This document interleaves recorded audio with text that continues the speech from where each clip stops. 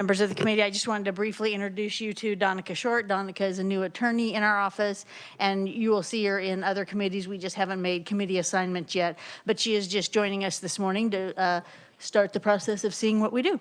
Thank you. All right, thank you, Jill. Okay, we'll move into the first item of discussion, and that is going to be a discussion on university expenditures. Obviously, yesterday we had a meeting in regards to diversity, equity, and inclusion, and we talked about some of the expenditures on that aspect. But this is going to be derived from items that was identified by the Speaker Pro Tem's office, where they did an exhaustive search of all state agencies, not just the Board of Regents and the universities across the state of Kansas. But there were some items, and then I've referenced that in the special committee on budget about some of the items that were identified in regards to university expenditures that would be deemed or questionable. And so right now we have Dr. Blake Flanders, the president and CEO of the Kansas Board of Regents, to go through some of those items. I did have a meeting with Dr. Flanders probably about a month ago, and I shared the spreadsheets that came from the Speaker Pro Tem's office, and we discussed some of those items, and he is going to give us hopefully a rationale on some of those expenditures. Dr. Flanders. Thank you, Chair Waymaster, members of the committee. Good morning. As requested, we received a list of expenditures, and we had each state university analyze those expenditures. You'll notice that, does everyone have the handout? We just sent those as they came in, so some of the formats are slightly different for each one, but what we wanted was the original line item, the vendor name, the amount, and we also did a short description of each of those. So if I might, the first one at Emporia State University, I'll just walk through that. The account was attorneys and lawyers, and it's the Lovett Law Group, LLC. There was the amount, $10,000. It was general retainer fee. Consulting models give us additional general counsel support, eliminating 1 FTE, and the cost of benefits resulting in an overall savings. And so that was the justification from Emporia State. If you go through each of these items, as you review those, it's just a similar approach to each item. And what I would say is, as the committee digs into those and takes a look at those, if you have additional questions, please reach out to us, and we will make sure that you get explanations for each one of those expenditures. So with that, I would stand for any questions. Well, I guess my first question is, so of the items that was, and actually, just to preface this for the committee, when my office received all the spreadsheets that came from the Speaker Pro Tem's office, there was probably about 5 or 6 separate spreadsheets. And I have to give accreditation to Jeffrey, my chief of staff. He went through all of these items and compiled it into one spreadsheet. And his direction from me was to focus on state general fund expenditures. There were some questionable items that fell under restricted fee funds, possibly ARPA or federal dollars or, other things aside from the state general fund. And I told him just to focus on the state general fund. And I'll go back to one item that I've referenced many times, and you and I discussed this when we had lunch. But all of the items here has been defined as state general fund expenditures.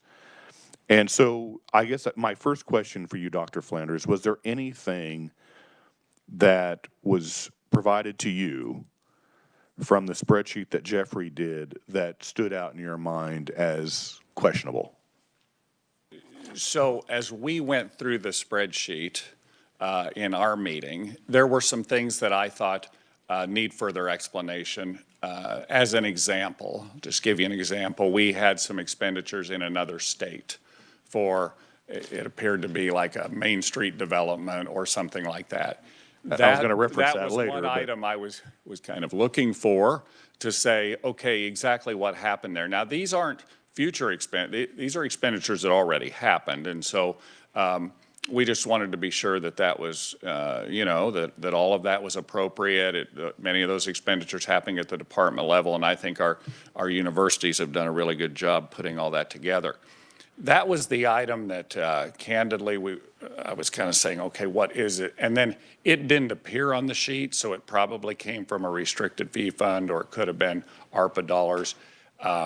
If we need further explanation there, or we need to expand this, we can do that work. I didn't see anything that we had on these sheets that were terribly out of the ordinary. So some of the items, and I can share the entire spreadsheets that was given to my office with all the members of this committee. I've also challenged Chairman Turk with going through those items during the legislative session and discussing some of these items with the universities and the Board of Regents in regards to maybe not just state general fund, but all funds, and deciding whether or not those are questionable or there's actually a justification for those expenditures. The other thing, and you pointed this out, these were all items that came from fiscal year 2024. Mm-hmm. So this is money that's already out. The main objective is to see whether or not these carry through from year to year, or were these just one-time expenditures that happened to happen in 2024 and they're done. So, for example, you mentioned, and I've mentioned in previous meetings, there was about $99,000 that was spent on Main Street development in the state of Colorado, which I have to say is questionable. I mean, we have a Main Street program within the state of Kansas, so why aren't those dollars being utilized in Kansas as opposed to another state? Another questionable item was, we have money that goes towards public broadcasting. And there was $500,000 that went from the state of Kansas to, I believe it was Minnesota, for public broadcasting. Now, there might be a legitimate reason. It might have been a sponsorship, or, public broadcasting doesn't have advertisements, but there could have been a way that they were trying to entice people in Minnesota to come to Kansas. I don't know. But it is questionable on why we have some of the dollars, whether it be a restricted fee fund, whether it be state general fund, leaving the state and going elsewhere, and we need to have an explanation as to why that is happening. I would agree with that. And whether or not it's state general fund or a restricted fee fund, we want to provide that explanation. So as I get a more comprehensive list, we will provide Chair Turk some of that information. I will tell you, some of these are flagged, and just for my own purposes, I'm not sure why, and I expect them to happen in the future. As an example, Kansas State University, page 13. There's some expenditures to Evergy for power, electricity. We're going to be buying electricity in the future, and so I'm not sure the mechanism for flagging those, but that's one that we'll be continuing to purchase. But as we get a more comprehensive list, we'll provide that feedback either to this committee or to the Higher Ed Budget Committee, whatever is the desire of this body. Well, and I want to do the due diligence of the work that has been done by the Speaker's Pro Tem office and going through these items, because going through the entirety of all the spreadsheets, there are some questionable items. There are some legitimate items. Obviously, Evergy, you have to pay for power at Kansas State University. So, I would say that's a fairly legitimate expense. And maybe this is something, and I haven't discussed this with my vice chairman, but maybe this is something that Vice Chair Williams can go through as well and work with Jeffrey and go through these items during the legislative session.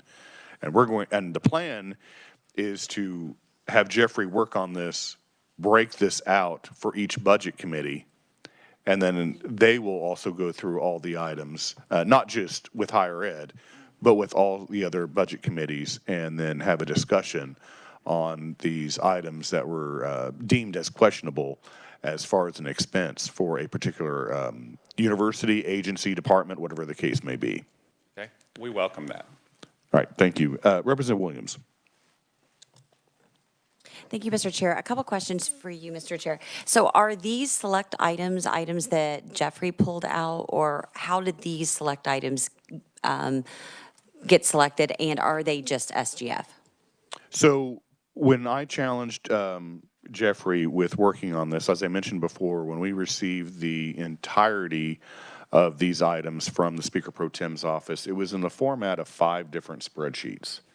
And when Dr. Flanders and I met, we were jumping around from one spreadsheet to the other because Jeffrey was still trying to compile all that information into I would say, a more user-friendly document as to how we could maneuver and find these items in a more user-friendly fashion. So he was working on that. He spent numerous hours working on this document. And the other thing that I challenged him with is just to focus on state general fund dollars. Because if you go through all the spreadsheets that we had received, it was not only state general fund, it was restricted fee funds, there was some ARPA dollars, there was federal funds, there were student fees in regards to universities. I mean, there was an array of different accounts that were in there. And so I challenged Jeffrey with just looking at the state general fund dollars. Okay, well, that's very helpful, and I just had a few questions for Blake on that. So items were flagged, but yet the entire spreadsheets, they were provided to KBOR, if I'm understanding correctly. No? We received, when I met with Chair Waymaster, he had on his computer multiple spreadsheets. We talked about some items. We got the request. The list was what it is here. And so we fulfilled that request. If that request needs to, and Chair Waymaster has said, well, those were focused on state general fund items. If the request needs to be more expansive, then we welcome getting that information, and we can put that together for you as well. Well, I would just conclude by saying that other restricted funds, such as the tuition and fees, that does impact us here at the Capitol, because we are the ones that approve whether or not those tuition fees or costs can go up or not. And those fees, if they're used on things that they shouldn't be, then we're obviously backfilling in other ways. It seems like it's somewhat fungible in the money. And I just had a few questions, and you don't have to answer, but these are examples that I saw on there from a university, $61,000 for imminent tour corporation, $4,500 for esports entertainment, $6,500 for Five Guys transportation, $24,600 5 times for 40 Global Strategies LLC, which was interesting. There were payments that were exactly the same that were 2 and 3 times. So for example, $3,833.34, 3 times in a row, same day, which why would that be? And then, I mean, it seems jazz at Lincoln Center for $65,250. Just Jesus Christ Superstar for $40,300. Just curious things. So I do hope that the subcommittee can take a look at this. And I think it matters even beyond state general fund, how those dollars are being used and if they're being accountable. Yeah, I would, to answer your question, I absolutely agree that tuition and fee funds run through the state budget. And so I'm not here to say that those should be excluded. I'm just saying we responded to the list that was sent to us. And if that list needs to be more expansive and include those items, we'll respond to that as well.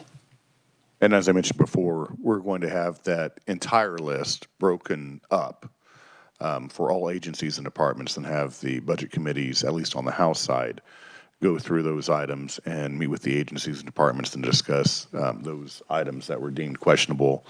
I would say, and no offense to the Board of Regents or the universities, but the items that was probably most poignant was with the universities. And they're, like you mentioned, and I've mentioned this in numerous meetings, the $100,000 for downtown development in an outside state that is questionable. There was also, limousine service in Kansas City, Kansas. Okay, so that could have been bus transportation. We just need to have more explanation. Thank you. And so we just need to have more explanation on some of these items. So if there is a justification, we know exactly what that is. And I don't know, Vice Chair Williams, if you're willing to take on the challenge of looking through those spreadsheets as well with Jeffrey and going through it when we start the legislative session and having discussion with the chairman of the budget committees. Representative Williams. Yes, I would certainly be willing to do my best. My question for you is, these are old. Are we going to be able to get updated ones for at least 2025? I don't know if we have 2025. We do not have 2025. As I mentioned before, these were items that were in fiscal year 2024. And so that was what was provided to us by the Speaker Pro Tem's office. We would need to have a search that would be done either by my chief of staff going through the items in 2025, working with the Division of Budget and going through all of the vendors that did have an expenditure in fiscal year 2025. I will say that would take a great bit of time for Jeffrey to work through and try to compile that information. The biggest thing, and I guess the one challenge that I would make to you, Dr. Flanders, is were any of these items, or do you foresee any of these items that have been deemed as questionable, have they carried through to other fiscal years? So right now we're in fiscal year 2026, so we're 2 years past fiscal year 2024. Were any of these items in fiscal year 2025 or fiscal year 2026 that you can gather? Yeah. So what I need to do is, just like your office, we don't look at every individual line item that's purchased. And so we would have to do a search as well to see if they did carry through, and we can do that. But we'll just need a little time to put that together before the session, and then we can work with those budget committees to show that. And then if we could get the more comprehensive list from FY 2024, we could do a search and look and see if those carried over to FY 2025. And I think that's the biggest thing is maybe these were just one-time expenditures in fiscal year 2024 and then they're done. But if these were items that did carry over into the next fiscal years, then that might be something that we need to address and obviously see whether or not those items need to be funded. Senator Petty. Thank you, Mr. Chairman. And I just want clarification. So this list that we have before us, these, you talked about different categories. So this is not ARPA. This is, could you be more specific about what specifically we're looking at right here? So the dollar amounts in this document, as I mentioned before, when we received all of the spreadsheets, it was an array of different funds. And so I challenged my chief of staff with just looking at state general fund dollars, and that was it. Now, the spreadsheets that we had received was all funds. Okay. And so this is just state general fund dollars. That's what I challenged Jeffrey with his focus being on. So these here, currently the materials that we have, this committee has laying in front of it is state general fund dollars from 2024 expenditures, correct? Correct. And so, but as I'm listening to this conversation, you are also, I guess, charging a House subcommittee to look at not just state general fund dollars, but ARPA and restricted fund as well? We'd probably have them look at all funds. So you might have a student fee fund, you might have an endowment fund, you might have a restricted fee fund. Anything that carried through as a vendor with the Division of Budget would possibly be looked at by the respective budget committees.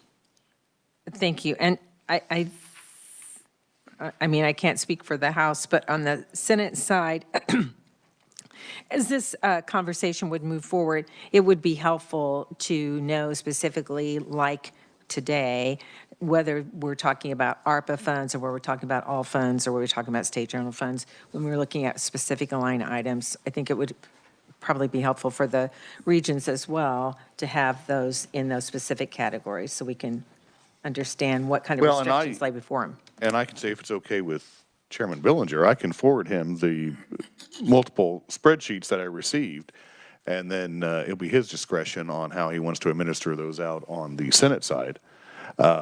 My main focus and the direction that I gave to Jeffrey was just to focus on state general fund dollars. Mr. Chairman, it may also be helpful that we include another line item in the spreadsheet. This one we know was state general fund dollars, but if we're looking at all funds, we'd include a line item as to the funding source so that, Oh, and I would so agree. that you would know whether it's state general fund, whether or not it's a restricted fee fund, an ARPA fund, or, you know, what that source was. No, and I would totally agree with that as well. Representative Carpenter. Thank you, Mr. Chair. Just as a point of, some of them don't have any amounts on them for those universities. How does that work? Several of them just have a description of the expense, but there's no, for instance, Fort Hays State, it doesn't have any amounts of the spending on them. And then also in the back, I think it's Pittsburgh or whatever. If we have some of those omissions on that, we can take those back and get those filled in and make sure you have that information. KU doesn't have any, they just have a description of the, but it doesn't have the amount. Well, and we can obviously get that information compiled for you, and then and try to get that where there's a dollar amount that actually shows what the expenditure might have been. Representative Williams. Thank you, Mr. Chair. So just looking at that specifically, again, there are no dollar amounts on this one, but this one just popped out. Caribbean sun tanning. Do you know what that is? Well, I would imagine it's to tan. It may have been some kind of vendor. I would just have to take a deeper dive. It has a description, but it's not particularly helpful. But anyway, very curious. Representative Ballard. Thank you, Mr. Chair. I want to follow up on what you said. If we're going to put it in multiples instead of just looking at general fund and looking at other things, the source, that would be really important. So I'm going to second that one because I would really need to know what that source might be. I don't know if there's a category of exceptions because sometimes some of this won't fit in a category. It's supposed to fit in a category, but sometimes when you're looking at it, it may be on a other or something. So when we do that, if you could just sort of indicate that as well. Because sometimes when you look at the budget, you say, no, where did it really come from? Was it a transfer? Was it a pass-through? You know what I'm saying? So maybe just other add to that.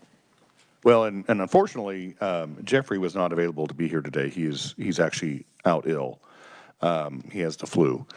But I would say I give a lot of credence to Jeffrey because he's been in my office for 8 years. And so he knows the budget very well. And so one of the items that did pop up as being questionable, and I don't think it's showing up in here, but it might have been in a restricted fee fund, was with Fort Hays State University that had a contract with jazz performers from Chicago. Well, looking into that item, it was probably a contract that was made with them for a performance that was done at the Beach Schmidt Performing Arts Center. And so he was able to sift through those items and say, okay, it may look Like, questionable, but actually when he went and analyzed everything, it was, okay, no, that actually has a justification. And so, I mean, and Jeffrey, like I said, he spent almost 40 hours working on all these documents and trying to compile them into a one document situation. And I have to give a lot of credit to Jeffrey for working on this during the off session. And obviously, he has exhaustively been working on this. And I would say he has probably has a lot of answers to the questions that may be posed. And just unfortunately, he's not here today because, like I said, he's ill. Senator Petty. I'm just curious, I mean, as I looked earlier in this breakout, when it has like, Evergy expenses, or Verizon Wireless, it seems that those are going to be mandatory expenses that are going to be incurred year after year, and the amounts of them are not necessarily controllable by the university. The other thing that I noticed at the back, when we get into like Wichita State, it was mentioned like about the Caribbean sun tanning, although when you look at its local small business digital transformation program, so that really speaks to what the Caribbean sun tanning business is.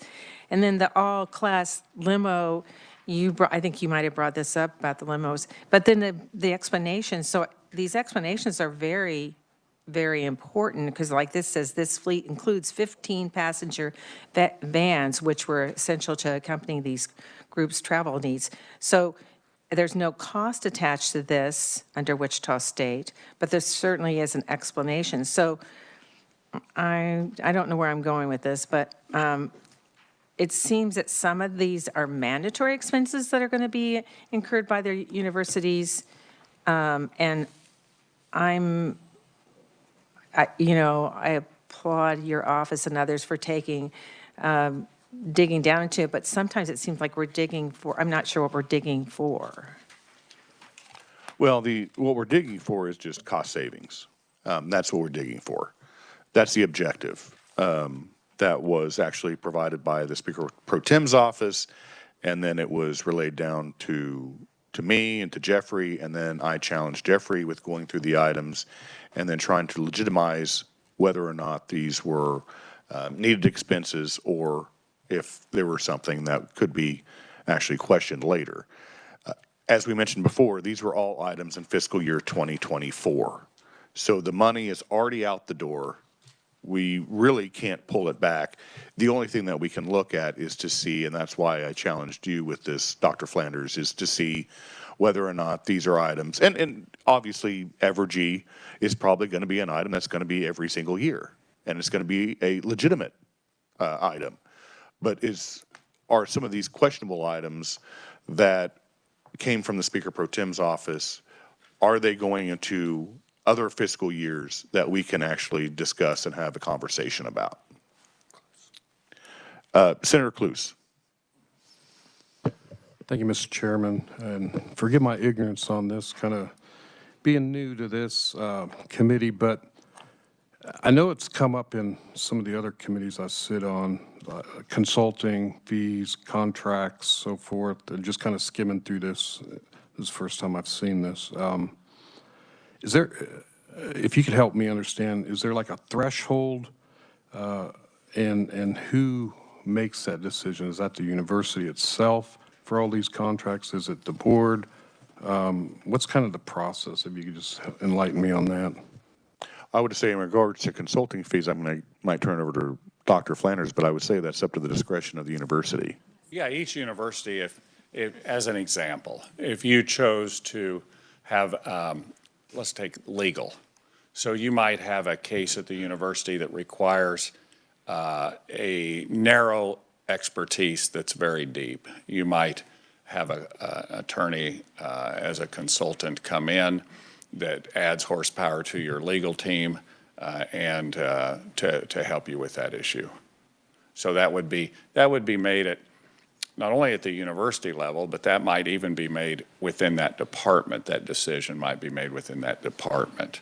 And so, but having said that, we need to ensure that those expenditures are appropriate. We're going to go through all of those, and whatever's identified, we'll take a look at. I would say our next documents will be more uniform. We had a very quick turnaround on this, and we put together from each university as much information as we could get turned around, and we will have them in a more uniform format for you the next time. And I think, one thing that you expressed yesterday numerous times is that all of the Regent universities are actually looked at as a state agency. And so they will have their aside expenditures, even though they do report to the Kansas Board of Regents, they are identified with the state as a state agency. Senator Cluse. So just to follow up then, appreciate that enlightenment. So on the contracts then, so the agency has the right to pick their own vendors, and is there a threshold to where that particular contract amount would have to be approved higher up, or just within the department? So what I'm trying to get at is, does the department have that sovereignty just to approve whatever? I may be able to help with that. Dr. Flanders. Yes. As an example, like we'd have a threshold that you could contract with someone. If it was under $5,000, you could go out and just, if you had a company, I could just select you. If it's $5,000 or over, then I need to do a bid process. Okay, and so I would have an RFP, and anyone could bid.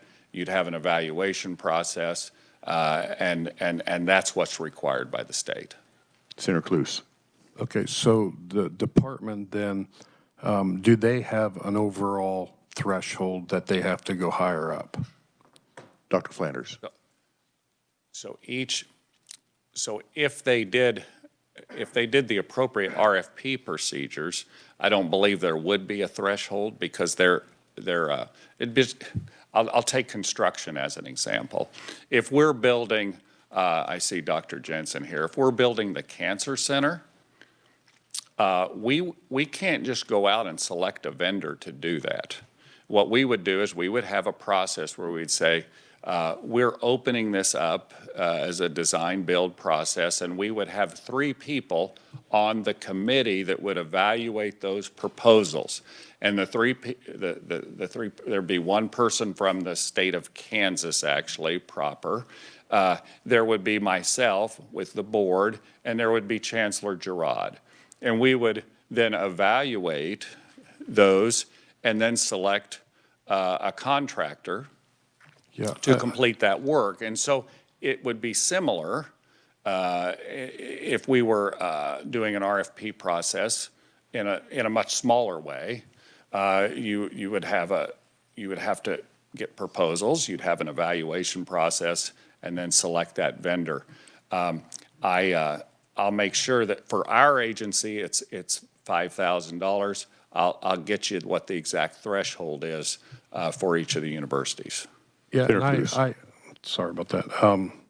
And I understand the bigger contracts, vendors, but as you're going through here, you've got, it seems like a lot of decisions that were made, and just looking at the contract amounts. So I would be more curious for the departments, what that threshold is, and then does the university say, okay, for this particular department, they've got because these are more frequent, it seems like, expenditures. So does that department have to go higher up to get the approval? What's that, like, median threshold? Maybe that would help. Does that make sense? Yeah, so we'll put that information together and have that back to the committee as well. Okay, thank you. And as I mentioned before, Jeffrey just kind of worked on this portion of it. He's also going to be working on all the agencies and departments, and we can have him send out and break down for each university what the expenditures were.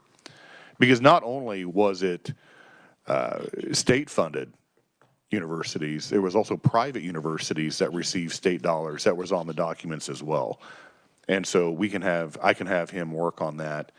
And so that way each university will know exactly what the expenditures were for their particular university when they have to report to Chairman Turk. Representative Williams.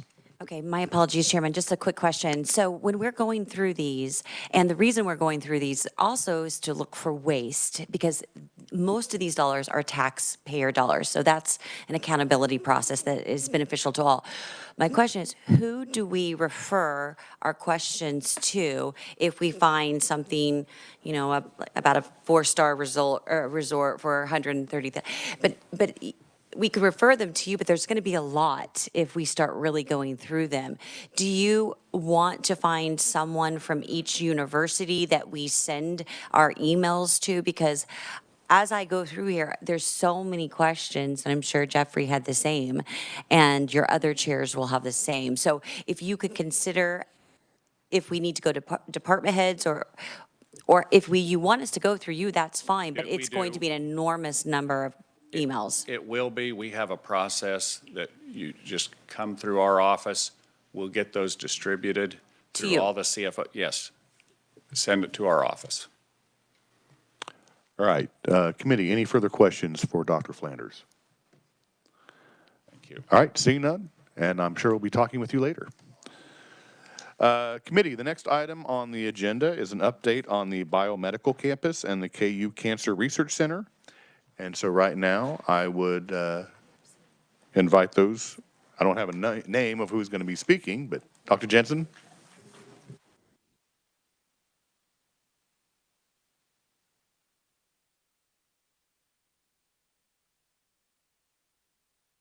Let me back up because I didn't have the most recent agenda. So I think Dr. Muma, the president of Wichita State University, wanted to address the previous item that we had on the agenda. I apologize for that. Dr. Muma.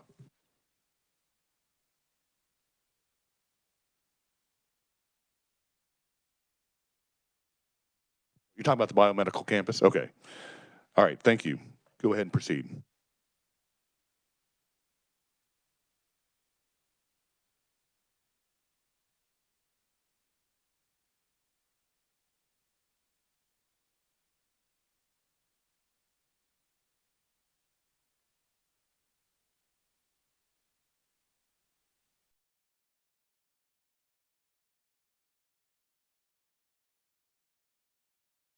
Joint project between WSU and KU, and bringing together Wichita State's health programs along with KU's programs as well as WSU Tech's health programs. So all those programs be brought together in this one facility.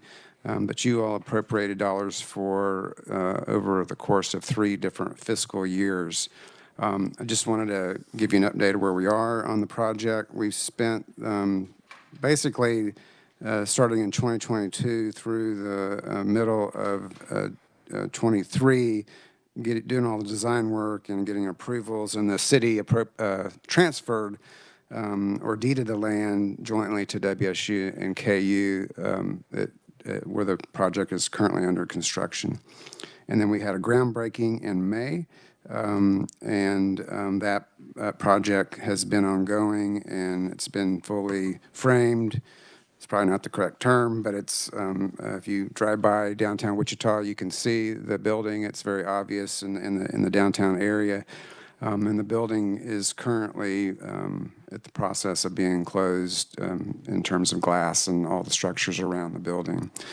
So going forward, the rest of the facility will be built out and inside, and is scheduled to be complete in December of 26, so a year from now.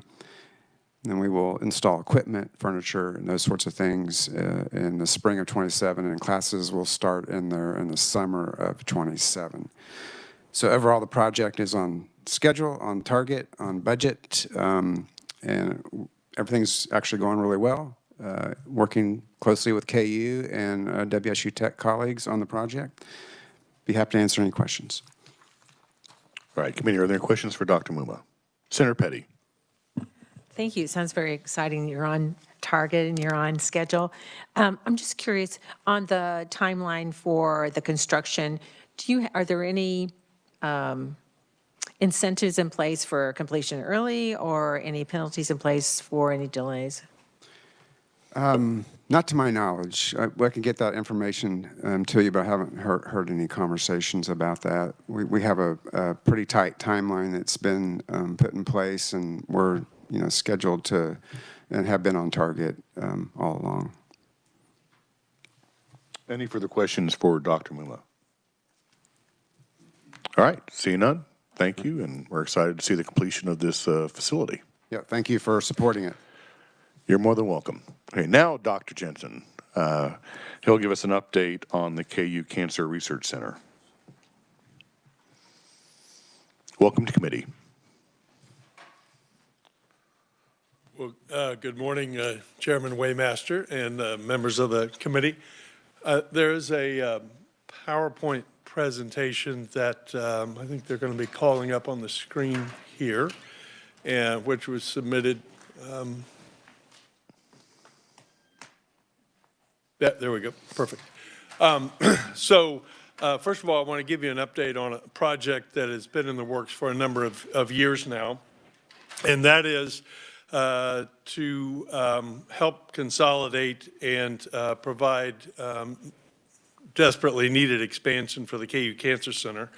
Over the last 2 decades, the program, both from the clinical standpoint and the research standpoint, has grown significantly. In 2004, we had about 1,700 new cancer patients being seen at our campus. That number is now 8,500 per year. And likewise, our research program has also grown from about $14 million of annual cancer-related research spending to now it's $94 million per year. So as you might expect, with that significant growth, we're in need of an expansion. And the other issue that we hope to solve with this is that we're currently in 10 different buildings just on the medical center campus right now. And a big reason for this project was to begin to consolidate cancer in a relatively, single location. And what you see here is the view from the northwest part of the campus, looking back on what this facility will look like. On the full right-hand side is the Hemingway building, and you'll note that the research pavilion of this complex will connect at pretty much every level of the Hemingway building, and that will help bring together researchers from many different fields that are working on cancer and foster collaboration. And then to the left of the main building sticking out there is the clinical outpatient cancer expansion that is going to be directly connected here.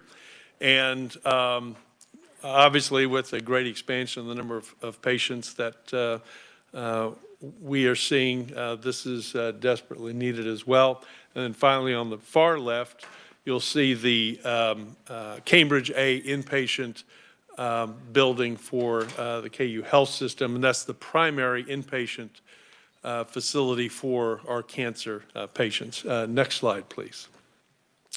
So this next view is a bird's eye view from 39th Street and Cambridge, and essentially is 180 degrees opposite from what we were just looking at.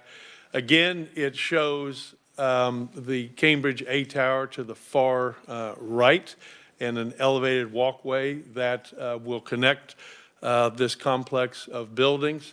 And it also shows the Hemingway building, which will be connected to the research tower there. So a cartoon of this, or a diagram of this, is shown on the next slide. And that really has all of these various components labeled. Yeah, there we go. That has all these components labeled with the clinic facility, the research facility right there in the dark blue. And you can see how the building is connected to Hemingway as well. This building will be a major expansion of our facilities north of 39th Street. We took a while to come up with the concept for this, and that's because we see going north of 39th Street that is kind of the future of the campus as far as how it's going to expand, and so we wanted to get this right. And we worked with our architectural firm, HDR, and many groups across campus to make sure that that was the case. And I think we've got a great facility that's going to be an incredible leverage point, moving forward. So next slide, please.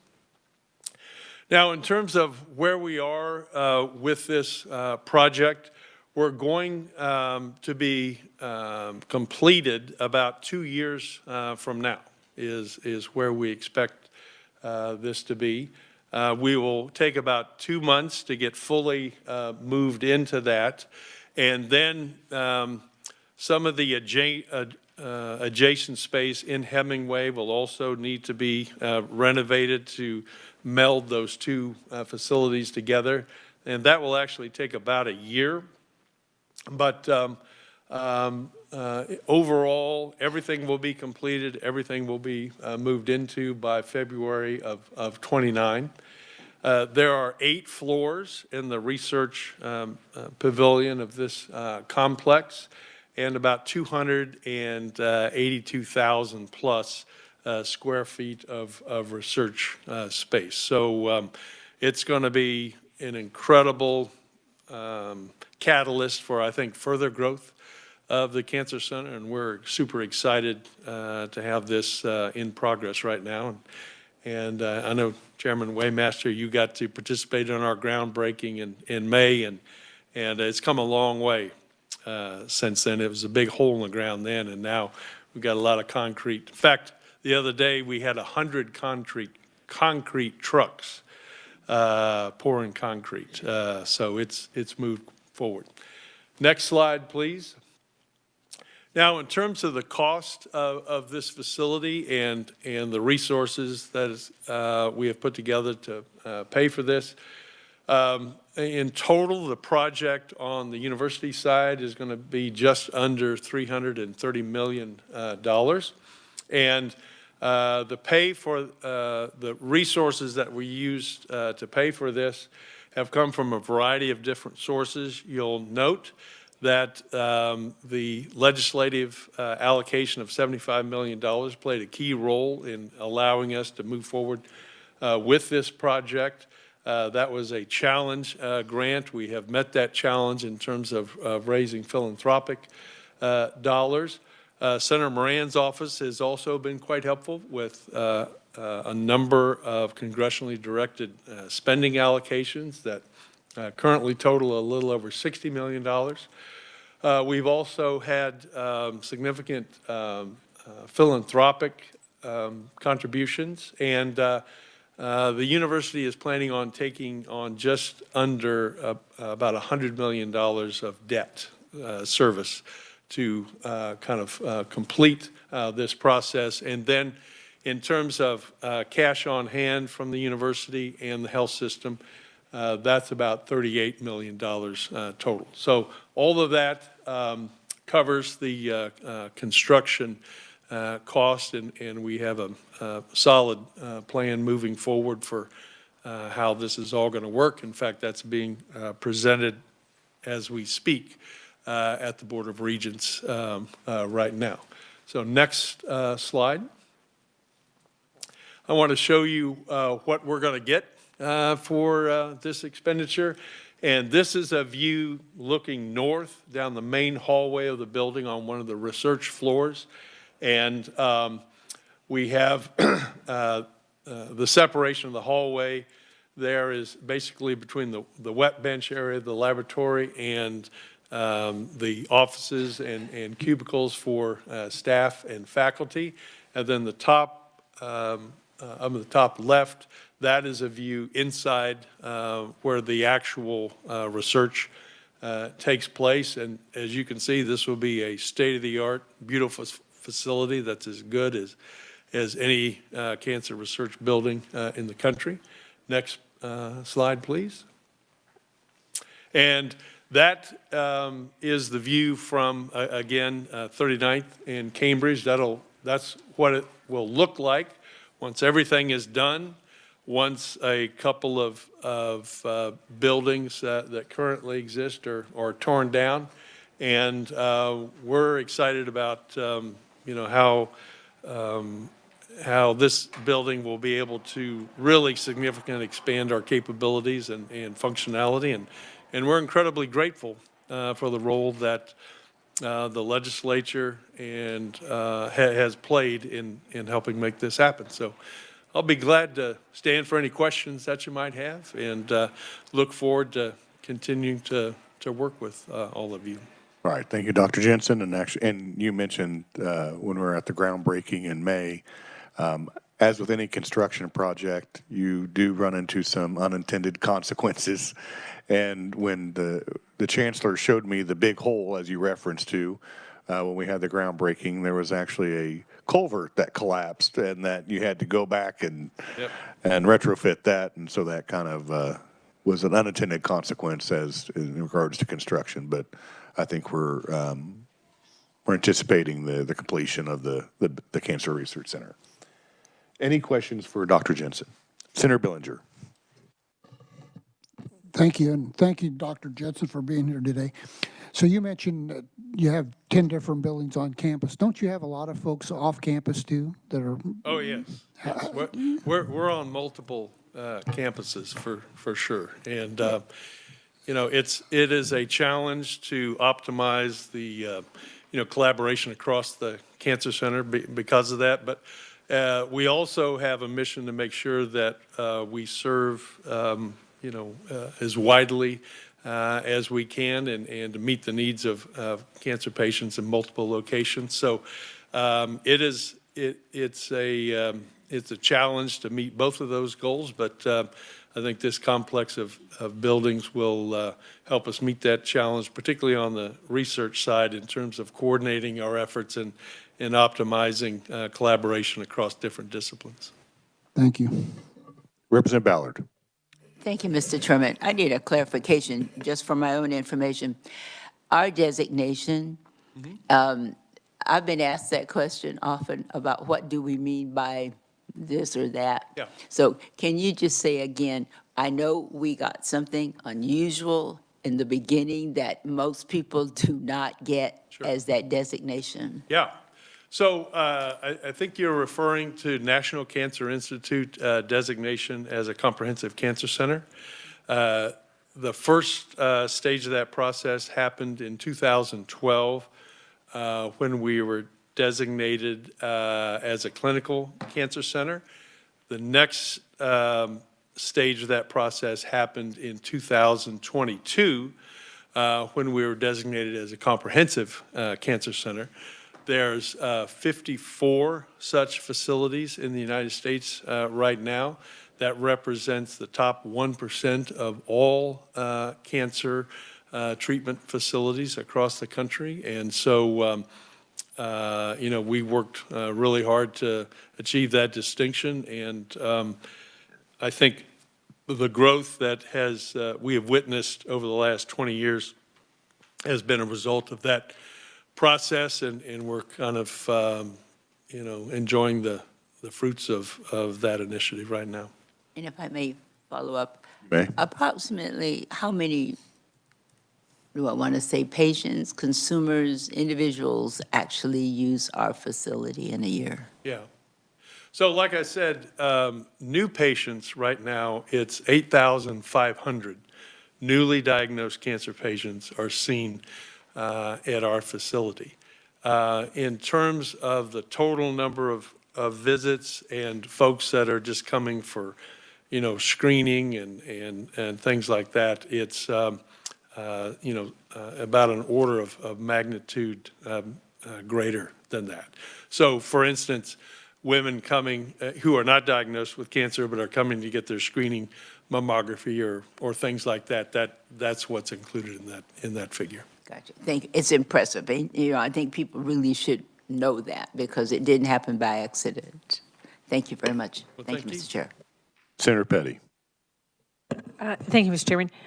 Could we go back to like the third slide, I think it was? And Dr. Jensen, could you, that's fine. The schematic ones, no, go here, right there. So where's 39th Street? It's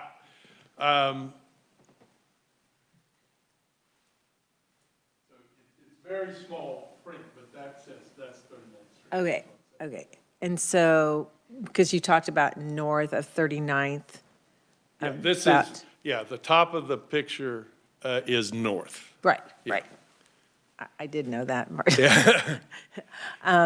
So I'm trying to figure out, so what did you say? You said what's going to be torn down? Yeah.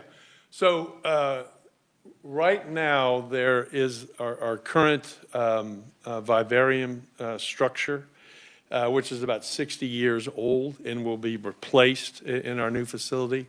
Once we have our new vivarium fully finished out and all of the laboratory animals, moved into that, that facility can be torn down at that time. Okay.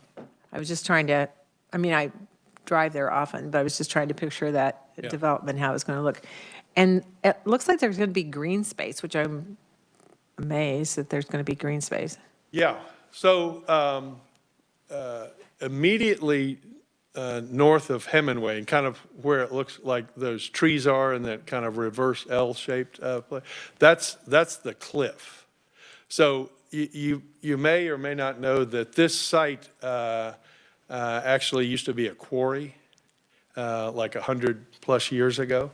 And so that a bunch of trees have grown up in that cliff there, and that's what that represents. Okay, thanks. Yeah. Any other further questions for Dr. Jensen? I do have a couple. So you had mentioned that Senator Moran was a very good partner in getting federal dollars for the Cancer Center. He was at the groundbreaking and actually had a very eloquent speech about the cancer project, center project. Has his office indicated, are there any additional federal dollars that may be coming in for the project, or is the $60 million that you mentioned, is that going to be the final amount? So in the markup language of the Senate Labor and HHS bill, there's a $36 million additional congressionally directed spending that is in there. So Specifically for the cancer building, yes. Right. So that would help your debt service. Yes, it will. The other thing that we can do is that some of the cash on hand that is being set aside for this building could then be used to help us build recruiting packages to bring new investigators to the Cancer Center. And there will be 44 new laboratories that will be in this new building. So we will have a great opportunity to expand the number of investigators and to build out a number of our programs there. So I think there'll be a balance between potentially reducing that debt service and also putting together recruitment packages to bring the type of people that we want, working in our cancer center. Okay. And then I know this was discussed a couple of years ago, and I don't know if you'll have a definitive answer for this, but there was discussion that we had in regards to, obviously the Kansas City streetcar just now expanded down towards the plaza area. There was discussion a couple years ago about having a bi-state effort and having the streetcar go from Kansas City, Missouri to University of Kansas Health Systems. I don't know if that's still in discussion, or do you have a possible Well, update on that? I'm kind of like you. I haven't heard a lot about that lately, but as far as I know, that is still in the plans. I don't know if Mr. It is. Yes. It is. Okay. Yeah. It is, and it's still in discussion. Yeah. So It's looking at coming down. Can you come to the podium and identify yourself real quick? AJ Woodworth, I work at KU Medical Center as our Director of Projects and Planning. It's currently planned almost to Rainbow Boulevard right now. So basically, it would come down 39th Street westbound onto our campus. And would that be just dollars from Kansas City, Kansas, or where would the funding come from the expansion of the streetcar? They don't have that identified, or at least with us right now. So what they have identified is the specific location. Have you talked to KDOT? It's a unified government, actually, road, not KDOT. Right. So it would be the unified government that we'd need clarification on funding, and we can get that for you, too. No, there's other programs with KDOT that could actually help out with cities and possibly the expansion of this. Okay. All right, any further questions in regards to the KU Cancer Center? Dr. Jensen? So the route that you referred to there, that it would terminate essentially right in front of the new cancer center. It would. That would provide, tearing down that building would provide space to have that terminus be located there. And I think it would help us in a number of ways in terms of, not having to build additional parking garages, which would be great news. All right. All right, any further questions? All right, see none. Thank you for the update, and thank you for being here. Next, we will have Edward Penner from the Assistant Director of Research and Chief Economist for the Kansas Legislative Research Department, giving us an update on the consensus revenue estimates. Thank you, Edward. Mr. Chairman and members of the committee. You're receiving right now a memo from staff that is for this presentation. That is what we typically refer to as the long memo. It's dated November 21st, 2025. It's jointly from our office and the Division of the Budget. I am going to be primarily presenting from pages 9 and 10 of that memo, which are tables 1 and 2. Table 1 compares the FY 2025 actual receipts to the revised estimate for FY 2026 and the initial estimate for FY 2027. And Table 2 compares the previous estimate for FY 2026 to that revised estimate. And so I should back up one step there and mention just very briefly that the Consensus Revenue Estimating Group met on November 13th to revise our estimates for FY 2026 and issue the initial estimate for FY 2027. Starting with the bottom line amounts, we increased the previous estimate for FY 2026 by $165.9 million, or 1.6%, from $10.06 billion to $10.23 billion. Through October, which is exactly 1/3 of the months of the fiscal year, but a little less than 1/3 in terms of the state receipts, we were about $103 million ahead, and so an increase of this magnitude should come as no surprise.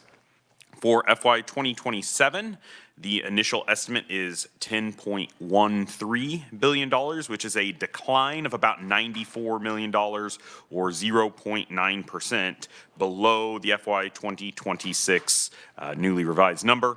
However, that forecasted decline is attributable to policy items and not economic conditions. And so I'll go into further detail on those policy items in just a moment.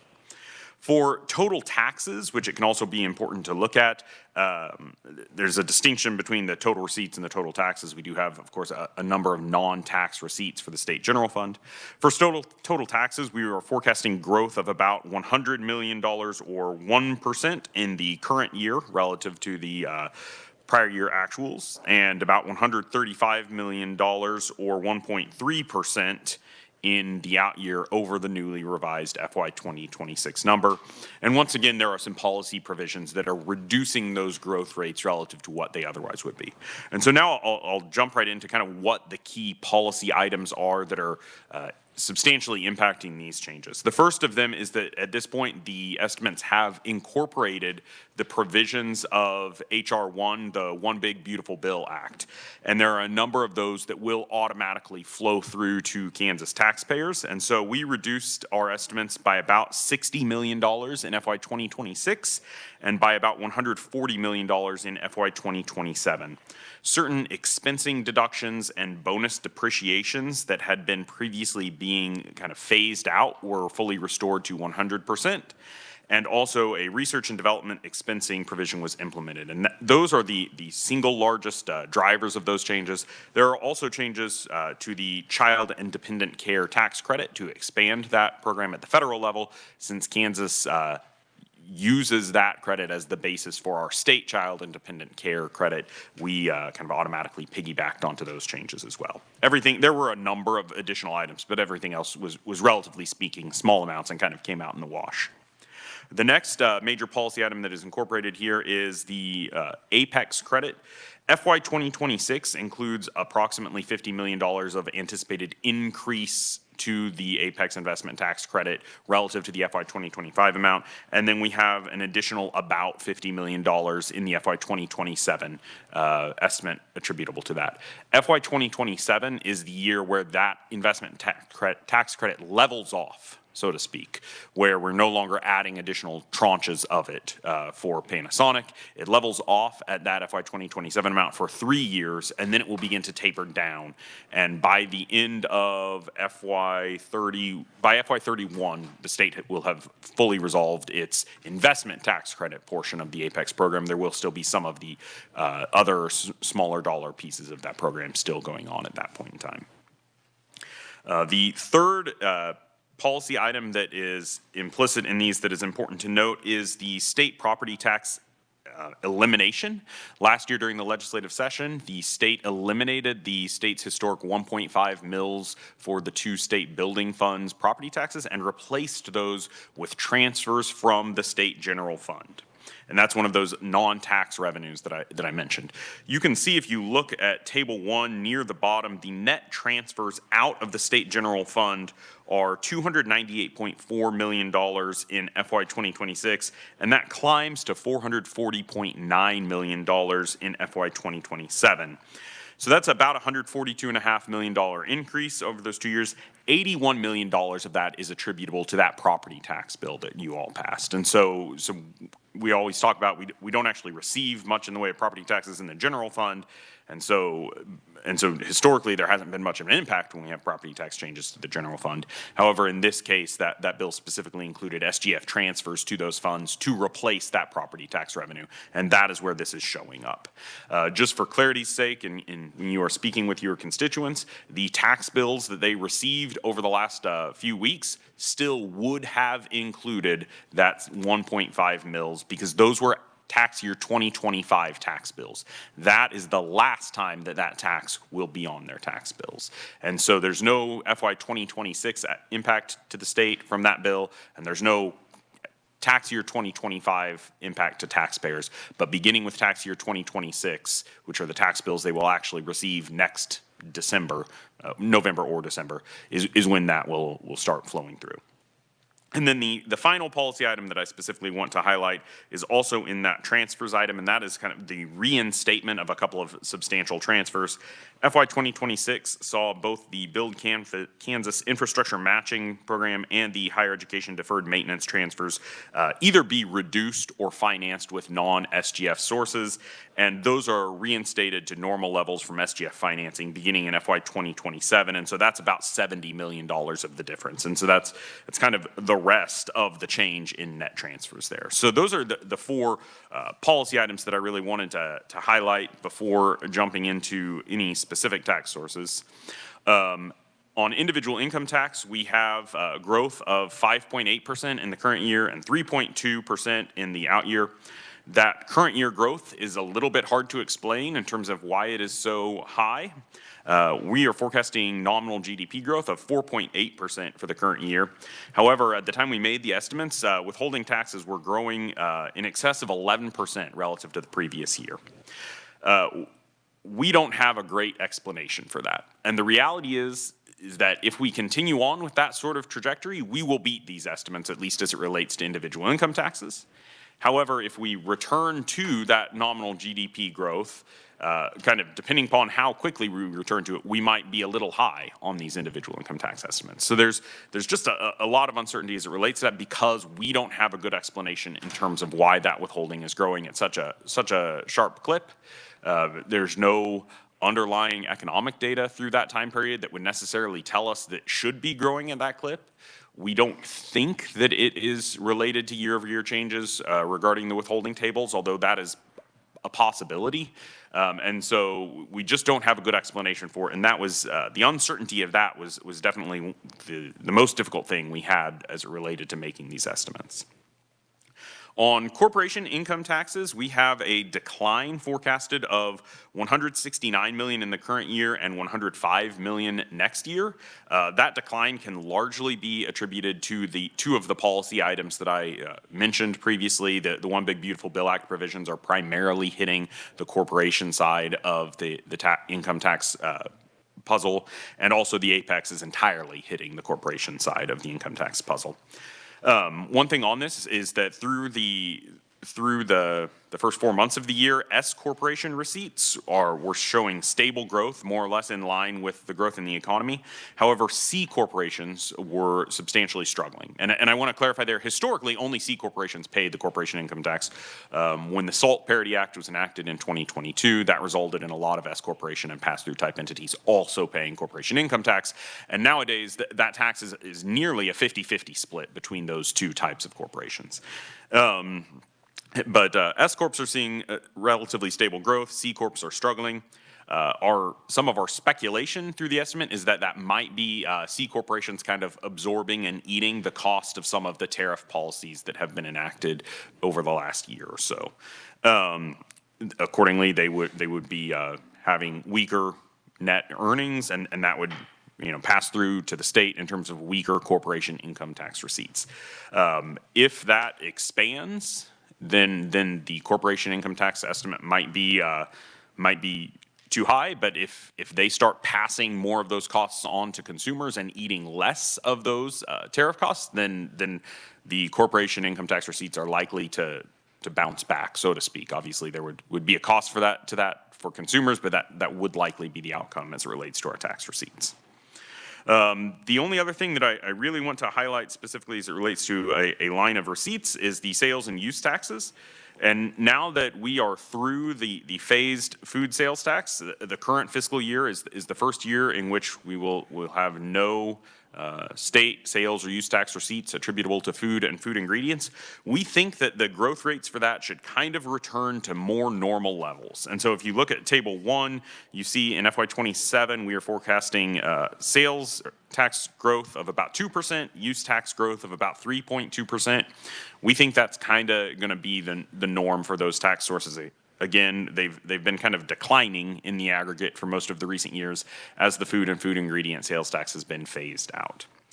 The only other thing I did want to mention is related to Senate Bill 269, which was enacted by the legislature last year, providing for formulaic income tax rate reductions based upon receipts in excess of inflation-adjusted FY 2024 receipts. At this point, we do now do a very systematic check as it relates to that policy when we revise our revenue estimates, and we do not anticipate any rate reductions attributable to that policy throughout the forecast period. We don't have an estimate of exactly when we think they're going to actually start to take effect, but we do officially are of the opinion that it's not going to happen during the current forecast period. And so that's kind of an update that we will provide every time we revise estimates going forward, is whether or not we anticipate rate reductions pursuant to that, and at this point we do not. And so with that, I would happily stand for whatever questions you may have.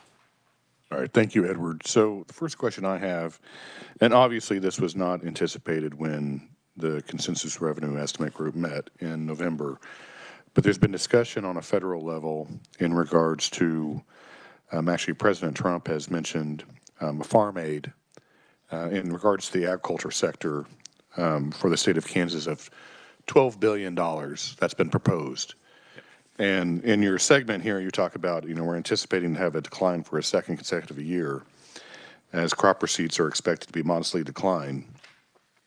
So in April, if something would be enacted by the federal government, how could that help the agriculture sector in the state of Kansas? Do we have any idea how that would impact the state? I haven't seen enough specifics of exactly what might come to pass at the federal level to be able to translate that to what that would do expressly to the state's economy and to the state's receipts is the reality there. Obviously, an increased amount of federal dollars flowing to the state would be a net good to the economy, but exactly how that plays out in terms of the explicit impacts, it's just too early to tell.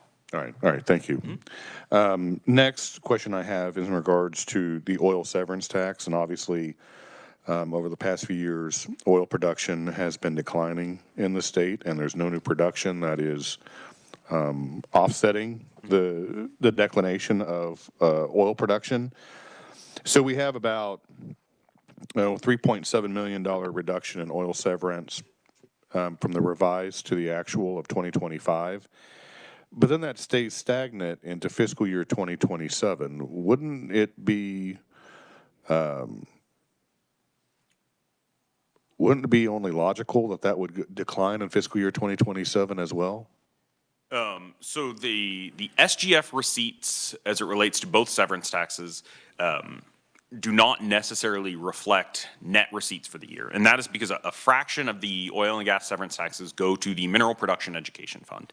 And the amount that goes to the Mineral Production Education Fund is actually based upon the previous year's receipts. And so in some cases, it can be the case that the net receipts decline, but if they decline by a smaller amount than they did the previous year, the SGF portion of them can stay steady or even increase because a smaller share going to the Mineral Production Education Fund. And so it might be the case that that is what we are anticipating there. However, the decline of oil production has actually slowed down a little bit in recent years. It is still declining, but it is not Kansas production of oil is not declining at as great of a rate over the last couple of years and through the forecast period as it was for the few years prior to that. Well, I'm just, where the price of oil is currently at, I mean, there's not a lot of drilling activity going on in the state. And then the wells that we do have in the state, I mean, they just naturally decline as the production continues. Yeah. So that's why I wanted to point that out. And the next question I have is in regards to interest. So in 2025, our actuals were $392 million. The revised is about $290 million, and then it drops in 2027 to 212. What is the main components as to why that is declining? Is that ARPA, or is that some other factors? So that's a mix of both interest rates anticipated to continue to decline through at least for the next 14 months before they kind of anticipated to level off there, but then also just the amount of available balance to generate interest is expected to decline. Some of that I don't actually believe any of that is ARPA. That is just with the state spending more than it brings in within the current year, and I believe that continues on into the future. That in essence, the net balance available there for interest earnings is expected to decline through the forecast period. So both interest rates are declining and the balance available is declining as well. All right, thank you. Any other questions for Edward? Senator Cluse.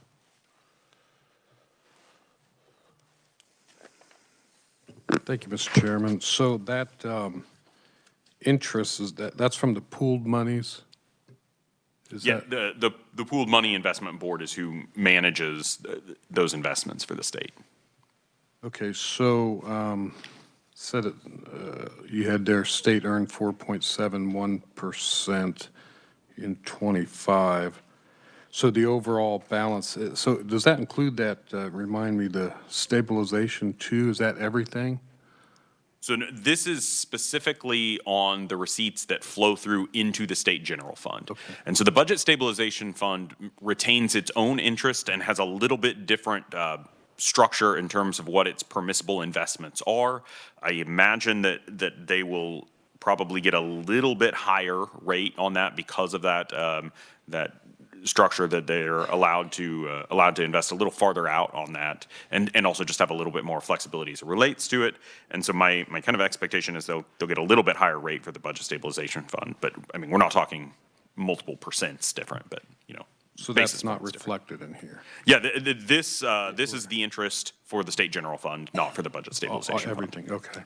Okay, Mr. Chairman. And then when you're on the ag area, talking about the 12 billion, can you enlighten me on the delinquency on the farm loans? Is that primarily federal, or how does that, where's that, loans in the state bank? What is that? Edward? So agricultural producers throughout the state, many of them operate on a line of credit. And one of the things that we do closely monitor as it relates to the ag sector of the economy, and this is just because it gives a good snapshot of the health of the economy as it relates to those producers, is what the delinquency rates are there. And they have increased a little bit each of the last couple of years. Neither of those growth points have been such that they're at, danger territory, so to speak, where we think that it's something that is a huge red flag, but it's enough of an indicator that we thought it was worth mentioning there. Okay, and you okay if I do? You may, yes. Here? Okay, and then on the Panasonic deal again, can you remind me, you briefly touched on it, what's kind of that amount annually, and when, you said that ended in 2030? So because it is a single taxpayer, the Department of Revenue is not permitted to disclose the exact amount annually. And so we do have to estimate it in kind of rounded numbers when we do this. We think that the first year of that was somewhere in the ballpark of about $20 million. The first tranche of the investment tax credit was about $20 million a year for 5 years. And then we think it's going to be $50 million kind of for each of the next two tranches for 5 years. And so for that plateaued level, we think it's going to be somewhere in the nearly $120 million range per year for those 3 years. The way that program worked is it's 3 years of investment tax credit split out over 5 years each. That way the state isn't paying out a huge amount all at once. And so the first year that had that was FY 2025. It's going to grow in FY 26, grow again in 27. We'll be at that same level in 28 and 29. In FY 30, the first year will have fallen off. In FY 31, the second year will have fallen off. And so at the end of FY 21, it'll be wrapped up in terms of the state's obligation as it relates to that project. Beginning in FY 22, there's no tranches of any investment tax credit still in the pipeline there. So what was that overall amount then with all them years? Just roughly. I'm doing that math in my head. If those ballparked numbers turn out to be correct, it would be 5 years times 50 plus 5 years times 50. So that'd be plus 5 years times 20. I think that works out to 600 million on the investment tax. Okay. One more question. Yes, you may. Okay, sorry. And then down to your growth rate, revenue source, I know you touched on it briefly, the individual income for 26 versus 27. That fluctuation, you're saying you guys just haven't really identified what that fluctuation's from. Did I follow that right? Yeah, that 5.8% in FY 26 is higher than frankly makes sense to us based upon the underlying economic data. But when we do these estimates, we look at both the underlying economic data and also what receipts have been doing in recent months. And receipts in recent months had been growing at a rate greater than we're really able to reconcile very well with that economic data. And so that number is higher than the economic data would tell us it ought to be, but it's lower than the recent month receipt growth would tell us it ought to be. And so that it's kind of trying to square a circle as it relates to that. Okay, thank you. Thank you, Mr. Chairman. Senator Billinger. Thank you. And Edward, back on the Apex, that's based on number of employees at the particular time. Is that right? So what I described to you is specifically the investment tax credit. And so that is based upon the capital investment that the participating company makes in Kansas. There are other pieces of that Apex program that are largely handled within the transfers subsection that are related to employee training, employee payroll reimbursement, employee relocation incentives. So those are separate from what I was describing, but those pieces of that do exist as well. And are they included in the 600 million? No, so those would be, So those would be it's on top. Over and above. So what, you got an idea on what that total is? Not that I can recite off the top of my head, but it's something that we If you could. could find that for track us, I down. appreciate it. Thank you. Any further questions for Edward? Representative Williams. Thank you, Mr. Chair. And just to follow up on that, so the bill that we passed that would ratchet down our income tax, the only thing that the Panasonic deal would impact would be the tax credits you alluded to, the 600 million over 5-10 years. It's actually over 7. 7 years, okay. Is that the only one, or would there be other incentives that impact the income tax? So that's the only piece of Apex that impacts the income tax, yeah. Okay, so we can count on about $600 million that will not allow us to ratchet down our income tax, give or take over 7 years. Yeah, over the 7 years, yeah. Well, yeah, that's All right. right, thank you. All right, committee, any further questions for Edward? All right, seeing none, thank you for being here. Next up, we'll have an update on the Comprehensive Child Welfare Information System. And so I'd invite the Deputy Secretary, Tanya Keys, from the Department of Children and Families. Secretary Keys.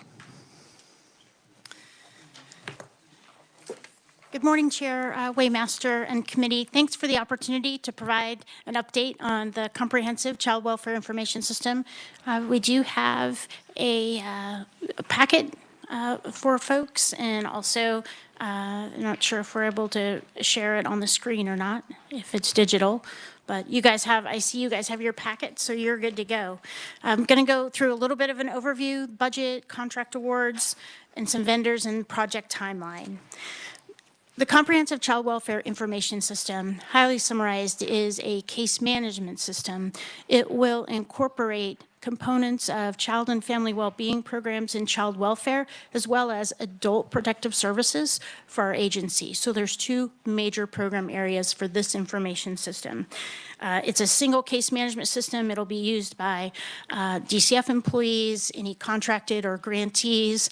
We anticipate having designed portals so that partners or stakeholders can access, families would have access to it, care providers, placement providers, law enforcement. So it'll include functionality for portals for that, as well as mobility. It's designed, again, for the 2 programs of child welfare and adult protective services. And through the Kansas Information Technology Office, it is a project that is in good standing. There's 4 primary purposes for what we're hoping or aspire to really impact with this child welfare information system. First, it impacts people. It'll help us have greater time alongside families. It'll help support staff, supervision, help communication about families, all the way from when we're having an intake and assessment alongside a family, through prevention services, other service providers, foster care, adoption. So it has the entire continuum, as well as adult protective services. It'll help streamline processes for decision-making, make sure that anyone who's providing service alongside that family can see the progression of information in the case management system, so there's a comprehensive understanding of the family or person's needs. And it, replaces technology in the sense that it's replacing a number of legacy systems, and it's also providing access to outside stakeholders such as law enforcement or placement providers. In terms of a future budget, all funds, it's about $21 million per year. We have, with this project, we have an opportunity for federal financial participation at a rate of 50%.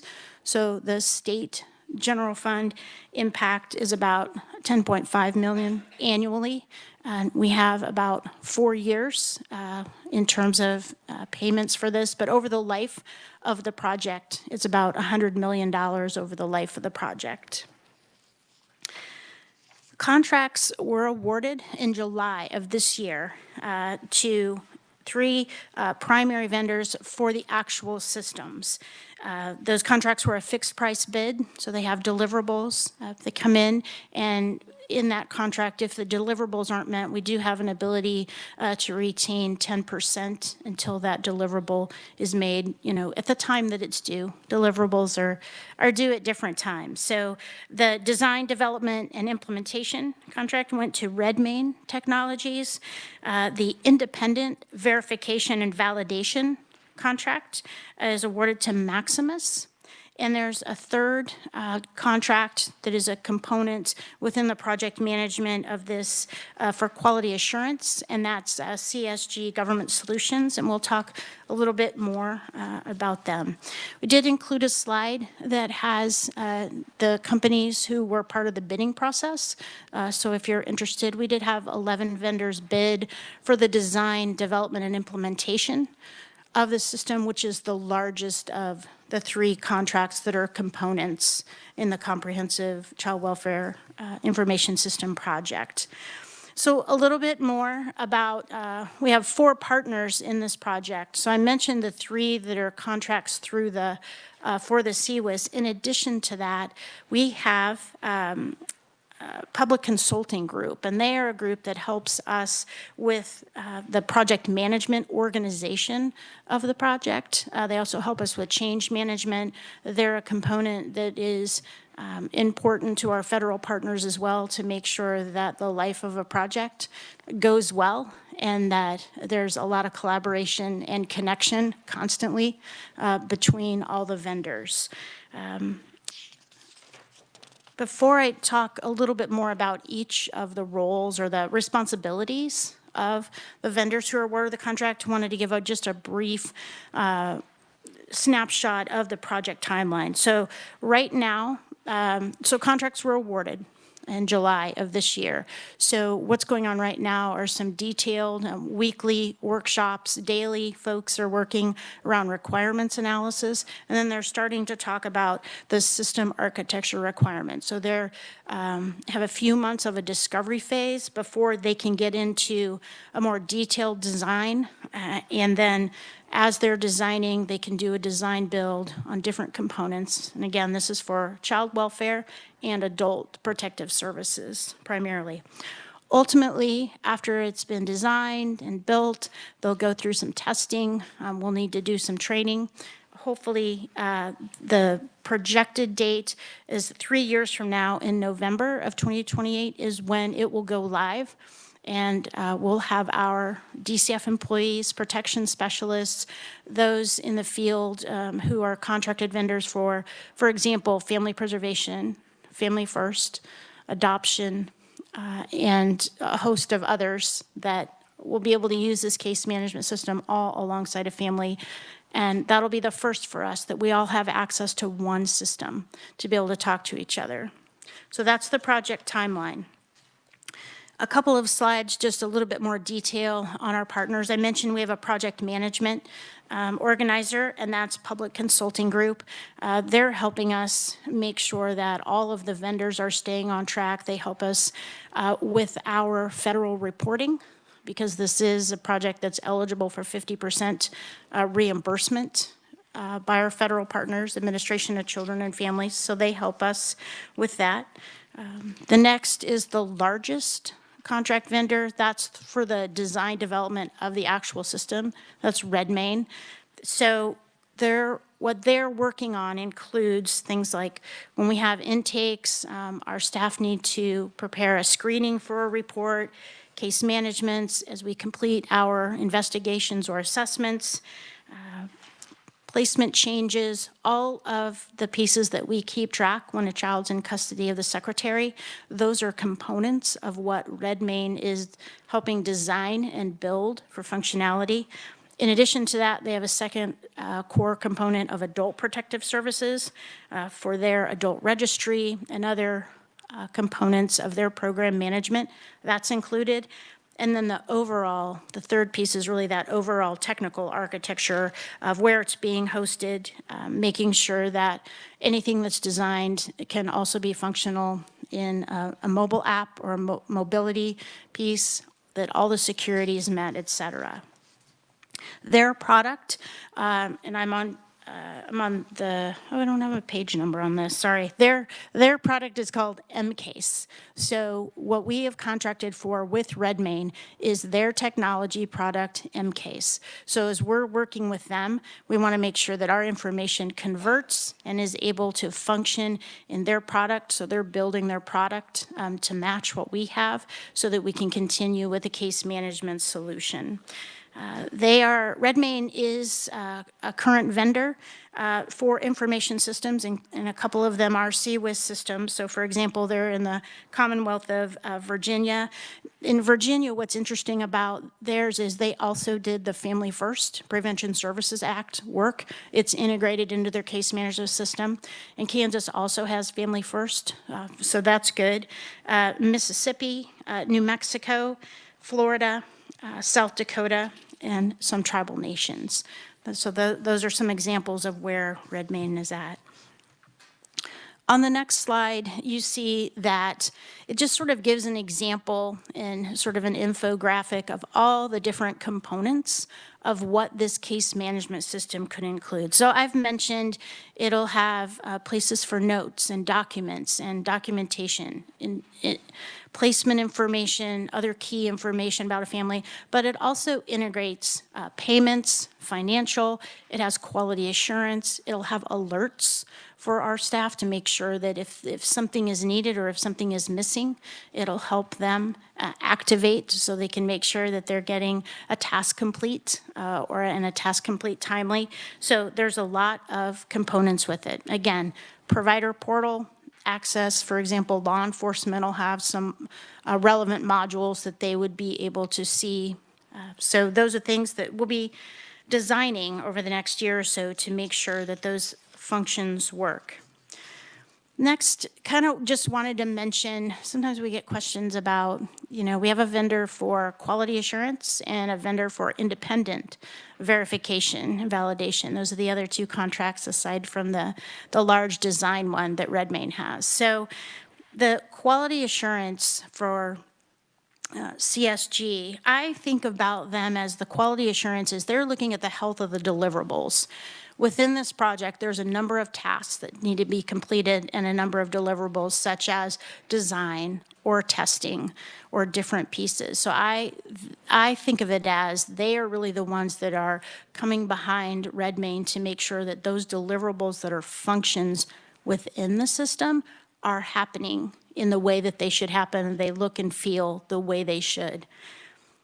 Maximus has the contract for independent verification and validation. For me, they're looking at the overall health of the project. If CSG is looking at the health of a deliverable, was it done correctly? Maximus sort of takes a step back and says, how is the health of the project going on? Are we on time compared to what we thought where we thought we'd be in the baseline schedule? Are we seeing any new risks? If we have risks or things that could make us get behind schedule, are we addressing risks and issues? So those are the two pieces that Maximus and CSG are helping with in their roles.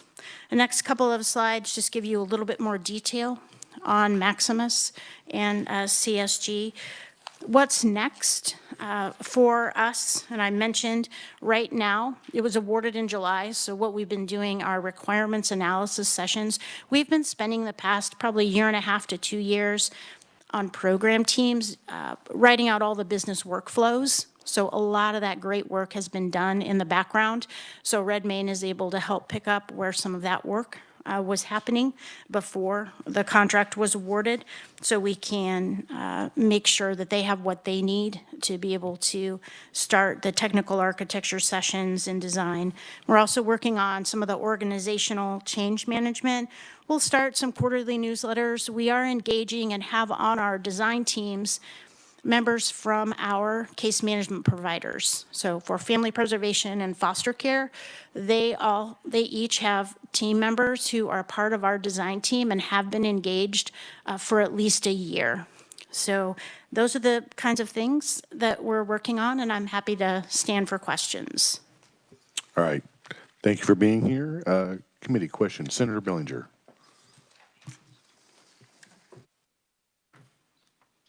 Thank you.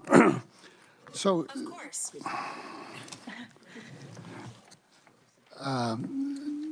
These other states that have been using Red Main, did you check with any of them states to see how that work went and how it's gone and how everything has worked out? And have any of these states been completed? Deputy Secretary.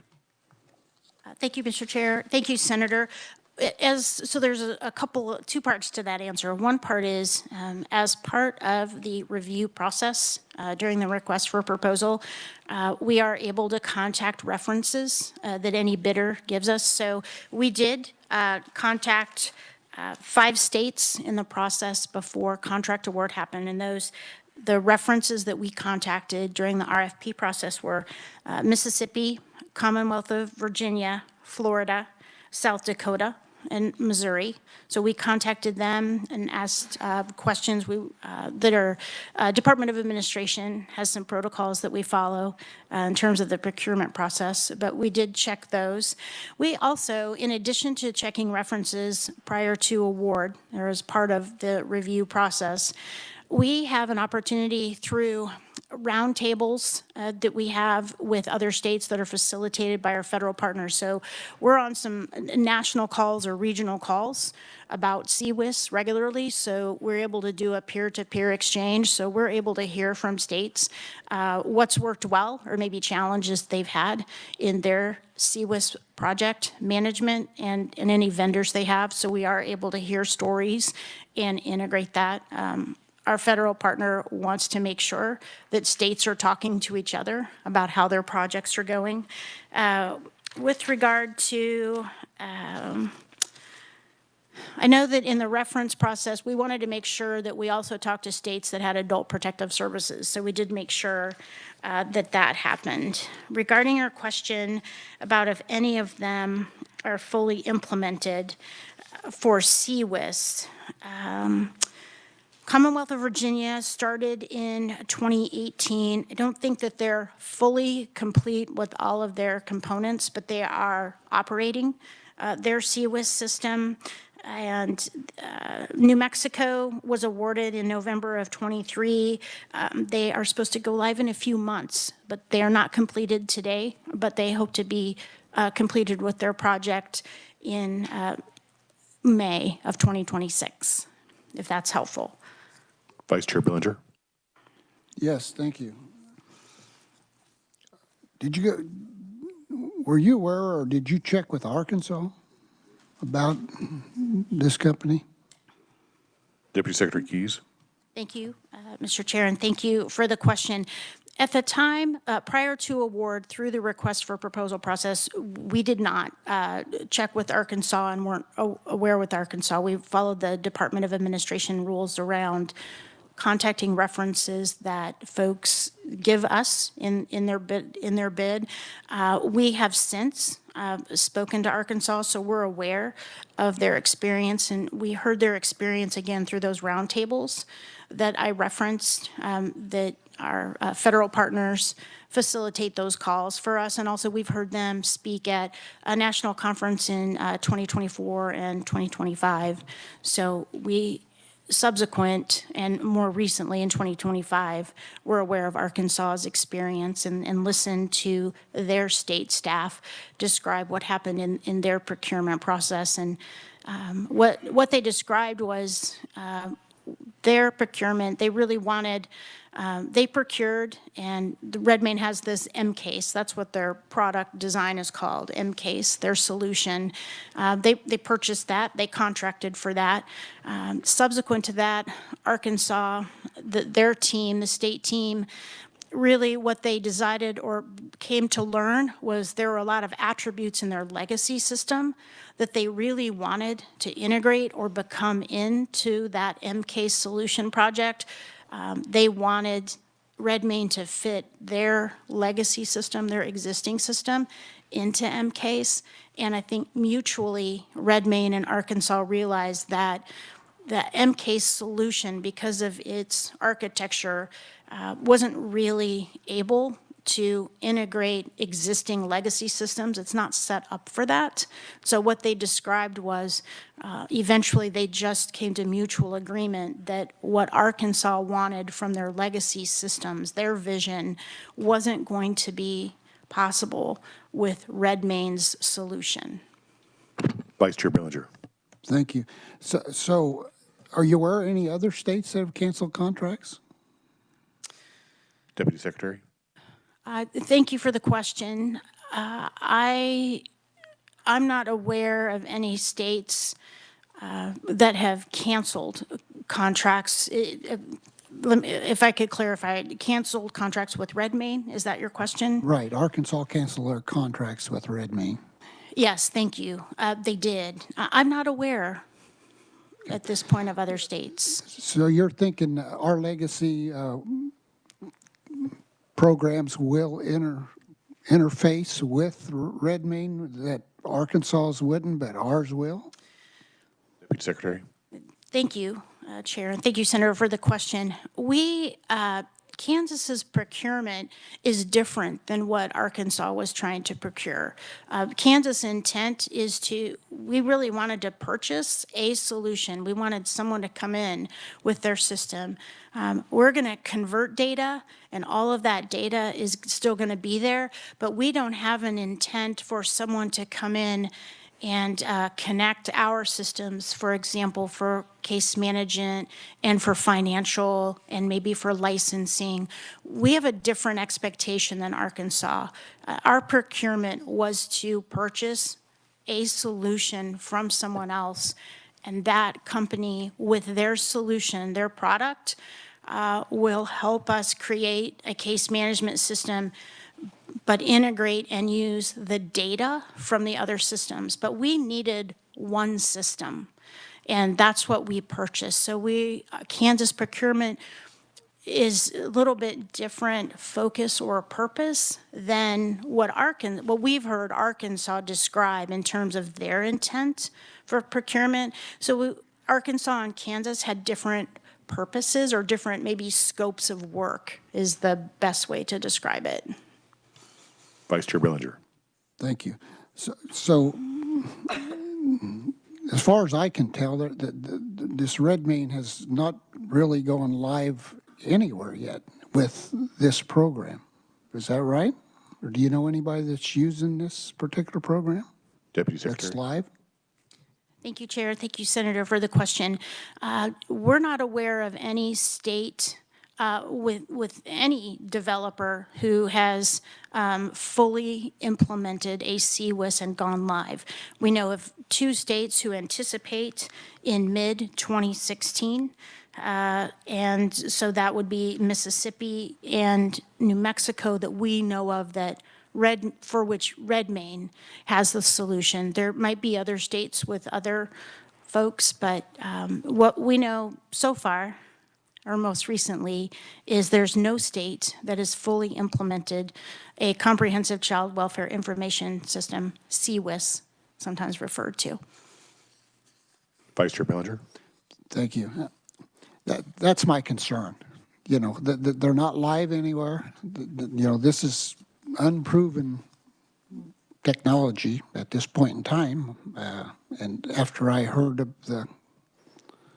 the problem that Arkansas had, which I don't know if it's, like you said, there are different systems or whatever, but it just gets concerning when we're going to spend $100 million that we're going out here and buying a product that no one else has got or nobody else has used. And I mean, it's one of them deals that I'm always a little cautious to be the first one to buy something that's never been used. It's not been proven. Deputy Secretary Keys, you want to respond? Yeah, yes, thank you, Chair, and thank you, Senator. Yes, thank you for sharing your worry about the cautions. I would say resources that are really helpful to all states, including Kansas, since we've just procured this contract, are the history of, we're able to do peer-to-peer conversations with states. Our federal partners have a process because they are funding at a level of 50%. There are rigorous processes for advanced planning documents, updates, three quarterly calls, not 3 quarterly calls, 3 annual calls with the Administration of Children and Families. And we also have the 2 other pieces of the vendors. We have the main vendor who's doing the design, Redmayne, but we also have that independent verification and validation and quality assurance that are in lockstep to make sure that if a deliverable was supposed to be happening based on this design or construct, did it happen in the right way? Are we on track for timing? So I appreciate the worry. We understand the gravity. We're grateful for the funding, grateful for the support from Administration of Children and Families, the 50% federal reimbursement.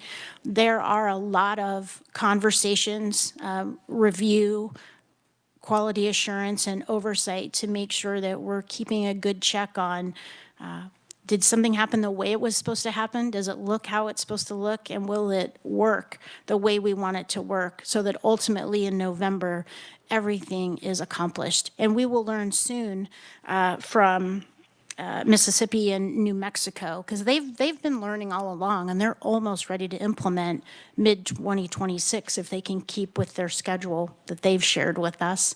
So we will continue to learn from other states, continue to engage our federal partners on anything that they would want us to know that they have learned from other states, and use Maximus and CSG to keep on track. Vice Chair Bellinger. Thank you.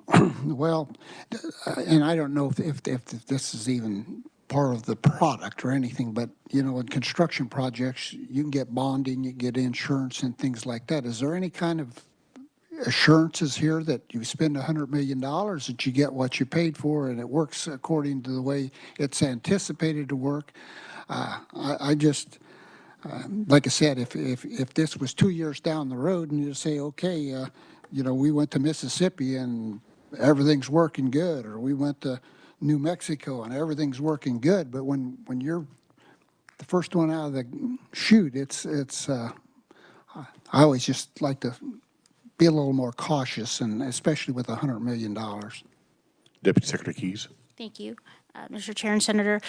I would offer as part of a response that as part of the contract and the firm fixed price, they're required to have a set of deliverables, for example, on a cost sheet. And there's lots of activities with those deliverables, but the contract itself has a 10% retainage, or, we hold back to make sure that you don't get that final 10% of the payment on that deliverable. So it's on each deliverable, not at the end of the product, but through the life of this 3.5-year project. If a deliverable isn't met, 10% is held back. I don't know if that answer is helpful. Vice Chair Bellinger. Thank you. Well, like I said, my concern is this, it didn't work out in Arkansas. It cost them millions of dollars. I mean, you can say how it turned out, but it cost them millions of dollars. And I just don't want that to happen in Kansas. And like I said, when you're working with a company that really hasn't went live on anything anywhere else, and I don't know if there's any more Arkansas out there. That's why I asked you that question. It was brought to my attention that I visited with a senator from Arkansas. We started visiting, and he was telling me about this. So thank you. Vice Chair Williams. Thank you, Mr. Chair. I have two lines of questioning. The first line of questioning actually is following up with what our Vice Chair just spoke about, the accountability and the functionality and the lifespan. What I really want to hit on is the lifespan of this. So once this system is up and running, how long do we anticipate that this particular system is going to be adequate for our needs? And with that, which one of our vendors provides that ongoing maintenance for this system? Deputy Secretary? Thank you, Mr. Chair, and thank you, Representative, for the question. The Comprehensive Child Welfare Information System, the federal requirements around it and the federal accountability and vision for this is that it would be a long sustaining system. It itself, the CWIS itself, is an extension or an evolution of federal guidance from about 20 years ago called a statewide automated child welfare information system, sometimes referred to as SACWIS. So states have evolved from our federal partners for child welfare having to meet SACWIS requirements, statewide automation, to this new an evolution of requirements or best practices for a comprehensive child welfare information system. I believe it is designed for sustainability. It is designed to meet the needs of what the federal programs require us to have. It certainly may evolve, or reporting requirements may evolve, or federal reporting for foster care or child abuse and neglect may evolve, but this comprehensive child welfare information system and the set of standards at the federal level is sustainable, and I would think is designed or projected to be the vision for at least the next 10 to 15 years. The SACWIS standards were in place for about 20 years previously. Vice Chair Williams. Thank you, Mr. Chair. So 10 to 15 years, $100 million, it takes 3 to 4 years for us to get it functional, and it's sustainable is 10 to 15 years. Is that what I'm hearing you say? I think it would be sustainable, or the evolution of it, for as long as federal programs exist, but federal guidance that is specific could be 10, 15 years or longer. And also, the part of the question that I don't believe you answered, which of the vendors is responsible for that maintenance and support? Deputy Secretary? Thank you. For that 10 to 15 years. Eventually, in terms of maintenance, the state agency will have different trainings and curriculums and a business continuity plan for the state of Kansas to maintain the functionality of the different modules that we would have. In the same way that state of Kansas employees now, we maintain the fax system, script system, Kansas intake and prevention system. We currently maintain through information technology services as well as program staff. We maintain about 6 legacy systems right now. So eventually the maintenance and development or improvements on CWIS would stay with the state. Vice Chair Williams. Thank you. So to follow up with that, and then I have one other very quick question. The technological support after it is completed and the deliverables have been, provided, then they're gone, and it's just CISO that's over, and the agencies that are overseeing all the technological glitches that might occur within the 10 to 15 years. They don't have anything in their contract that requires them to provide ongoing maintenance if there are technical issues. Deputy Secretary. Thank you, Chair, and thank you, Representative, for the question. the current contract that we have for them that is specific to design, development and implementation is only that for the system. They do have a deliverable to help us with a business contingency plan and to help us train our teams who are already engaged so that, for example, our employees or maybe employees at some of our contractors like foster care or family preservation can serve as a help desk. If something happens, if you have a problem report or something's not working the way that it needs to, but the state will maintain the system. The CWIS contract for design, development, and implementation is limited to that scope of work. I don't have any information on if we would wish to continue some type of contract or bid out some type of contract for a company to help us maintain programming behind the scenes if we want to do change requests or if we want to enhance programming 7, 8 years from now. That type of work isn't contemplated in this current contract because the current contract has a limited scope of work.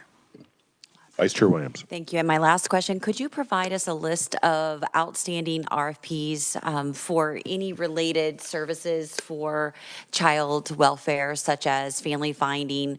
I believe that the legislature made a request for those to be filled, and I think it may be taking a while.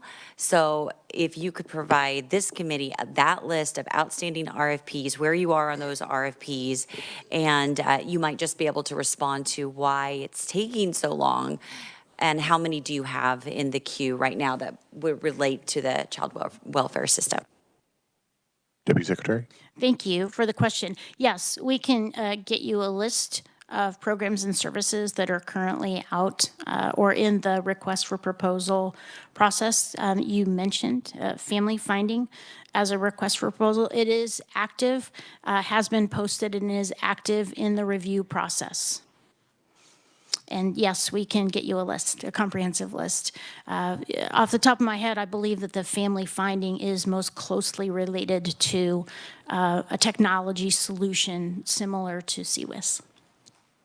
Chairman Carpenter.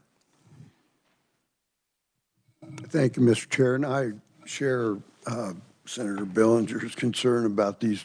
You don't have to look very far before our driver's license, or not a driver's license, but a motor vehicles program is a nightmare, and I'm really concerned. I think 10% isn't enough. You should hold back half, is what I think. But one of the questions I had is this provide real-time tracking for foster care kids when it's done? Yes, the Comprehensive Child Welfare Information System is real-time data. It's a case management system. We currently have real-time data on children in foster care through our Care Match system, which is one of the legacy systems that will be the information of which will be integrated into the Comprehensive Child Welfare Information System. All right. Thank you. Thank you, Mr. Chair. Any further questions for Deputy Secretary Keys? Senator Petty. Thank you, Mr. Chairman. And this should be pretty short. I just wanted to clarify, did you say that there is no state right now that has passed or has put in place a comprehensive child welfare information system? And with that, the two that are closest would be Mississippi and New Mexico? Deputy Secretary. Thank you, Chair and Senator, for the question. To my knowledge, no state has launched a comprehensive child welfare information system. The two that I mentioned that are close, so for example, mid-2026 or May of 2026, those two states are Red Main is their developer. There could be other states that are also close. The two states I've referenced in our presentation are Red Main customers. Okay, thank you. Mm-hmm. Any further questions for the Deputy Secretary? All right, seeing none, thank you again, Deputy Secretary Keys, for being here. Next, we'll move on to our next item on the agenda, and that is an update on the Rural Healthcare Transformation Program. And so I would invite Secretary Laura Howard with the Kansas Department of Aging and Disability Services to address the committee. Welcome, Secretary. Thank you, Mr. Chairman, members of the committee. I'm pleased to be here today to talk with you about the Rural Health Transformation Plan. I need to start out by saying that Secretary Stanek, who's really the lead, and KDHE is the lead agency, is out of state today. I serve as a lead with her on the implementation team, on the development team, and so she asked me to stand here, to be here in her stead, and I'm happy to do so. So again, the goal today is to give an overview of the Rural Health Transformation Plan, the process, what Kansas included in its submission, and just an update as to where those things are at. So, I'm going to do a little bit of a program overview, give you some information about how the Notice of Funding Opportunity was structured by the federal agency with regard to funding distribution, timelines, uses of funds, limitations of funds, and then let you know how we went about it as a state to submit an application, and then let you know some of the specific goals, initiatives, and projects that are included in the application. And again, today I'm speaking about the submitted plan to CMS. We don't yet have the award to states has not yet happened, so things could change from what I say to you today. So again, speaking about that submitted plan. I'm on page 3 of my presentation. When CMS put out the Notice of Funding Opportunity for the Rural Health Transformation Program, they indicated 2 purposes for this funding. One, to help state governments support rural communities across America in improving healthcare access, quality, and outcomes by transforming the healthcare delivery system. And then the other part of the purpose that they identified was really focusing on, innovation, strategic partnerships, infrastructure development, and workforce investment. So throughout the Notice of Funding Opportunity is a lot of reference to transforming the way care is delivered in rural areas. In terms of an overview, under the terms of the Notice of Funding Opportunity, governors of each state had to designate a lead agency. In Kansas, Governor Kelly designated KDHE as the lead agency, and an interagency team was created that's led by Secretary Stanek and myself, along with some of our relevant staff. We also engaged some support and help from the University of Kansas Health System Care Collaborative, which is a part of the University of Kansas that's long done work in rural Kansas. Dr. Bob Mosher, she's probably in rural Kansas every day of the week, just about. And they've done a lot of projects, including some recent projects that the state had funded through ARPA. So we asked them to help us to support the state in the development of the application and in the stakeholder engagement process. The governor also created what was called the Kansas Rural Health Innovation Alliance, and I'll talk more about that in just a minute, which was really a group of stakeholders to provide input on initiatives to be included in the plan.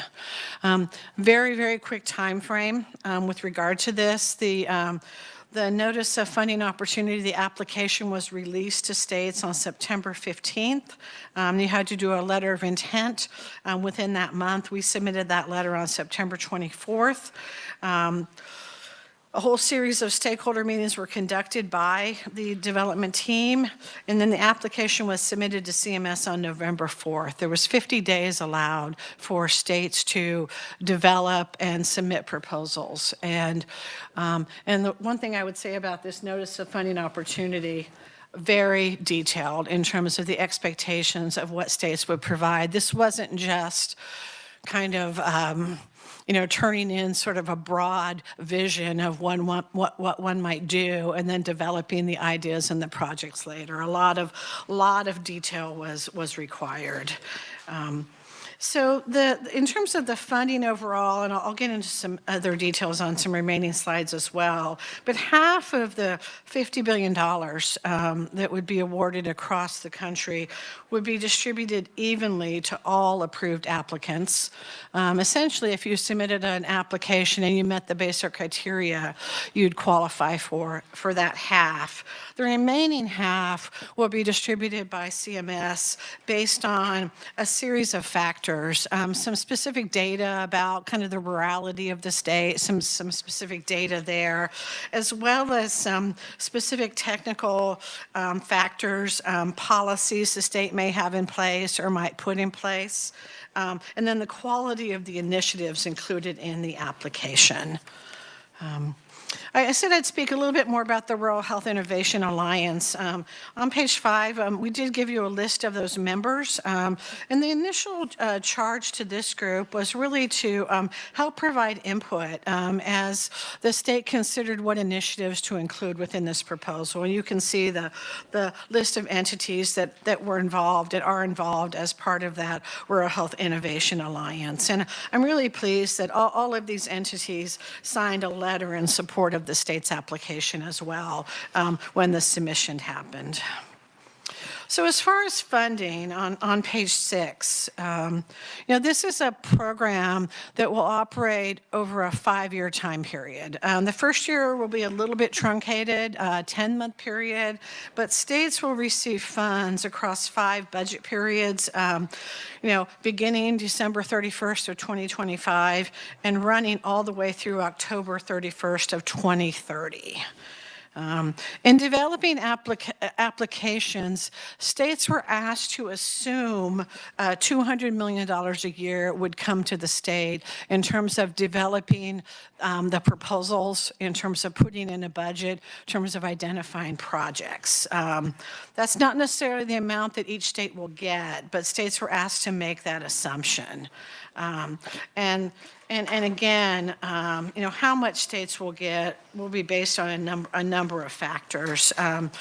Again, we know that states who met the basic application requirements would all get $100 million, but the rest of the $100 million or more or less is really dependent on the quality of the application. The scores I talked about in terms of some specific measures related to the rural natures of the state, as well as certain policies the state might have in place. I mean, for example, the state would be scored on things like, do we have compacts in place across professional licensing? And, I know the legislature has approved a lot of compacts in recent years. And does the state have a certificate of need? Kansas doesn't, so we scored well in that. Does the state have certain policies like, one that, hits me close to home, a SNAP waiver related to food. Have you asked for one or received one related to healthy food and SNAP? So again, a whole series of policies to be weighed on that are part of the scoring for the second half of that funding, along with the quality of the initiatives that the state proposed in the application.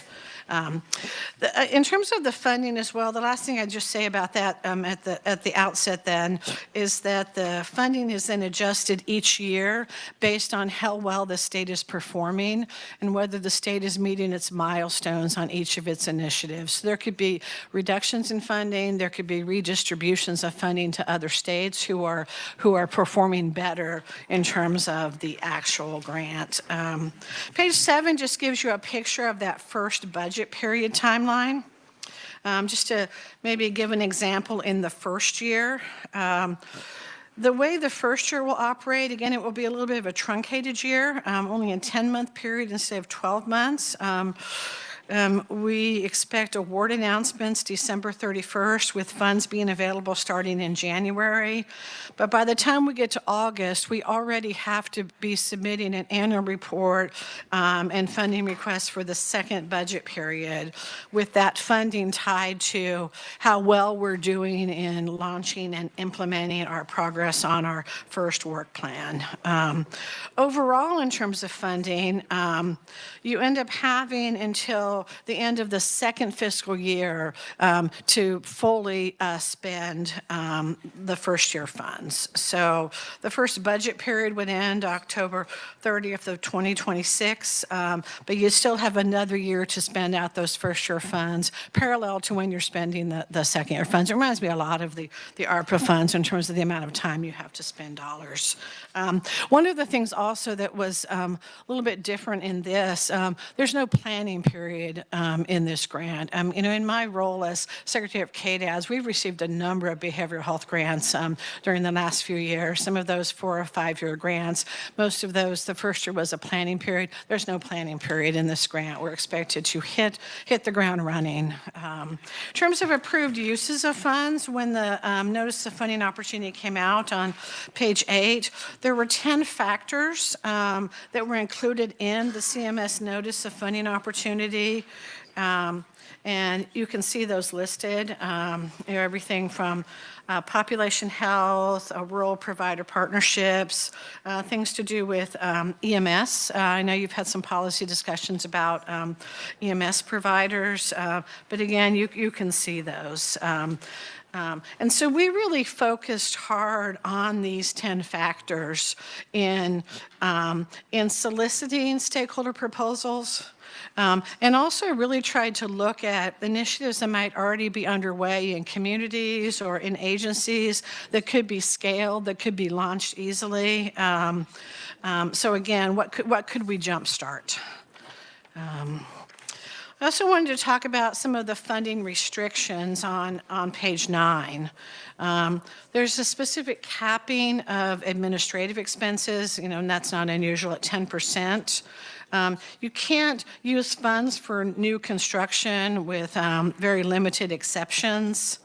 Overall capital expenditures like, remodeling or things like that are also capped. And again, I won't go through each of these, but you can see there's a lot of level of detail. A lot of effort to make sure that states weren't just doing things like in number 6. You can't change payment amounts on existing fee schedules. So we couldn't say, let's just raise Medicaid rates by 20% with this funding to give hospitals more money. We're not allowed to do that. You also couldn't, number 7 was an interesting one that I think caught a lot of states by surprise. You couldn't pay a specialist who's in an urban area to provide telehealth services for rural residents. The focus really was on the service and the activity all occurring in the rural area. So the notice of funding opportunity, very, very clear about that. Again, I won't go through all those. All right. In terms of CMS oversight, as I said before, all the funds have to be in support of initiatives detailed in the state's Rural Health Transformation Plan. They have to be expended each year by the end of the following federal fiscal year, following receipt of the funds. Significant reporting requirements to evaluate the progress in meeting the milestones and identifying the potential non-compliance. And then you can see the things related to non-compliance, everything from failure to finalize any policy actions that a state might have proposed that they might try to initiate, using funds in an unapproved way, not following through on the initiative work plans, and then some remedies. This is not a grant like many federal funding opportunities are. This is what's called a cooperative agreement. And what's different with a cooperative agreement, in a grant, you receive the grant. The federal agency is not involved very much. In a cooperative agreement, there's a significant level of engagement by the federal agency, the federal partner throughout the process. So. All right, so in terms of the state plan development in Kansas, how we developed this plan during that 50-day time period. As I said earlier, the governor created a development team with an interagency task force of staff and leadership from KDHE and KDADS, and then support from the University of Kansas Health System Care Collaborative. We solicited proposals. The state received more than 250 proposals for possible uses of the funds. There were more than 50 one-on-one stakeholder meetings, and then a series of meetings with those Kansas Rural Health Innovation Alliance members to kind of review the terms of the notice of funding opportunity, to review the ideas that had come in, and to see how those fit with the criteria and proposals included within the notice of funding opportunity. And then the final application was approved by Governor Kelly, and she provided a letter of support as required. We were also really pleased. We were able to get letters from the entire congressional delegation also in support of the grant, and we're pleased to do that and had some engagement through the process with some of the members of the congressional delegation. In terms of the Rural Health Innovation Alliance, I already talked about their role really before the grant was to provide input on draft initiatives to be included in the plan. The intention now is to continue to use that group as an advisory board related to the Rural Health Grant execution. And that they would serve as the primary vehicle for ongoing stakeholder engagement as well. We intend to have them meet no less than quarterly, and again, assistance in stakeholder collaboration, intervention, and facilitation.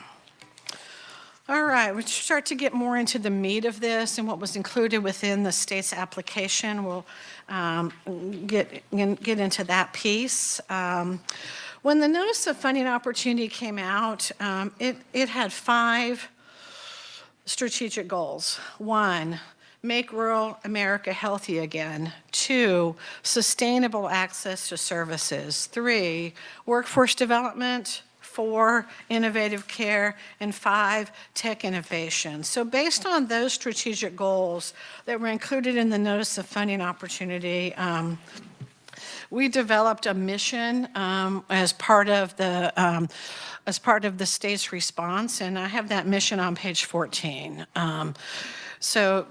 And you'll see that. And I should say as well, you can see the full application on the KDHE website. We've made that transparent. I think one of just maybe 10 or 12 states has posted our application. So you can get more details on every initiative I talk about today in the application itself. But again, so as a mission, really to kind of drive the development of the plan, our mission was to improve rural Kansans health and transform the delivery system by implementing and sustaining initiatives that do a number of things: promote preventative health, address root causes of diseases, enhance rural providers' efficiency and sustainability, attract and retain a highly skilled healthcare workforce, spark the growth of value-based care models, and foster the use of innovation technologies. And you can see really the linkage with what was in the notice of funding opportunity in terms of the expectations that were included in that. And then based on that mission, we also identified 4 core values that you can see on that next page related to improving health, ensuring access to quality health care, promoting the effective use of technology, and making responsible investments. All right, so this really begins to get us into the meat of this.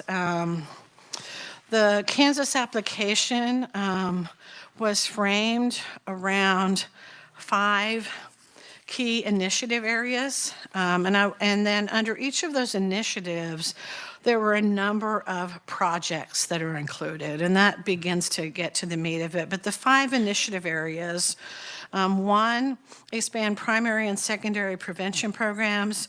You'll also see some of the behavioral health initiatives under that category, some of the behavioral health projects.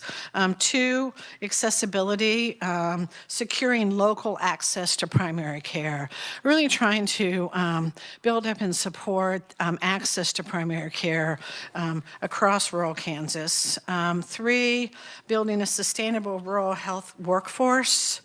4, enabling value-based care. And 5, harnessing data and technology. So those are the 5 initiative categories. And then within those initiatives, there are a number of projects and programs that are proposed, the initiatives that I referred to earlier. So as you go across here, we'll see about 30 initiatives. And again, you can get a little bit more detail in the full narrative than I'll be able to talk about today, but I'll try to give a couple of examples as we work through each of the initiatives, because this really gives you the meat of what Kansas is proposing as part of the Rural Health Transformation Program in Kansas. Initiative 1 has to do with expanding primary and secondary prevention programs. We also did a little bit of, kind of trying to, study to the test in the sense of, in the notice of funding opportunity, even gave examples of the sorts of programs or projects that the federal agency would want to see. So we really tried to keep those in mind. So you can see the initiatives under item 1. Accountable Food as Medicine Community Health Worker Deployment Program. Number 2, relating to consumer-facing technologies. 3, Behavioral Health Services, which has about 5 components under it. Integrated care, for example, one of the elements under integrated care includes PACE expansion in rural areas. We have a strong PACE presence in this state, but really in urban areas. And so really being able to expand PACE programs to rural areas. Mobile cancer screenings, and then a tribal health program, which is really some funding set aside for the tribal nations, coupled with a planning process for the tribal nations to identify some of their needs and supports. So that's initiative 1. And again, under each of those, there are some additional projects. For example, under the behavioral health, there's really an expansion of some of the work that's already been going on around behavioral health integration in primary care, really adding behavioral health supports to a number of additional primary care clinics. There's some work related to emergency departments and behavioral health intervention hubs, again, just as a couple of examples. The second initiative has to do with securing local access to primary care. And I'll pause here for just a minute because as you see these initiatives, some of them are very specific in terms of really kind of knowing what that project is. But there also were a lot of proposals that came in where maybe just a specific need in a specific local area that would allow them to enhance a service, that would allow them to meet local needs. So there's also built within some of these initiatives what we're calling funding pools. And there's 2 good examples of that in Initiative 2 in terms of securing local access to primary care. The Regional Partnerships Grant Program and then the Regional Emergency Hospital Conversion Transformative Capital Grant Program. Those would both be RFP programs that would allow folks to propose initiatives that would have impacts in their local area. The first one around regional partnerships, around entities working together. Maybe there's a desire to find a way to share some clinical services. Maybe a regional hospital has an idea about how they could reduce their readmissions. It could be a variety of different things. And then the Rural Emergency Health Conversion Transformative Capital is a similar grant program. Many of you know that with some of the federal changes that allow hospitals to become rural emergency hospitals, in some cases that meant, for example, they might lose their ability to provide long-term care services because they couldn't meet current licensing standards. You did some things legislatively around that. But for example, this might provide the opportunity for a facility to do the kind of facility renovation or equipment purchase or things like that that they might do to either facilitate their ability to become a rural emergency hospital or to develop or expand other kinds of local services. So again, these would be, for both these programs, there would be 3 or 4 rounds of funding over the years for specific proposals to come in from specific jurisdictions about what some of those needs might be. So again, a lot of focus in the securing local access to primary care, some efforts to support entities in revenue improvement, an anchor hospital advancement program that would provide the ability for 15 or more hospitals in non-urban areas to develop some of their services. Maybe they need to develop broader OB services. Maybe it's to become a higher level trauma center and really be able to serve that anchor role in their region in rural areas. So again, number of pieces here. And again, you can see more details about each one in the actual proposal. The third initiative is around building a sustainable rural health workforce. You see 4 items listed there: physician pipeline, an education and training program, recruitment and retention, and career exploration program. There's a number of pieces underneath each one of those. Just to give a couple of examples. For example, under the physician pipeline, really looking to expand rural residency programs in 5 different tracks: OBGYN, psychiatry, family medicine, general surgery, orthopedics, with tying to a 5-year rural practice commitment. Also underneath that physician pipeline, some pieces that would expand some current successful programs like the Kansas Bridging programs, changing some of those incentives, things like that. So again, some of these build on existing workforce initiatives, some of these develop new initiatives, but there's several initiatives under each of these, again, just as there were on the other 2 initiatives. For example, under the education and training program, creating the first state dental scholarship program for dentistry students who would commit to practicing in rural Kansas, as well as other similar kinds of building on the success of scholarships like the Kansas Nursing Scholarship to other students in other allied health professions. So again, variety of things on this initiative as well. Initiative 4 is enabling value-based care. This was a huge focus within the notice of funding opportunity. And I mean, value-based care is really a concept. I think that maybe one of the easiest ways to think about that is, it's almost like when you think about like pay for performance, but really where you're really rewarding providers based on the health outcomes and the efficiency of the service that they provide.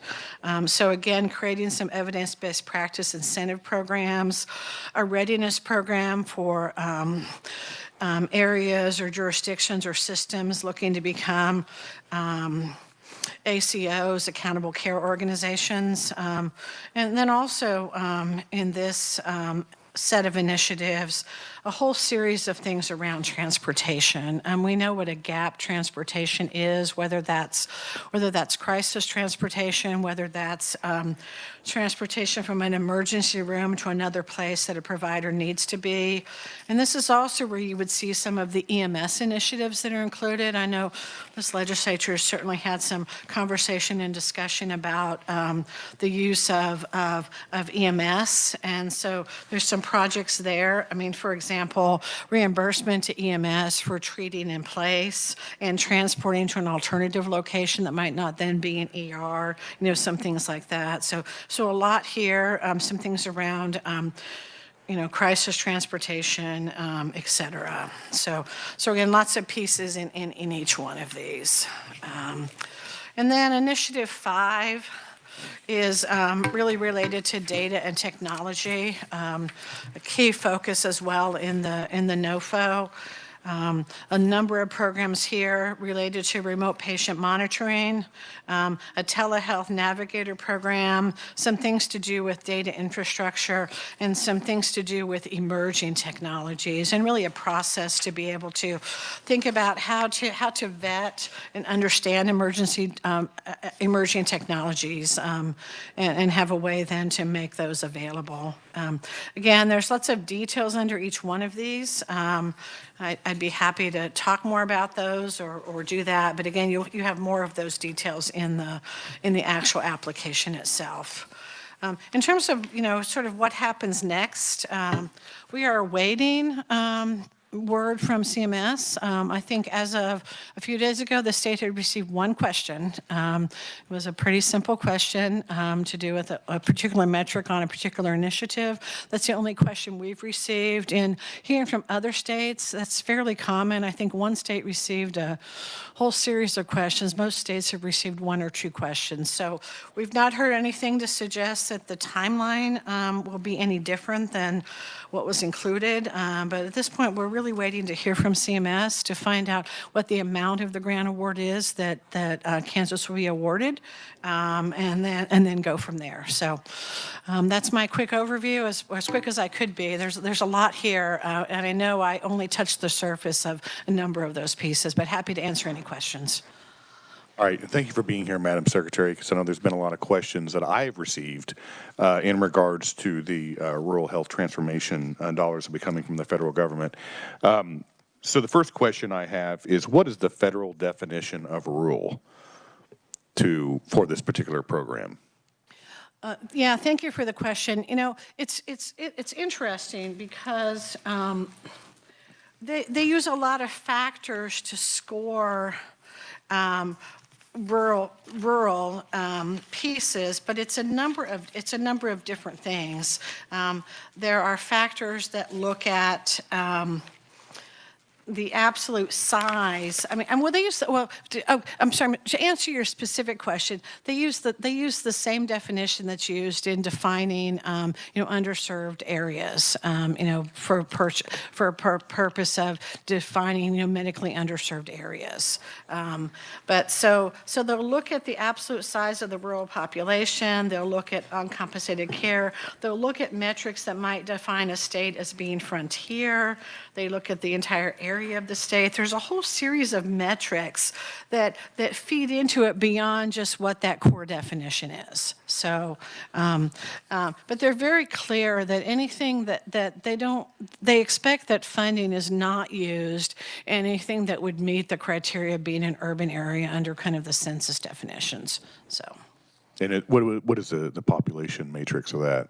I don't know. I can get back with your representative. Right. And the reason why I asked that question is because since this has been, passed and released, there's been a lot of questions that I've received from the hospitals in my district, which I have a very rural area. Yes. I mean, the largest city that I have is 4,500 people. And they have a concern that they will not receive any of these dollars. They're afraid that it's going to go elsewhere. And so that's one of the concerns that has been expressed to me. And that's why I was asking what the definition of rural on a federal level is, so they could have some relief that the intended purpose was for the rural health care facilities or for rural health care, and that they will receive those dollars. Yeah, and thank you, Mr. Chairman. I think that's one of the reasons why I also highlighted a couple of the funding pool opportunities, which there's 5 or 6 in here that are really funding pool pieces where you think of smaller entities that might have specific projects and things that they would want to move forward, to make sure that there's really the ability to do that. So but we'll get you the specific details that are included in here or in the other federal definitions that would feed into this. And something else that's been brought up to me is that this is for rural healthcare facilities or rural healthcare needs, correct? It's not for rural patients, per se. It is to support rural communities to improve healthcare access, quality, and outcomes. And so, as I talked about sort of some of the various initiatives, yes, the resources would primarily go to facilities, providers, entities. It's not resource for a patient. So let me give you an example that was brought to my Sure. You just kind of said it. That was brought to my attention was, well, if we have a patient in a rural healthcare facility and then we've got to send them off to say Via Christi in Wichita, then those dollars are going to follow the patient, and then Via Christi is going to receive those dollars. But from what you provided, that is not the case. Yeah, the funding from this grant can't be spent in those urban areas. Like I gave you the example that the grant wouldn't even let us pay for a person sitting at Via Christi to do telemed out in Right. your district. So very much so. And in fact, one of the proposals in here that I referenced, like the Anchor Hospital proposal, I mean, the whole focus of like that proposal is to really build up some of the hospitals that are not in the urban areas so that they can become more of an anchor or a hub across the broader rural area. That wouldn't be any of the tertiary hospitals. That wouldn't be Via Christi. Those are going to be the other kind of, smaller, mid-sized hospitals, and how they can, add a service, add pieces that might not be accessible right now. Maybe that's the ability to do something related to oncology. As I said earlier, it might be to have a higher level of trauma. And those will all be resources that go directly to those facilities to develop those kinds of services, to really be able to have. And I mean, the goal really is, for patients to be able to receive the best services they can receive in rural Kansas, and to have the workforce there to provide that when you come right down to it. Okay, so then it kind of leads to my next question. So let's say, just per se, Russell Regional Hospital wants to set up a clinic in a smaller community to better give access to healthcare needs for rural patients. They're not going to build, they'll just, acquire a building or whatever the case may be. Would that be considered as new construction, or would that be just expanding healthcare services under this grant program? We believe that would be considered expanding healthcare services. There are limits on capital costs. And as I said, you can't just go and build a new hospital, but in the context of developing a new service, you can do some construction, some reconstruction of pieces. And again, I would see, like the example you just used, that could fit into both the idea of an anchor hospital providing certain services. It would also fit in, for example, to the regional partnership grant fund that I talked about in terms of them wanting to develop that regional service. So. Okay, all right, thank you. And then the final question I have is in regards to transportation. So let's use Russell Regional Hospital again as an example. And they don't own the ambulances, those are owned by the county. But let's say they want to replace an ambulance. Could that fall under the grant program, or is that outside of it because the county itself is not, even though they own the ambulance service, they are not a healthcare provider? I think that will really, depend upon kind of the scope of kind of the RFPs that are written. I think it's a great idea of the sorts of things that I think need to be taken into account when we think about developing the criteria around it. I don't think there's anything on its face that would say, no, you couldn't do that if you need this ambulance for this purpose, right? So. Okay, all right. Yeah. Thank you, Madam Secretary. Vice Chair Billinger. Thank you. I know we're running behind here, so I'll be kind of short, but stakeholders are the rural hospitals. Is there any other stakeholders that aren't rural hospitals? Clinics or anything like that? Yeah, Secretary. and thank you, Mr. Chairman. I apologize, and thank you for the question, Senator. I think it's really important to state out loud that the stakeholders are not just rural hospitals. When this was passed, when this was talked about in Congress, initially there was a lot of expectation that this would be funding that could just go directly to rural hospitals. We would just send out dollars to all the rural hospitals and help them to sustain. That's not the way the federal notice of funding opportunity is written.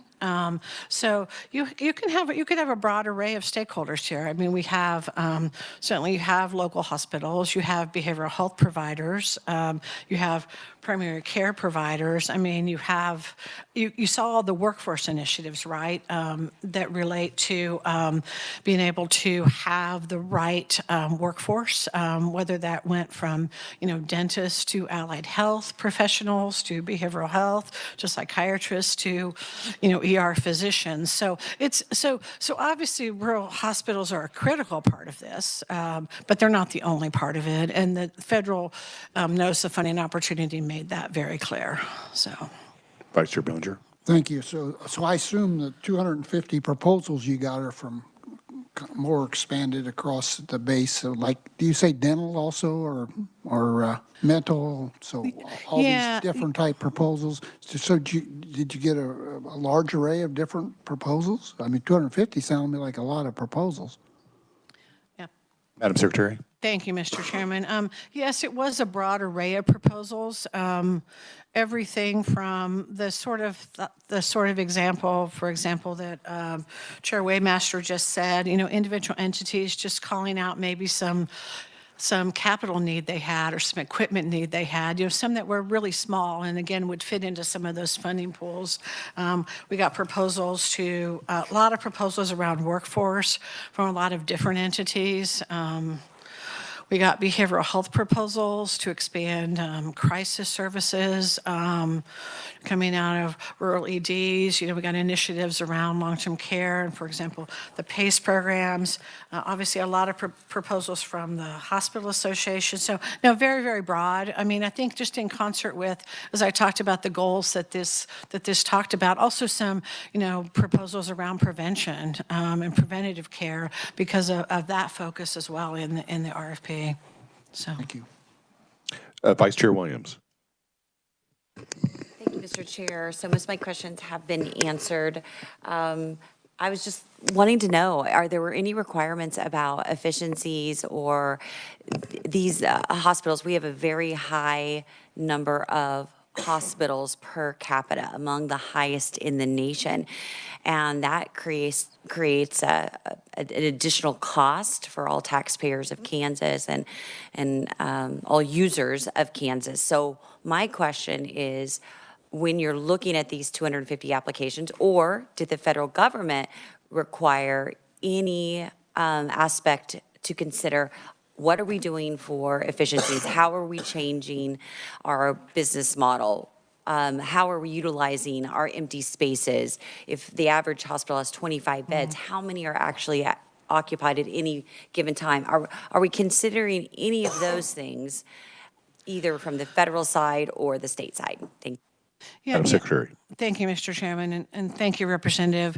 The federal application, I mean, partly in the factors that it was using to kind of score states, we're looking at some things like that in terms of what kinds of collaboration is going on locally, what has the state done in terms of, those local partnerships, various sort of policy kinds of things that states might have instituted. I think with regard to the actual Kansas proposal, one of the reasons, for example, putting in the resources around the rural emergency hospital conversion is, again, believing that with some support, there probably are more hospitals in the state that could narrow their focus and fall into that new federal rural emergency hospital category, but might need support to think about what that looks like. And then what does that mean for the remainder of that space? And what might those partnerships look like in order to achieve that? So yes, I mean, that was very much in mind. I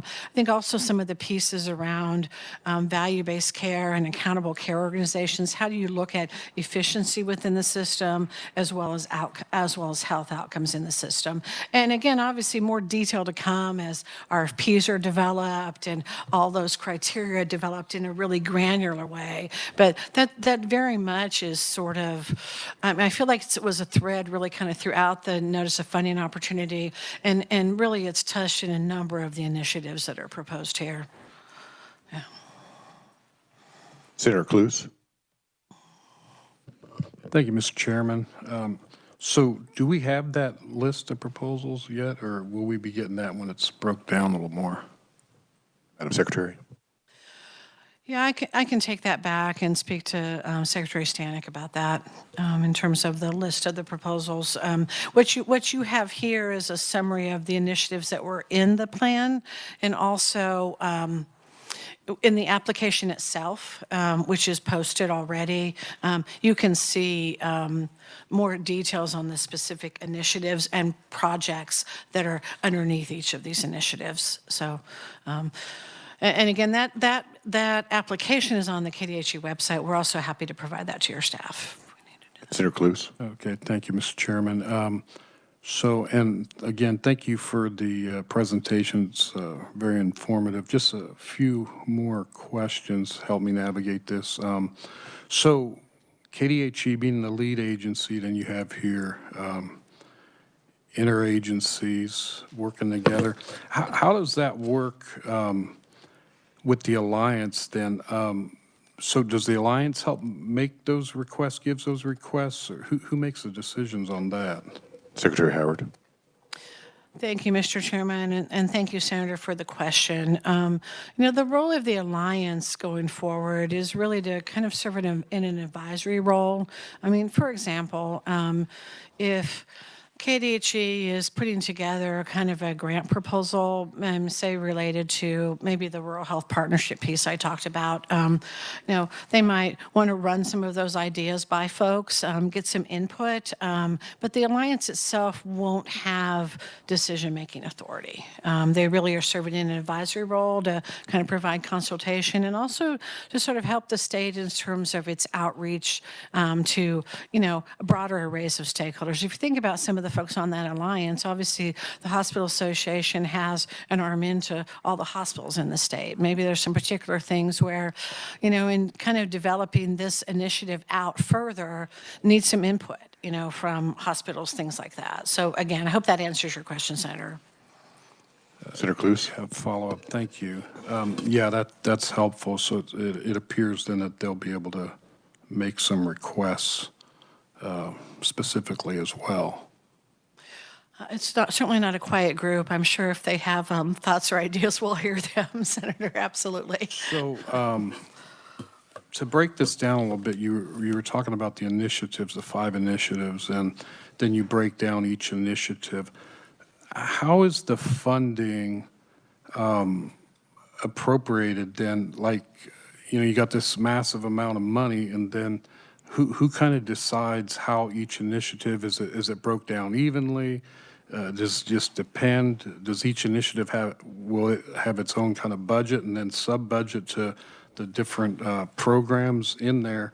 And then to follow up with that too, on funding restrictions, number 11, all funded positions subject to federal salary rate limitation.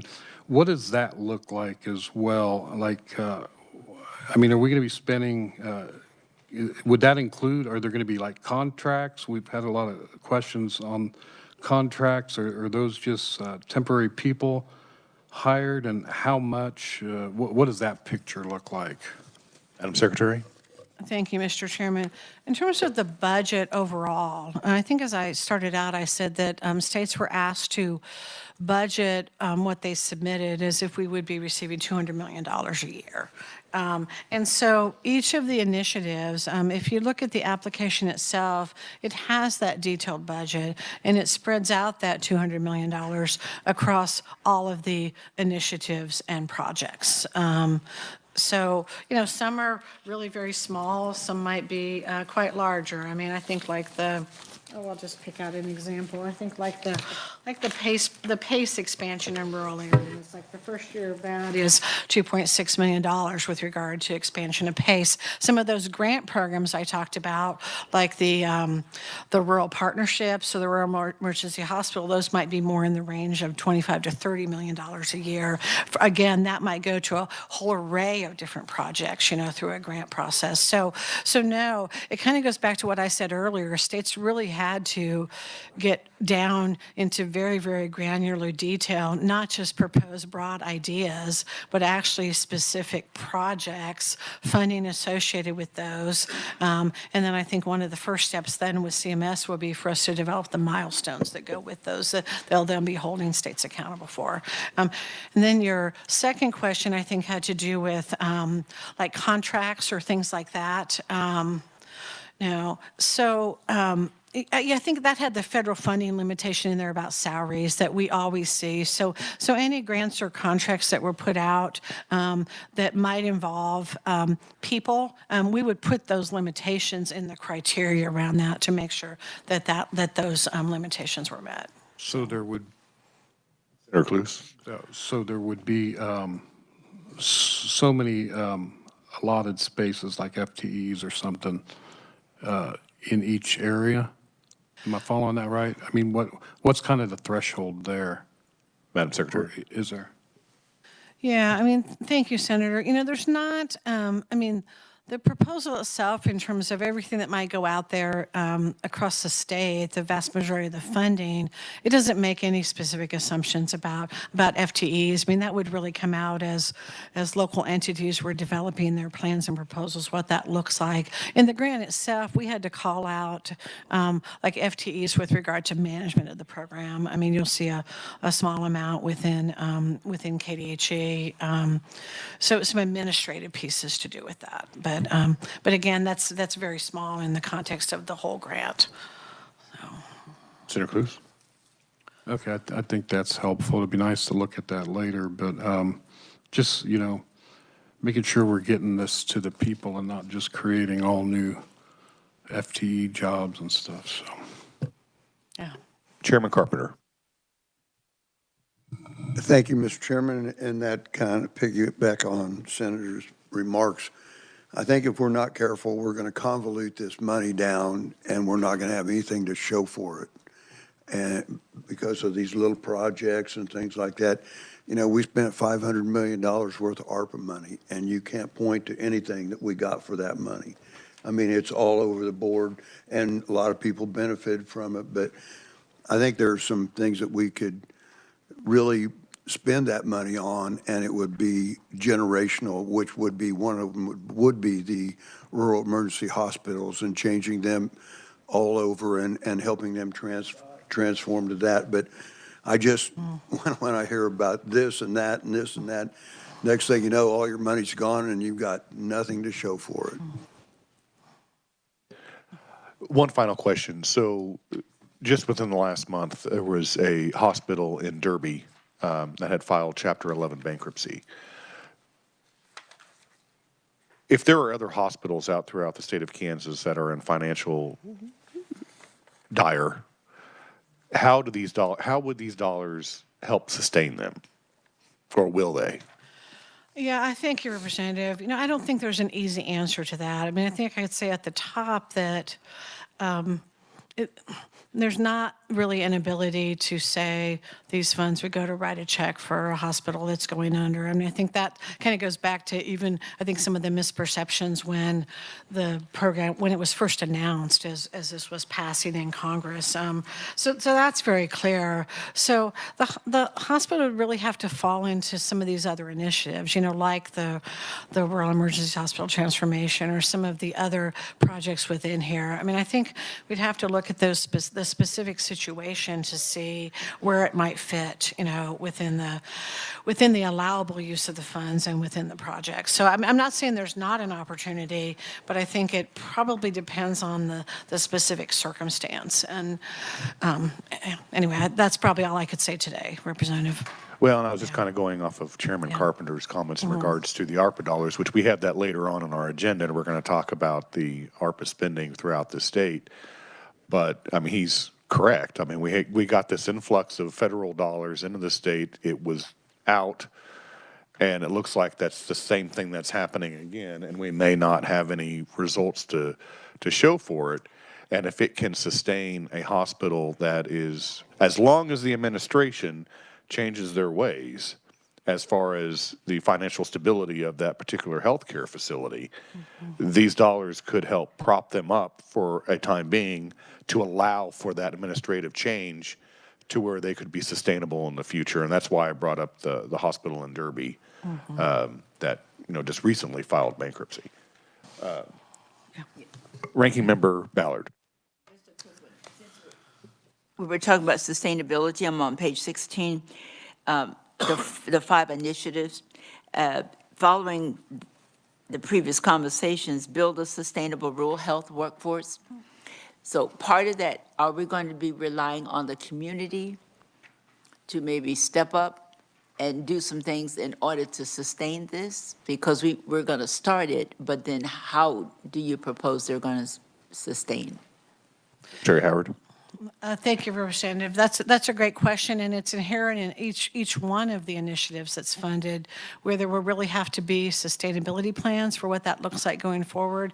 Again, very, very clear in the notice of funding opportunity, and very much in mind in terms of the kinds of initiatives that were developed. I mean, that's why there wasn't the ability to just like, change reimbursement temporarily or things like that. So, so in some cases, for example, the sustainability plan might be, changing, reimbursement, say in Medicaid for what kinds of providers can bill in Medicaid. I mean, that could be a sustainability, not the only one, of course. I think more critical on the workforce ones, it's really about, building up those pipelines, doing some things with regard to some of the barriers. I mean, there's even a provision in here around for med students, coming out to rural areas, I mean, providing short-term housing, because sometimes that's the barrier, as you all know, where we don't even have, I mean, we deal with that at Larned all the time. There's not housing for people who might want to work there. So, so again, it would be a variety of different things on the workforce side, really designed to build up those professions and expand some of the existing programs and create training programs for things where we haven't put focus on, like community paramedicine. Where does EMS fit into this? Those kinds of things. Thank you. Thank you, Madam Mr. Chair. All right, committee, any further questions? All right, seeing none, thank you again, Secretary Howard. I know there's been a lot of questions in regards to the Rural Health Transformation Plan, so thank you for being here. Committee, we are going to be working through lunch. That was the intended plan, because we do have a pretty tight schedule, because we do have another meeting that'll be starting at 2:30. And the food has arrived. And actually, you can thank Stephanie Mulholland and Michael White with the Kansas Contractors Association for providing us with lunch. So right now, we're going to break for about 10 minutes, so you can get your lunch and just take a quick break, and then we'll come back with an update on the Department of Administration market study by the Department of Administration staff. So we'll come back at about 12:15.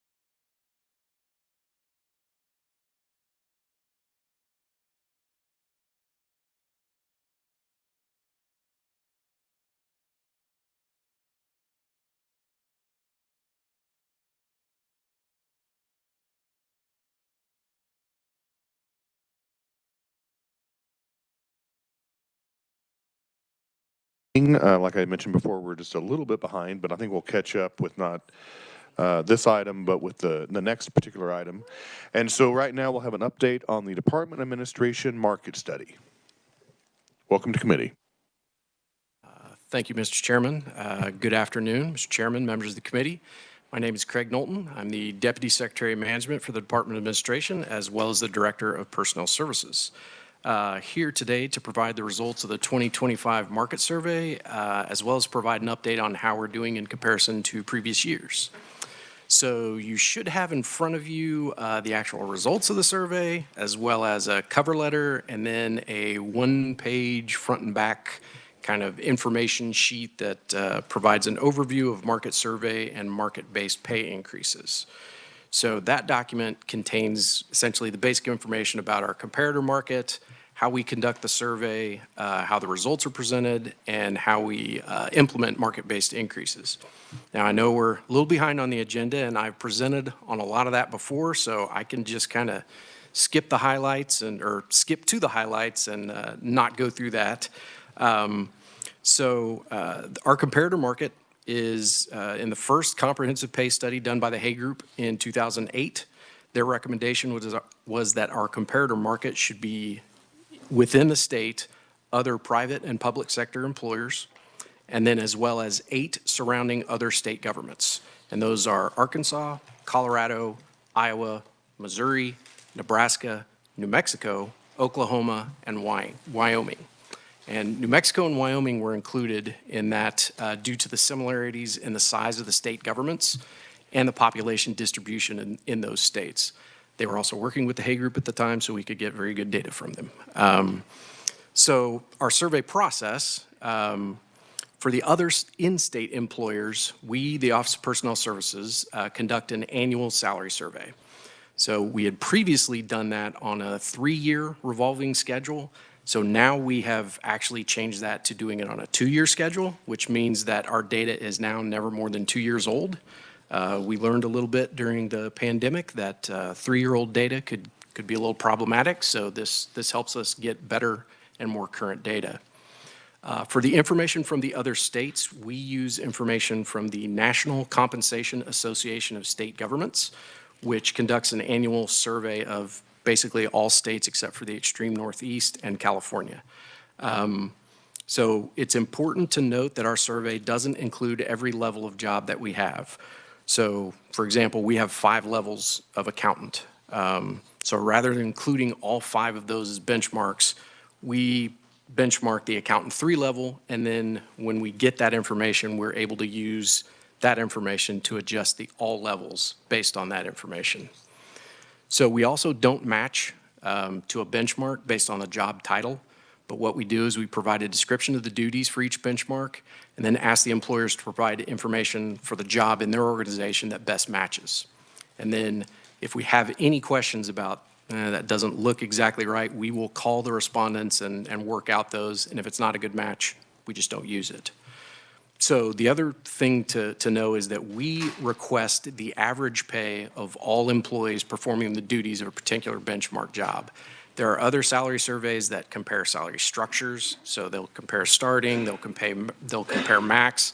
We prefer to use the actual average because essentially it gives us the full spectrum of employees from recent hires to very experienced workers. Then we have the data, so we have the data from both sets of surveys. When we combine them, if there's other states and then in-state employers both respond to the same benchmark, we then weight the data for the internal employers, 75%, and then 25% from the other state. And that just recognizes that in general, we are far more likely to be competing for jobs with other in-state employers than we are to be competing with Colorado or Nebraska. Now, there are some exceptions, and we take note of those, but that's just our general rule. Now, for those benchmarks where there is no in-state data, we use exclusively the data from other states. The next part that I would normally do is to explain basically how to read the summary. We've been using the same format, so I can skip that unless you'd like to do a little overview real quick. It's real quick. Real quick, okay. Looking at the document, the column on the far left lists the job classes and titles that were used as benchmarks. So they're all in alphabetical order. The next three columns, they show the information for state of Kansas positions. So the first of those shows the number of employees in the listed benchmark. The second column shows the average hourly rate of all of those employees. So this is base pay only, does not include overtime or any premiums. Then the last of those three columns shows the market position of that particular benchmark. So we compare that average, the state of Kansas average, to the market rate column, which is, I believe, a column to the right. And we show the difference as a percentage. So a negative number shows that the benchmark is below the market average, and a positive number shows that the benchmark is above the market average. So the market rate column is then next. It shows the average hourly rate for the benchmark based on the data from the 8 columns to the right. The first of those 4 are from in-state employers, and the last 4 are from other state governments. So in those columns, the number of employees is the total number of employees from respondents that match each of those particular benchmarks. The number of organizations column shows the number of individual respondents from each group that provided matches. And then the hourly rate is the combined average hourly rate of all of the employers for that particular benchmark. And then finally, the effective date shows the month and date when the data was collected. And NA indicates that there were no matches with other employers for that particular benchmark. So when we are, well, I've got a part here about how we implement market-based increases, but I think we're pretty familiar with that as we've done it a few years in a row now. Essentially, the information from the summary is the basis for any market-based adjustments, and the percentage comparison to market has been the determining factor. So if the approved target was to move the benchmark to within 10% of market, then employees in a benchmark, say, that are 20% would get approximately 10% to get them to that target. And we apply that to all employees in that particular benchmark. One thing that we want to emphasize again is if a benchmark that includes any classified employees, we really need those to be adjusted in approximately 2.5% increments to align with classified pay matrix. We understand there were some issues last year. We had a 1% for some groups that had multiple classified positions. We were able to do a workaround, but it's definitely much better to go in 2.5% increments for us to align with the classified pay matrix. If a single level of a job class series was used as a benchmark and is due to receive a market adjustment, then we apply that to all of the remaining levels of that as well. So in my previous example of the accountant 3s, if we apply, say, a 10% to the accountant 3s, we're going to do that for all, the 1s, the 2s, 3s, 4s, and 5s. We try to do that to maintain consistency within those job families. Now, the other thing is there are some types of jobs, and particularly executive level management positions, we just are not able to get good benchmark data on. So, for example, director or manager, administrator, those types of things. It's very hard to send something that generic out and get good matches. We try, and one example, we included the public service executive. Last year was our first time, and we got some pretty good matches, but when we sent that out to like cities and counties, we would get city manager, and it's like, these are not single positions. This is kind of a group of positions. So we found that those are the most difficult types of positions to get information on. So when we look at the survey itself, in 2023, our survey had 101 benchmarks, and that covered essentially just under 7,000 employees. So when we did the 2024 survey, we increased the number of benchmarks to 140, and that covered just under 10,000 employees. The 2025 survey had 141 benchmarks, so we added one more benchmark that we now cover 10,674 employees in the benchmarks. So that's nearly a 53% increase in the number of employees in benchmarks since 2023. That's fantastic. It means that our salary data now applies to many more employees than it did just as recently as 2023. When you factor in all levels of the benchmark jobs, The 2023 survey covered a total of 64.8% of the active benefits eligible non-Regents executive branch employees. The 2025 survey increases that total to 82.6. So we are covering a very, very good share of our employees with this data. Now, in looking at the actual data for 2025, it's a lot to take in at one setting, so rather than going line by line or anything like that, I wanted to point out a few comparisons. So again, going back to 2023, there were just 18% of benchmarks at or above market.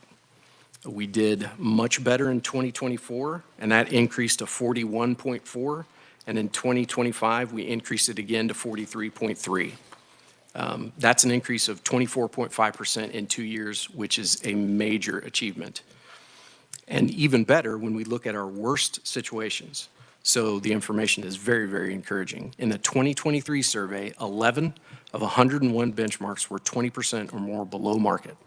So in 2024, there were just 8 benchmarks out of that 140 that were 20% or more below, and we are now down to just 7 in 2025. So that tells us that we're doing a very, very good job of really focusing on the groups that are most in need of assistance, and it's sticking. So that's very encouraging. So the fact that we've increased the number of benchmarks, we think that's even better. I mean, we're on a percentage basis, we're doing much, much better. We refer to kind of 5% below and 5% above as kind of the sweet spot of where most employers are going to want the majority of their employees to be. In the 2023 survey, we only had 27.7% of benchmarks in that sweet spot. The number increased to 38.6 in 2024. We slipped a little bit in 2025 to 33.3, but some of that slippage occurred in 2023. We only had 8.9% of benchmarks that were more than 5% above market. The number increased to 20.7 in 2024, and again in 2025 to 24.8%. So we're not losing on the bad side, so we're not having people go to below the sweet spot. We're actually having them a little above the sweet spot. So that's, again, from a comp perspective, that's a good thing. Some people see this as a problem, but having benchmarks above market is not necessarily a bad thing. In general, longer-term employees are expected to be above market for their jobs. They bring more to the job. They have a greater value. So with as many long-term employees that the state has, we're beginning to look a little bit more representative of what our actual workforce looks like. We used to be in an inverse bell curve with most of them down at the start of the under market at the entry level. We're now seeing that spread out a little bit better. In addition, it also means that our efforts in recent years where we have really actively tried to be leaders in certain markets, specifically law enforcement, our uniformed corrections officer jobs, they've been successful and they continue to be successful. So it's not necessarily a bad thing to have that many folks above market at that point. So overall, our position is that the data is very encouraging. We can't rest on our laurels. We have to keep doing something to continue to fund. As I've said many times, you know, a good compensation system funds 3 different ways. We adjust the entire structure, so those are the old general increases. We move people through the structure, which used to be the old step increases, and then we target those jobs that need it the most. When you're doing at least 2 of those things, you have a pretty healthy plan, and we have been doing at least 2 of those things for the past few years, and you can see that. So I think the results are very encouraging. You know, we've really focused on the worst off jobs, and I think that's really where we've done the best. We're seeing some of those chronic turnover vacancy issues we're not having as nearly as bad, particularly in the correctional facilities. The pay increases that they received have been tremendous and have helped stabilize things there. And so I think those types of things are really good that we need to keep doing. But overall, market is a great way to compare ourselves to see how we're doing. And we're certainly, you know, we appreciate the committee and the legislature's efforts to get us closer to market and maintain that position as well. So I know we have a limited time and there's a lot there, but happy to answer any questions I could right now. All right, and thank you for being here, and thank you for the presentation. And I think you're right. I think in the past few years, we have the legislature has taken strides to identify those positions that were severely under market and trying to bring those up, so we don't have the turnover that we were experiencing beforehand, and that we are in alignment with the market rate. So that and we're going to be talking about this on the next item, but we had some agencies and departments, because you used the states of Arkansas, Colorado, Iowa, Missouri, Nebraska, New Mexico, Oklahoma, and Wyoming as far as public employers. Correct. To try to generate what type of market rate that may look like throughout those other states. But we've had some state agencies that when they submitted their budgets for this year, they were claiming that they wanted pay parity, and they were using private sector. So how does the Department of Administration combat that when you're using public employers, but then we have agencies and departments going out and using private sector market rates? Thank you, Mr. Chairman. Within our survey, we do target private sector employment within the state. So we send out surveys to as many of our, generally the larger employers that we can get, because they're the ones that we're gonna get responses to. And we get responses. You know, we've had security benefits, some of the local hospitals, those types of respondents. It is very easy to basically cherry pick your market. So, and that's what we find when somebody is really zoned in on, oh, well, we need to pay what they pay. We're like, is that your only competitor? I mean, I understand that, yeah, they may be your top competitor, but that's not your exclusive competitor. So what we would do is if they have that information, we'd ask to see it, we'd look at it, we'd see how it compared to what we had. A lot of times they're getting the same information that we got, but since we have combined it with other information, our numbers are a little different than what they combine. The other one that we get a lot of is, yeah, we want to compare to the feds.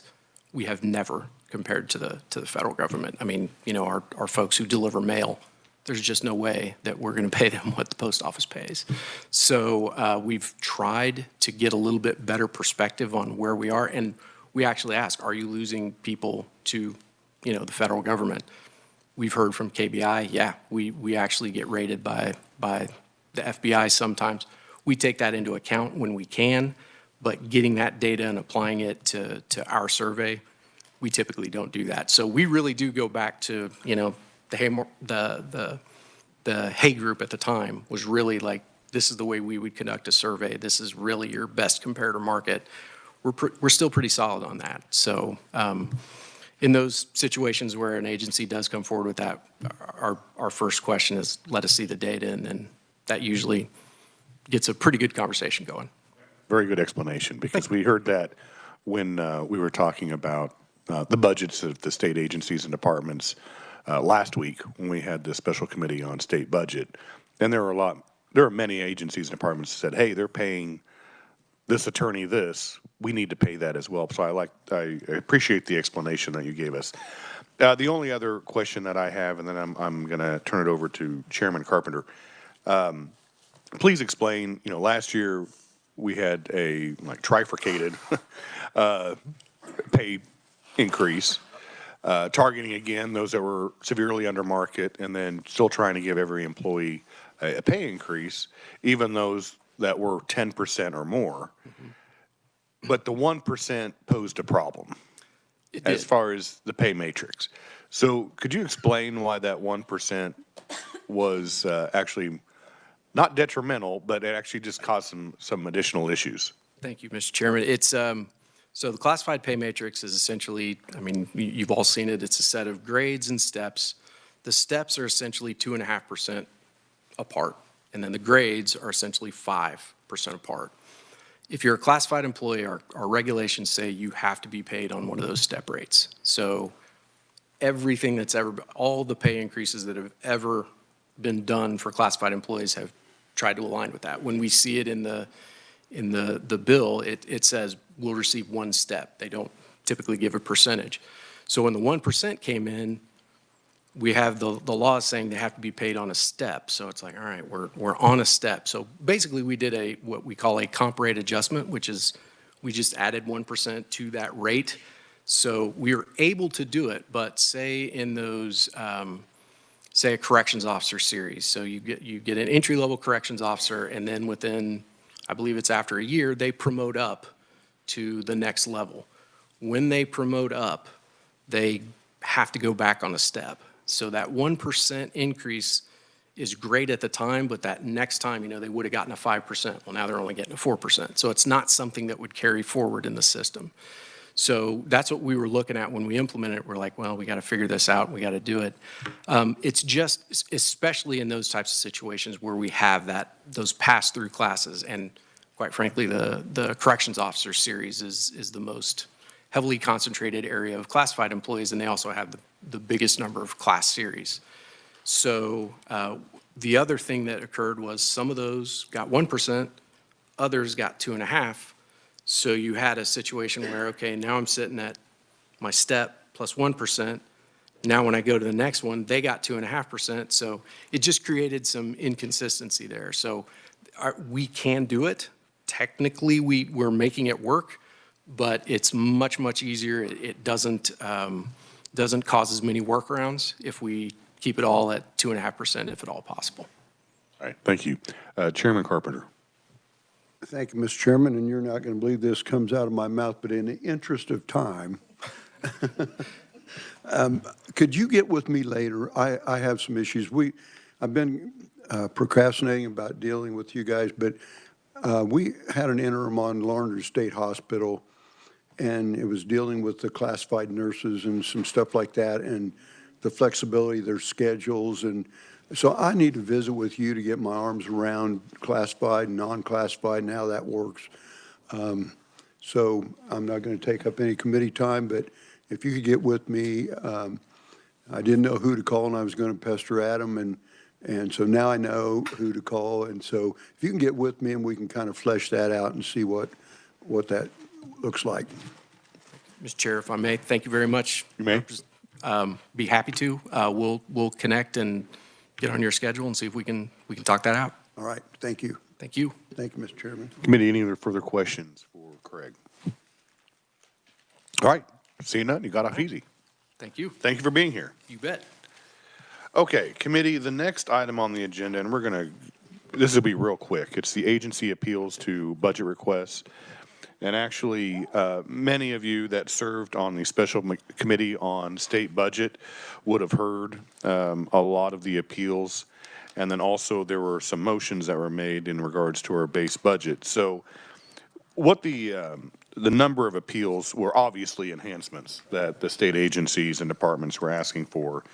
And those came to the tune of, these are state general fund dollars, so it's not all funds, but in 26, about $58.9 million that they were asking for in enhancements. And in 27, it was $450.4 million that the agencies and departments were asking from state general fund enhancements. A lot of those were, some of the regular items that agencies and departments ask for on an annual basis. It also included full-time equivalent employees. There, as I mentioned in the previous segment, it was also pay parity.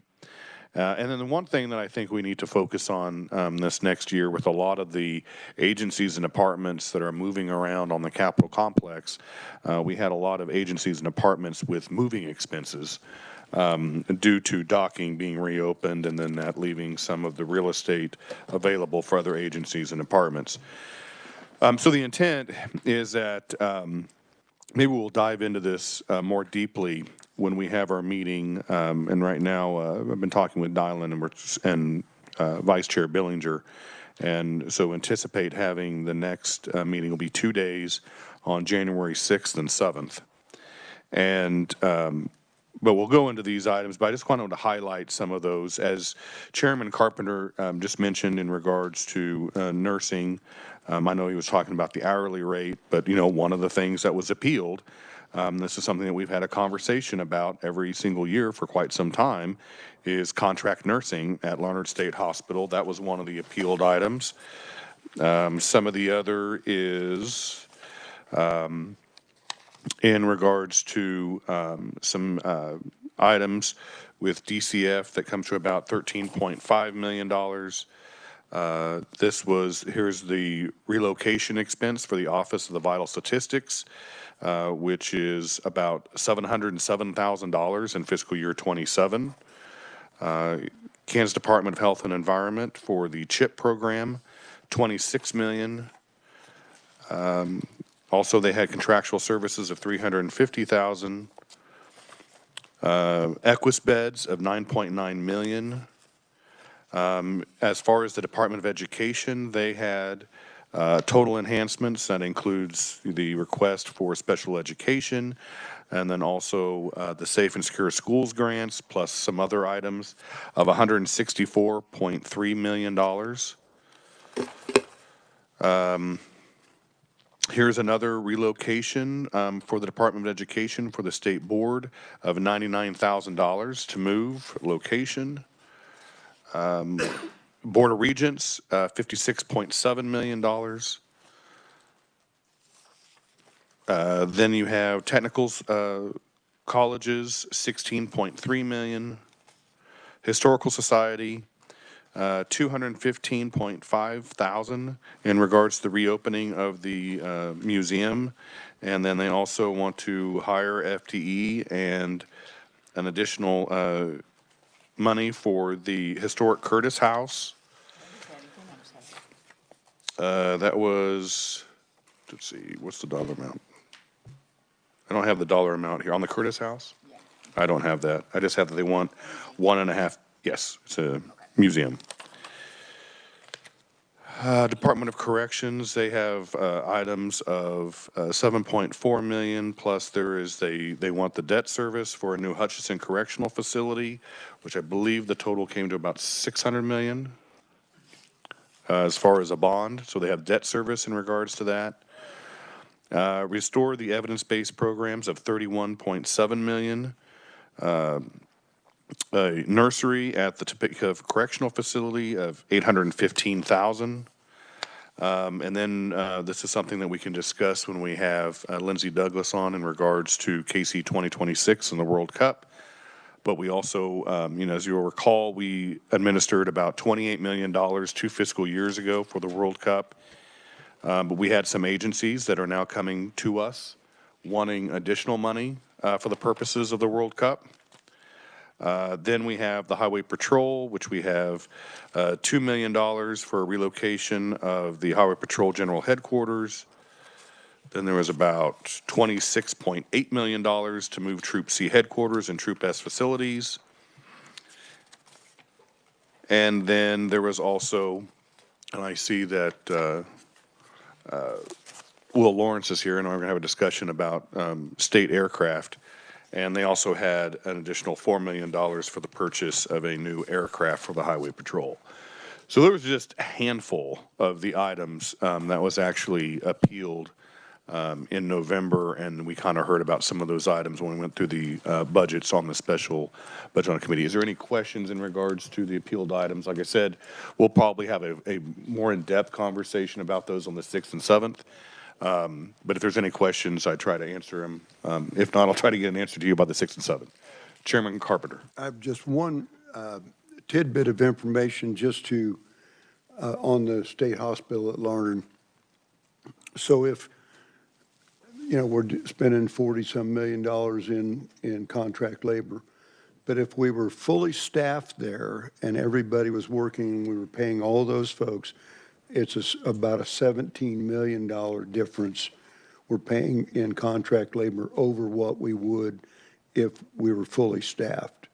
So I think sometimes when we see $45 million worth of contract labor, our hair gets on fire, which mine does. But the truth of the matter is, if we had every position filled and they were state employees, the contract labor, the difference is about 17 million.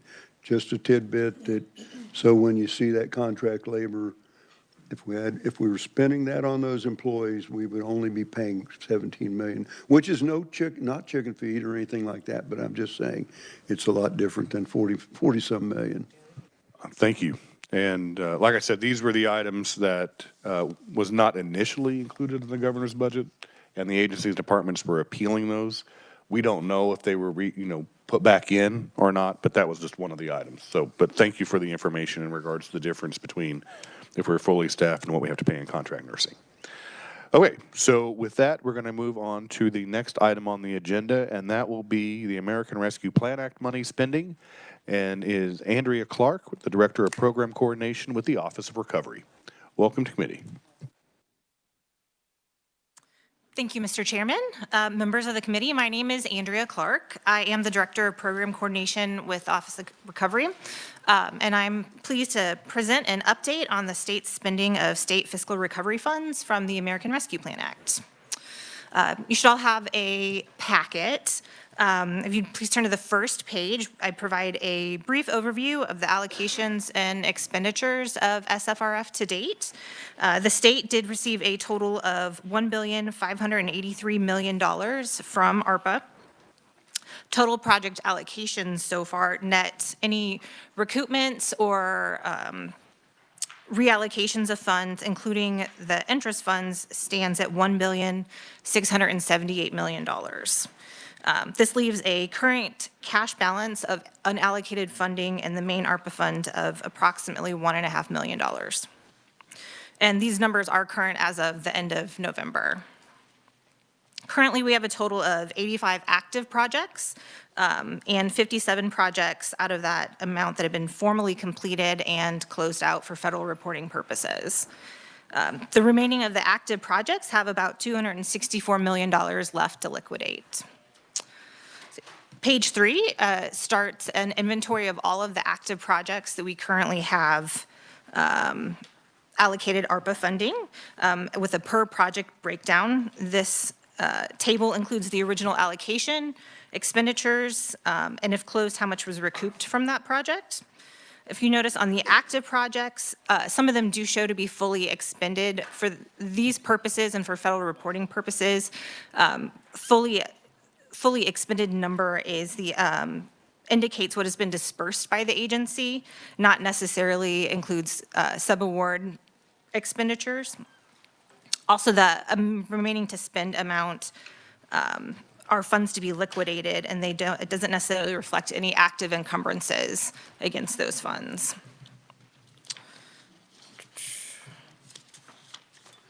So following on page 6, we have the inventory of closed projects start. Closed projects aren't considered fully closed until all grant monitoring and compliance reconciliation has occurred.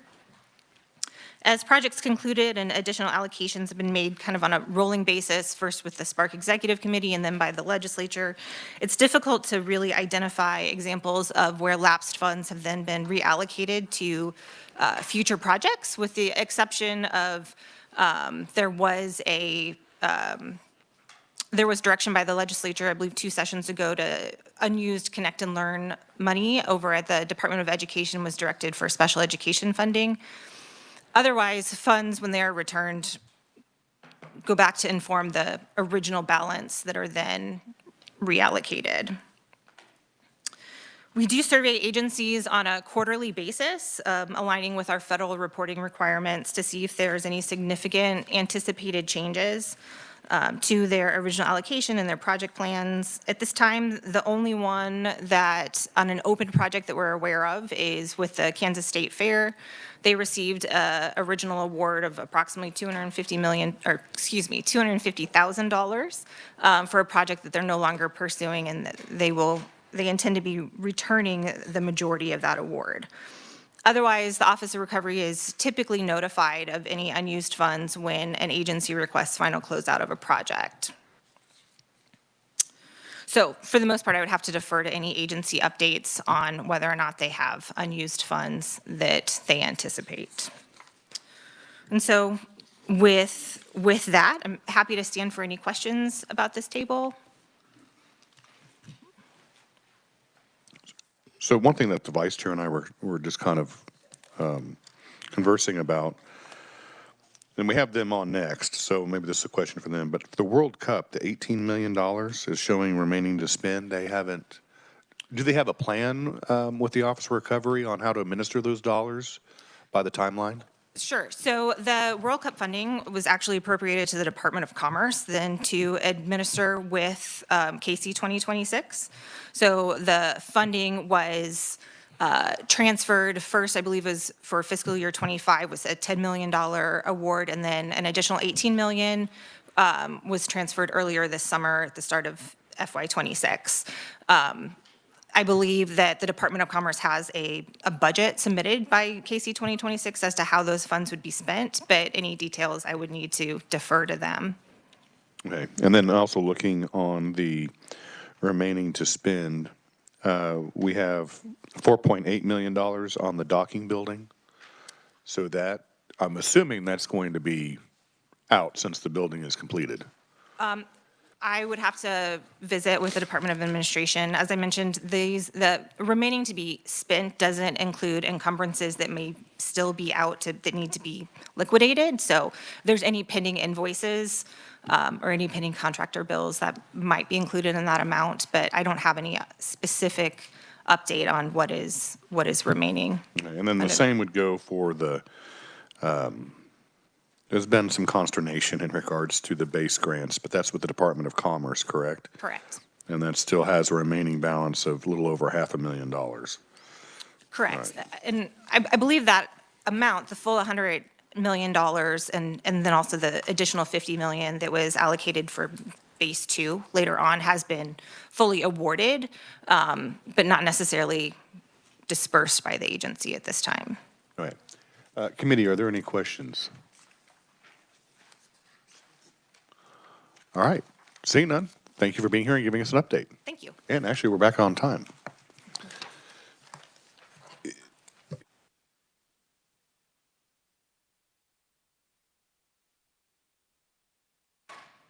Is Lindsay Douglas online or?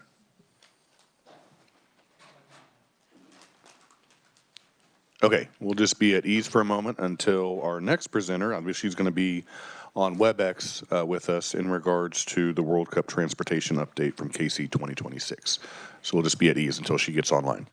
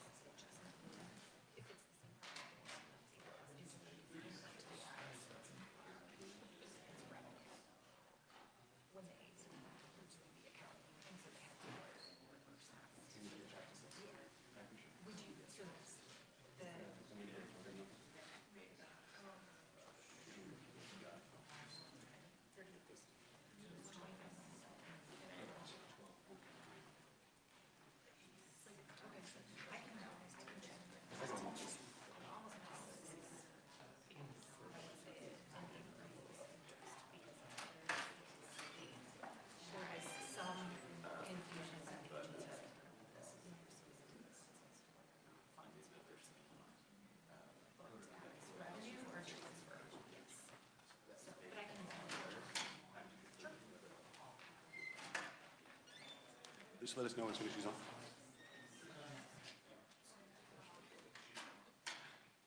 All right, we'll go ahead and resume. I believe that Lindsay Douglas with 2026 is on WebEx. Lindsay? Good morning, or excuse me, good afternoon, Mr. Chairman and members of the committee. Excited to be here today to present an update on our World Cup planning and operations. And the request that came to me was to give an update on transportation and safety and security. So excited to be with you today to provide that. And I'm going to share my screen to be able to assist there. So like we start every presentation, we are at 175 days. We are sub 6 months officially and are eagerly planning and finalizing now that we have the results of the final draw. And one thing that we've really stayed focused on throughout this effort and all of our planning is that Kansas City isn't just hosting matches, that we're really focused on hosting people. People coming to our community, coming to our region, people that live here, work here, also want to experience the tournament. We know that we want to stay focused on the people element, not the technicalities. Of course, those are important as well. And going to present some updates to a few of those key items. And just as a reminder, our objectives here have been set by our board of directors, representing both private and public sectors, both sides of the state line for really the entire region, as well as nonprofit representation as well. And really what they've wanted us to deliver, how they've wanted us to deliver the tournament requirements is around unifying the region, delivering Kansas City magic, which just simply means we want everybody to know where they are during the tournament. We're not just another host city for them to experience a soccer match. They really understand Kansas City and our Midwest region. We want to rise on the world stage and really use this as an opportunity for the world to really get to know Kansas City, how we host people, what the hospitality is here, and to leave a lasting legacy. So where can we continue to elevate our brand and make sure that there's a sustained and long-term impact of the tournament for the region. And when I talk about the region, we're not just talking about the metropolitan area, but really the full 6-state region that will be traveling here and participating in the matches. And this is just a slide that as a reminder of what KC 2026 is contracted to deliver. We have the safety and security plan responsibilities from FIFA. We have to provide transportation, host a fan festival, make sure that we're providing all of those things around the facilities and venues that are required for the tournament, and really thinking about what that fan experience is and the economic enhancement to the region. As our funding partners expect, and the expectation of the region in our hosting responsibilities, that we're really bringing that value back for our community. And this slide has proven true when we think about how the final draw came out and the other host cities. Folks are identifying that Kansas City is right in the heart of the tournament. We're right in the middle of the country. We're in the middle between the 3 countries that are hosting, and a relatively short flight to any of the other host cities. So we know that Kansas City is on the radar for people traveling and planning their trips, as well as for the teams and the base camps that are currently under consideration. So when we think about what happened with the final draw, I have up on the screen the group stage matches and what countries are playing here in the group stage. Argentina and Algeria will open us up for the tournament. This is a huge match. Argentina is the returning champion from the 2022 World Cup. They also have a very important player on the world stage with Lionel Messi. It is rumored that this will be his last World Cup. So we know that this opening match is going to be huge, both for him as a player, but for that team overall. And Algeria is a competitor. They are performing very well as well. So this being our opening match in Kansas City, we don't have an easy one to start when it comes to the logistics, but we are really, really excited that we're going to have Argentina playing here. And then our second match is Ecuador versus Curacao. A little bit of a Cinderella story with Curacao being the smallest country ever to have qualified for the World Cup with a population of about 200,000. We're getting to host them in the smallest host city. And just what that means from sort of a Cinderella story of the tournament, everybody loves to see when countries that have never qualified before are playing. Ecuador, of course, is a very highly competitive team as well, and looking forward to seeing that match. And then our next up is June 25th between the Netherlands and Tunisia. The Netherlands is another Pot 1 team, so that if you're keeping track, that's two Pot 1 teams, those highest 12 in the tournament that'll be playing in Kansas City. The Netherlands have a huge fan base that follow their team, and will do a fan march associated with that. They call the Orange Walk, and probably don't have the right enunciation of orange for the Netherlands and the Dutch, but it is going to be a really exciting time and a huge match for us at 6 o'clock that evening on Thursday, June 25th. And then our final group stage match is between Algeria and Austria. Both, again, high competition teams, Tunisia as well, I didn't mention, but we do not have any third and fourth ranked team matchups in our group stage. So all of the soccer or football that will be played at Arrowhead will be very high competition. When we look at the round of 32, the top ranked team in K group is Portugal. For those that follow soccer, that is Ronaldo's country team. That'll be a huge matchup. And then the quarterfinal on July 11th, we know the teams that end up in that quarterfinal are going to be very high performing teams, likely significant fan bases following them as well. So lots of really great matchups here coming out of the final draw. We are very, very excited about our draw and the caliber of teams that will be playing in Kansas City. This is just a quick snapshot of that match schedule. Again, something to point out here are match times. They're relatively late match times. And I think that's mostly due to heat considerations. When we think about Kansas City in June and July for the Club World Cup, that was definitely a consideration. We think that's going to help us keep people hydrated and keep them safe from high heat during this time with an open air stadium. This is just those teams mapped out on the world map here. We really are globally celebrating soccer with the teams that are playing here in Kansas City. So excited to see kind of where these teams are originating from, and excited to learn more about their cultures, things that we should be educating the region about as we look to host these folks in, as I mentioned, less than 6 months. So to dig into transportation a little bit more, we've been working across a number of all of our local and regional partners here that provide transportation, or our agencies that are responsible for transportation in the region. And really this plan that I'm about to update you all on was generated from that input and really working together across the various stakeholder groups. The host city requirements for transportation are outlined here. Airport to downtown bus service is a requirement. Match day transportation to the stadium. We know with the expanded overlay of FIFA at Arrowhead, we have less parking, much less parking. So we've got to move a lot of people into the stadium with other means. So we're standing up bus services to do that. We also know that we've got to get people from the fan festival to the stadium on match day as well. So you'll see that built into our plan. Of course, we need to make sure that we're accommodating for folks with disabilities, with ADA compliance, and other considerations as part of our transportation network. And then last mile pedestrian management. So once they're at the stadium, making sure that pedestrian walk is safe, and we're considering any challenges associated with that.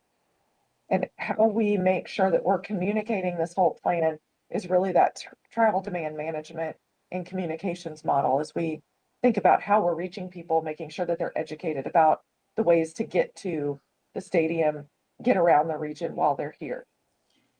So we really want to leverage this investment by our funding partners to make sure we're also distributing economic impact.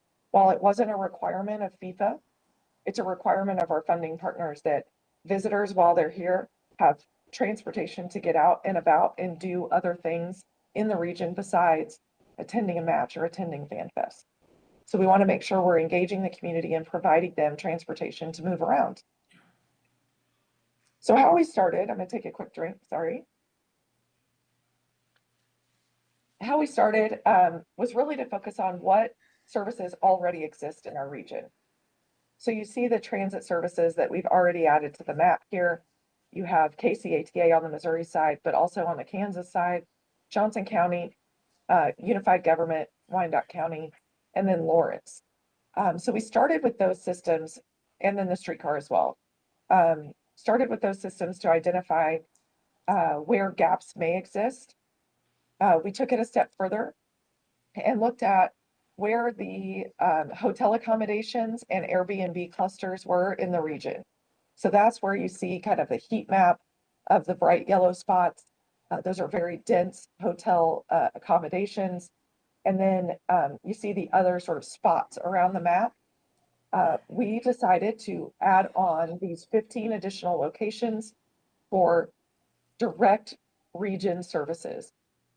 All of these services together, we're calling the Connect KC 26 services, and have looked at 3 different services to really meet the FIFA requirements, as well as distributing that economic impact around the region and helping visitors and residents interact with the tournament, but also getting them out for other activities, other things outside of FanFest and the stadium.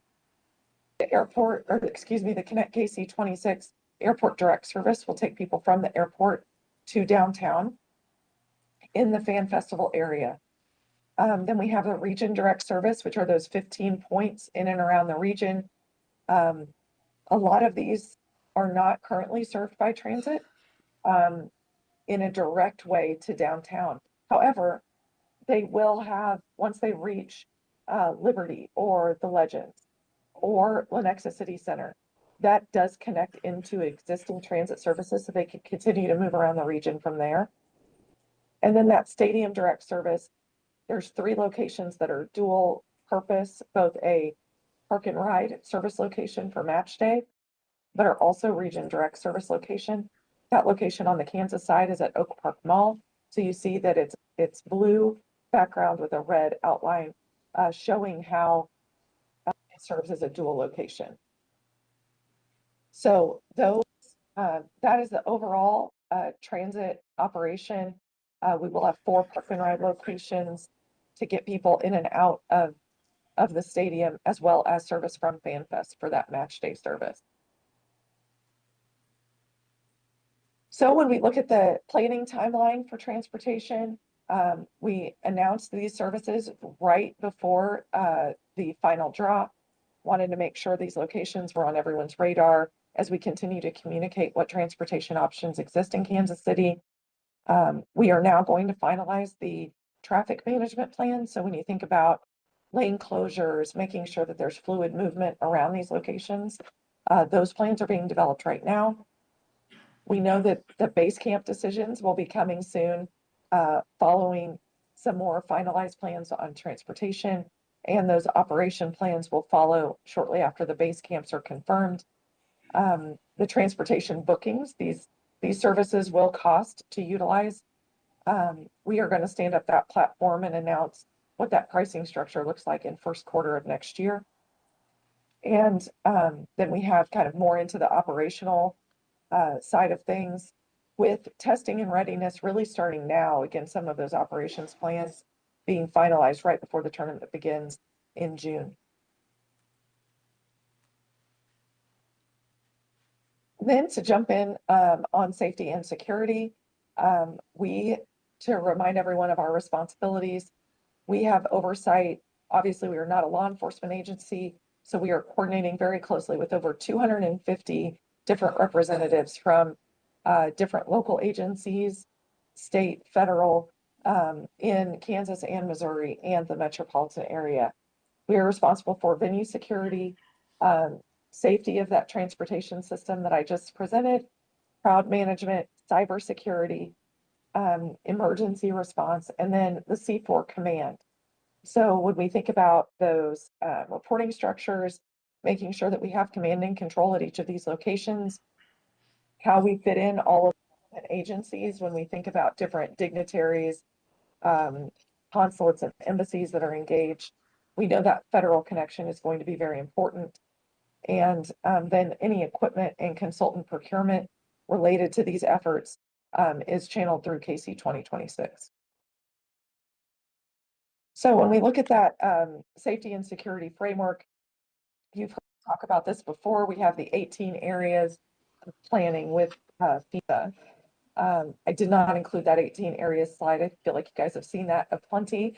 But we are through our first drafting process of plans in each of those 18 areas, with all of the relevant stakeholders being very involved in review and creation of those plans.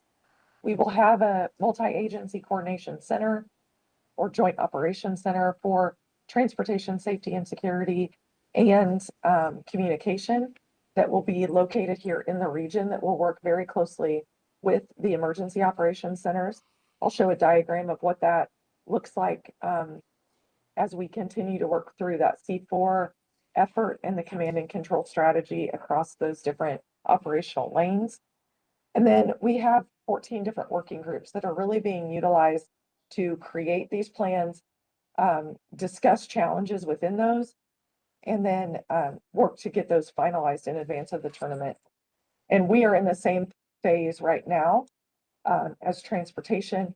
When we look at all of the jurisdictions that have official tournament locations, you can see that it really spreads across multiple jurisdictions on this map.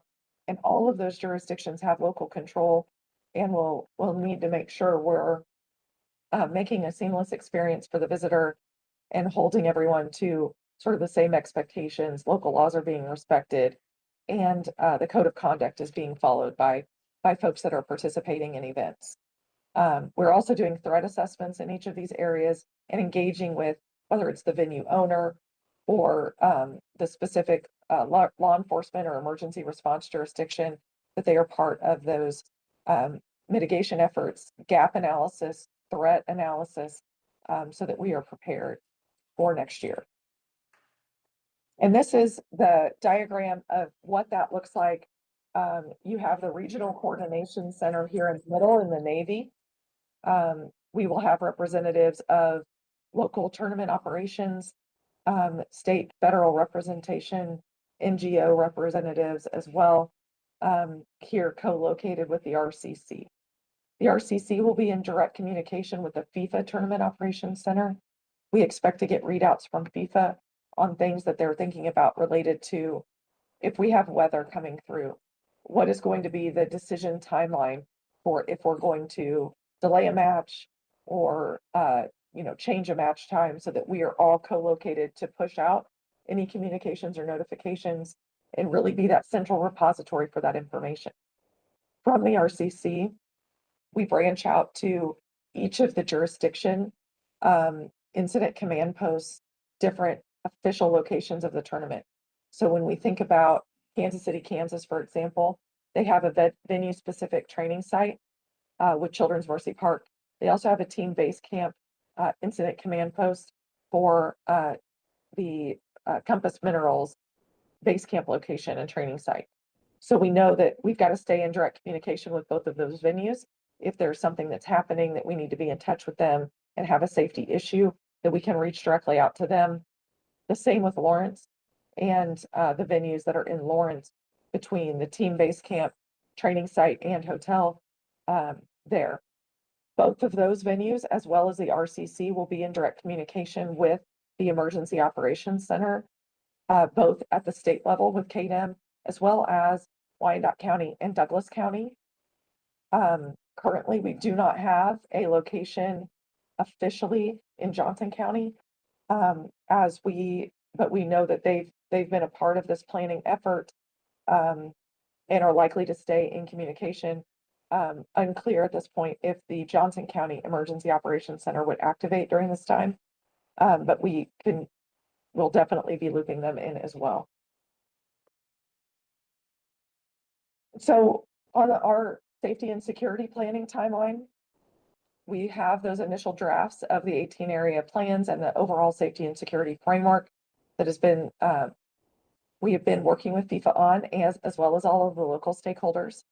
We are moving into and have just finalized procurement on a training and exercise team that will be helping us do additional tabletop exercises. The Mid-America Regional Council, through their safety and security planning teams, have already been hosting a lot of training. We are looking at some World Cup specific training to fill any gaps that exist. So we'll be doing additional tabletop exercises, and then we will do a full-scale operations exercise as well with the team that was recently brought on. Again, we're keeping those stakeholders at the local level, state level, and federal.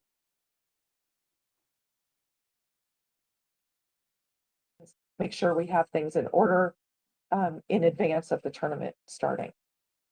So that is where we are in our overall timeline following the draw. And I would just encourage everyone to continue to follow and get additional information through our regularly occurring communications channels, website, newsletters, social media. We're pushing a lot of information out through those channels currently. Encourage you to continue to follow along. And Mr. Chairman, I'd be happy to stand for any questions. All right, thank you, Lindsay, and thank you for the update. As we just had the information in regards to ARPA dollars, we were just talking about the 18 million with KC 2026 for the World Cup that has yet to be spent, but I'm sure it'll be taken care of by the time needed it needs to be. I have a question in regards to on slide 17. You have transportation bookings live. Can you explain that? Yes. So the transportation bookings is really that ticketing platform for transportation. So the passes would be available to purchase in advance of the tournament starting. So we expect I didn't do a very good job of this, so I apologize. The airport service and the region direct service will be active June 11th through July 13th. So that'll be from the first day of the tournament, not in Kansas City, but the first day of the overall tournament through this 2 days after our last match here in Kansas City. So that'll be a full 33-day service period for the airport service, as well as the region direct service. And then the stadium direct will just be those 6 match days. So when we talk about transportation bookings, it's really that those passes are available for purchase and for visitors to be able to have those things in place in advance of coming to Kansas City. Okay, so those are just the passes. Does that also let the buses know, like, for example, when they go to the airport? Because that was one thing that I was thinking about when I flew out of KCI a couple of weeks ago, is exactly how the buses are going to be alerted that somebody is there that needs to be taken downtown. Perfect. So we will be running that service. It isn't going to be an on-demand sort of thing. Every 15 minutes, we will have a bus departing from the airport. So we will also have that 15-minute interval at the drop-off location. So if you're taking the bus to get back to the airport to fly out of Kansas City, that 15-minute interval is our service timeline. On the region direct service, we're anticipating a bus every 20 minutes. On that region direct service. And then the stadium direct is going to be flowing. So it's not a timed interval. We're dedicating the bulk of our fleet, obviously, for match day to move the tens of thousands of folks that we need to get to the stadium. So that's not a timed departure. The other piece of the transportation bookings is the park and ride parking spot. So similar to when you buy a parking spot or parking pass for the stadium, we're going to have that same situation for our park and ride locations where you'll have to buy a parking spot. That's going to help us manage our fleet to understand where demand is. We will cap the number of spaces at the park and rides that are further away from the stadium, as well as at the stadium or close to the stadium. so that we can manage the fleet. So if you can imagine, if we're doing that park and ride system from Oak Park Mall and we have 30 buses dedicated to that service, we only can move so many people. Whereas if it was a closer location to the stadium, more efficient use of that fleet, we may be able to use those same buses, the same number of buses, and move way more people because we can turn the buses a lot faster. So we'll cap the number of parking spaces that are available at those outlying park and ride locations. So when we launch these bookings, we expect that they will reach capacity, and are hoping to price them and encourage early arrival so that we can make sure that people are getting to the stadium before kickoff. All right, thank you. And then I have a question in regards to security. Last week, we had our special committee on state budget, and we're going through agencies and departments enhancements for fiscal year 26 and for fiscal year 27.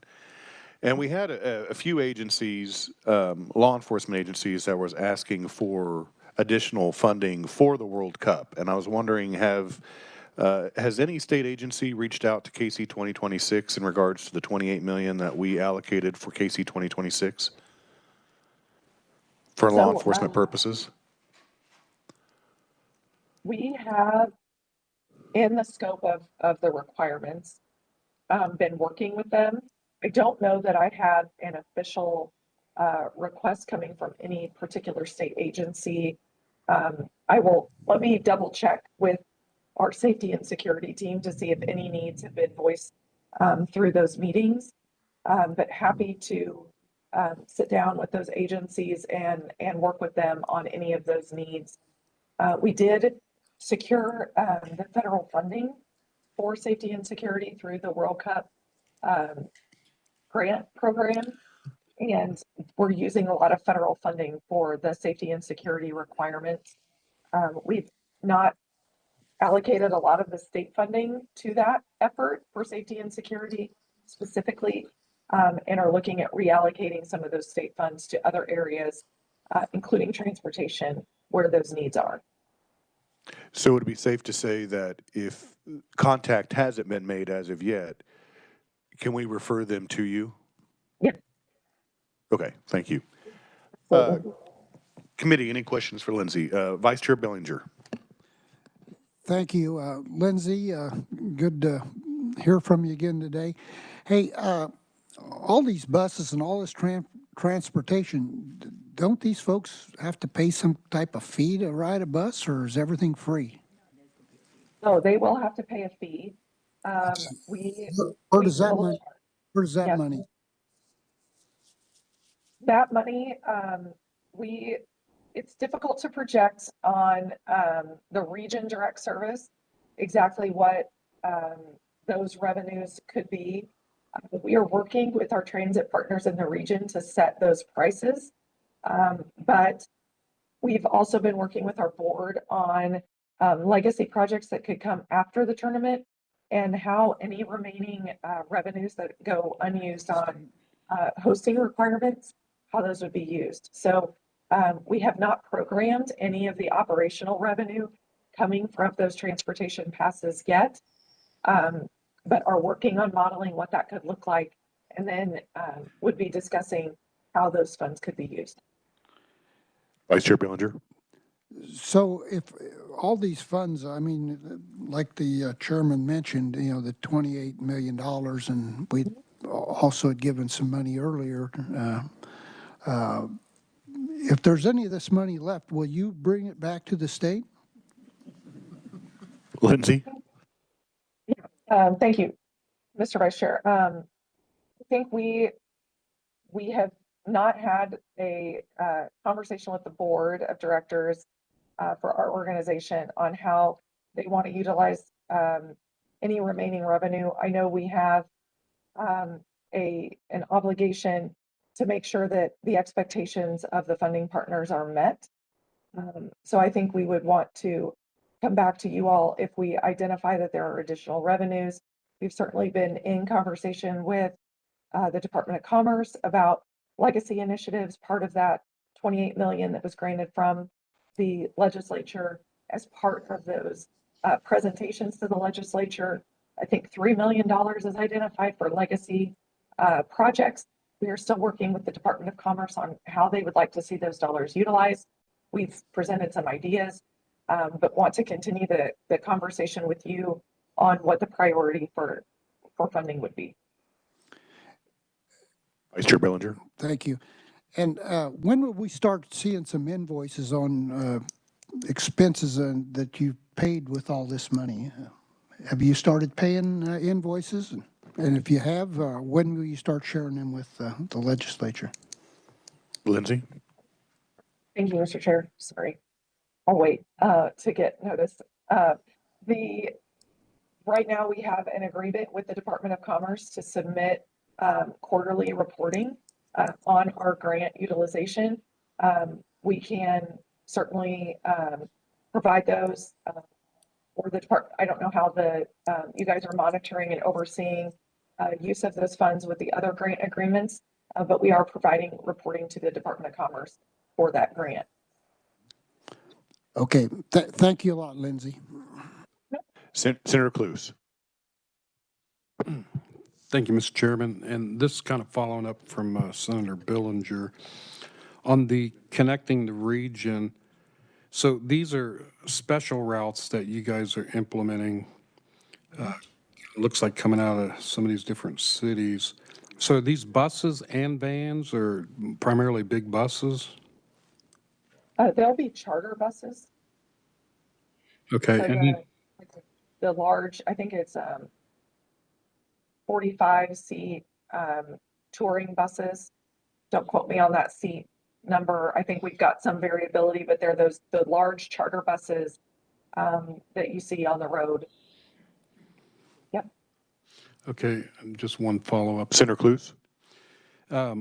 And then, do you expect this to expand more from here? I'm just interested. I'm not seeing Topeka, the capital city, on there at all, and it seems like Lawrence has been kind of the westernly bound through all these things I've sat in on.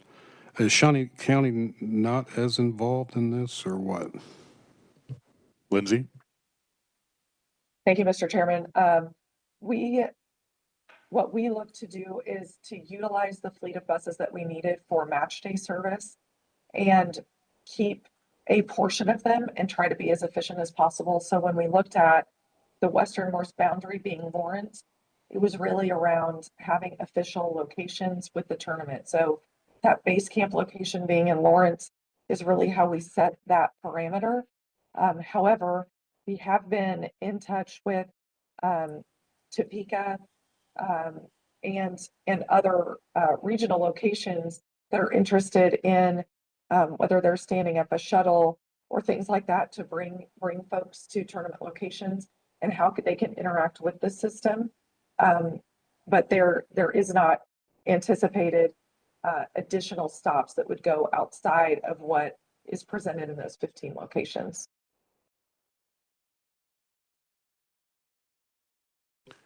Committee, are there any other questions for Ms. Douglas? Senator Petty. Thank you, Mr. Chairman.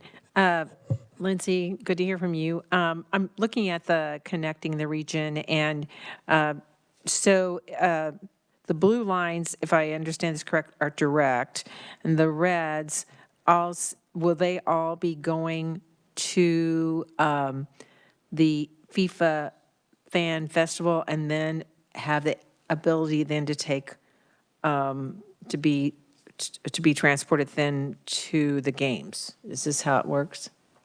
Yes, that's correct. Oh, I'm sorry, Mr. Chairman. Hey, Lindsay. Just keep jumping right in. Yes, Senator, that's correct. All of these routes are direct to that Fan Fest location. We've created sort of a Disney-style bus mall that will operate just outside of Fan Festival to provide connectivity to these locations. People could ride, for example, from Lenexa City Center or from the Legends to Fan Festival and then catch a direct bus into the stadium with a match ticket. That stadium service is just for ticket holders, but that would be a way that if they did not want to drive and park and participate in the park and ride system, that they could get to FanFest and then on to the match. Mr. Chairman, just to Senator Petty. follow up, this is kind of getting into the weeds. So if I'm going and I'm going from the Legends, would I be buying 2 tickets? Would I be buying a ticket that would take me to the Fan Fest and then have to buy another ticket that would take me on to the stadium? Lindsay? That is one of the things that we are likely not going to charge from that last leg. So if you bought a pass to get to FanFest, or you drove and you parked and then you got to FanFest, if you have that match ticket going from FanFest to the stadium, you likely paid either to park or for that transit service to get there in the first place. So if you have that match ticket, we're working through what that looks like with all of those different separate legs. But I don't know that we've come to a conclusion officially, but we are sensitive to the fact that it would feel like you're paying for twice. So if you buy a parking spot at a park and ride location, you do not also have to pay for a pass to board the bus. So that's all inclusive. We want to make it simple and seamless as we can for folks using the system. So we're paying attention to that, but I don't know that we've made that official decision yet. Thank you. Yep. All right. Any other questions? I guess the only thing to follow up on Senator Billinger's request, would it be possible to have the quarterly report sent to Kansas Legislative Research? Sure. Okay. All right. All right. Thank you, Lindsay, and thank you for the update on the World Cup transportation and security. Next, we have a review of the state of Kansas aircraft, and so I would invite Merle Riedel, the Chief of Staff for the Kansas Highway Patrol, to address the committee. Welcome to committee, Merle. Thank you, Mr. Chairman, members of the committee. I did provide a slideshow, if there's one that we could pull up.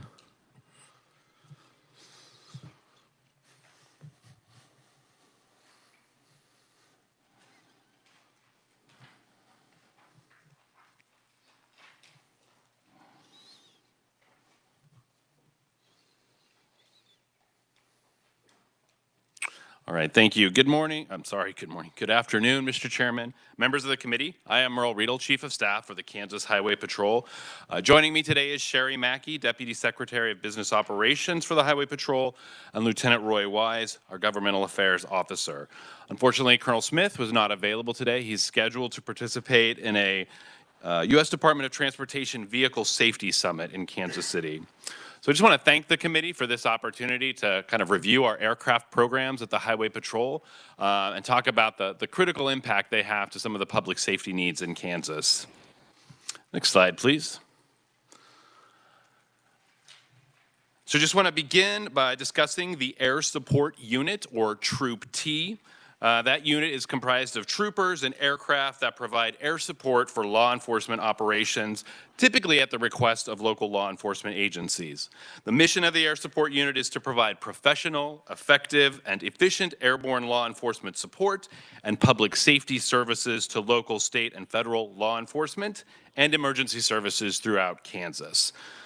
The Air Support Unit's goal is to enhance and support law enforcement and public safety efforts by strategically deploying airborne assets and utilizing modern aircraft technology to increase safety, effectiveness, and efficiency for first responders. Next slide, please. So it is worth noting that our Air Support Unit was recently restructured. In April 2025, the Troop T aircraft operations, which previously included law enforcement aircraft and the executive aircraft program, was restructured. And that executive aircraft programs was placed under Troop L, which is the Executive Protection Unit. And that's really to better align the services with that executive aircraft related to executive transport requirements, which means that the new Troop T Air Support Unit is purely focused on law enforcement and public safety airborne support needs. Next slide. The Air Support Unit is based at 3 locations in Kansas. with the personnel that you see described on that slide. In Topeka, we have a hangar at the Philip Billard Municipal Airport. That was a hangar constructed in 2007. KHP owns that hangar and the land below that hangar. Currently staffed by 3 trooper pilots. Then we go to Cook Airfield in Derby, which serves the Wichita area. KHP moved to a leased hangar on the Cook Airfield in 2023. That includes 1 captain and 2 lieutenants that are currently performing pilot duties in addition to their administrative duties. There's also 2 new trooper pilots who will begin training in December 21st, and 2 tactical flight officers, which will join the unit in January 2026. So these officers are actually assigned from the Wichita Police Department and Sedgwick County Sheriff's Office. So they are law enforcement officers with these agencies that will be working with the Highway Patrol as part of a joint tactical flight officer program, which I'll describe a little bit later. And then finally, the last base is at Hayes, the Hayes Regional Airport. That is a new airport hangar that was constructed. In fact, in 2025, we cut the ribbon on that new facility. That was built in collaboration with the Hayes Regional Airport. So in that situation, KHP owns the facility and leases the land from the airport. So at the Hayes Regional Airport, or our aircraft hangar in Hayes, 3 trooper pilots were previously assigned to Hayes at the beginning of 2025. However, 1 lieutenant retired in June 2025, and the 2 remaining pilots transferred back to road patrol duties. So the role of a trooper pilot is demanding, with long and unpredictable work hours, often resulting in emergency callouts. And some of that may have contributed to those troopers who requested to go back to the road duties. KHP and the Air Support Unit are committed to providing airport services from the Hayes location. This location is instrumental to provide our statewide coverage. So those 3 bases allow us to have that coverage. Currently, the Caravan aircraft, which is assigned to Hayes, is utilized to train pilots at other bases on that specific platform, which is necessary given the lack of pilots at Hayes on that aircraft. Moving forward, crews from other bases will be staged at Hayes and conduct operations on a rotating basis while new aircrew members are trained. Next slide, please. So what you see here is a layout of our law enforcement aircraft that's comprised of 6 aircraft. From the top, you'll see a 2024 Airbus H-125 helicopter that's located in Wichita. That system has thermal cameras, integrated mapping systems, law enforcement radios, public address system, and live download links. So when we say a thermal camera system, that is an onboard system that includes high definition day and thermal cameras, more commonly referred to as FLIR, or forward-looking infrared cameras, that uses thermographic imaging that senses infrared radiation. So allows you to see high resolution in the day and also allows you to see at night. The integrated mapping system, that overlays mapping software on visual images that are in motion in real time. So that allows that tactical flight officer to reference ground locations of suspect vehicles and other law enforcement, and even measure distance and communicate that to the ground units. So on that graphic, again, we have the 2024 Airbus helicopter. Moving to the right, also in Wichita, you'll see a 2012 Cessna 206 Stationair, also has the camera, integrated mapping system, law enforcement radio. Below that, we have the 2023 Airbus helicopter that's located in Topeka. To the right of that, you'll see a 2012 Cessna 206 airplane, also located in Topeka. And then finally, the bottom row, you'll see a 2022 Cessna 208 Caravan airplane, which can fly at a higher altitude than the other 206 airplanes. So that has a high altitude thermal camera, and again, those integrated mapping systems. And then the last aircraft is a 1998 Cessna 206 Stationair airplane that has law enforcement radios with limited capabilities. That aircraft does not have the thermal cameras and also does not operate with the integrated mapping systems. Next slide, please. A review on the Air Support Unit funding. That unit receives an annual appropriation of $1.3 million, and that comes from a state highway transfer of the same amount. That funding supports direct operating costs, pilot training, aircraft maintenance and parts, aircraft insurance, and flight equipment, such as helmets and thermal cameras. The appropriation covers the cost associated with approximately 1,300 in total flight hours. So that amount of $1.3 million pays for a total of 1,300 flight hours among all the law enforcement aircraft. An increase in that annual transfer would allow either expanded flight hours to support additional calls from local law enforcement. Another concept at the Highway Patrol that we have been considering is a financing strategy for aircraft replacement that would utilize an increase in the annual transfer to essentially set aside funding each year and allowing a balance to build up. That would afford us to purchase those aircraft on a predicted, scheduled nature. That would eliminate the need for large enhancement requests in any one given year. However, that's just a concept that we have been exploring, not something we're proposing at this point, but it's something we'd love to have further conversations about. Next slide, please. The graphics on this slide represent the total flight hours among all law enforcement aircraft within the Air Support Unit for each calendar year from 2023 to 2025, and the percentage of hours dedicated for each mission type.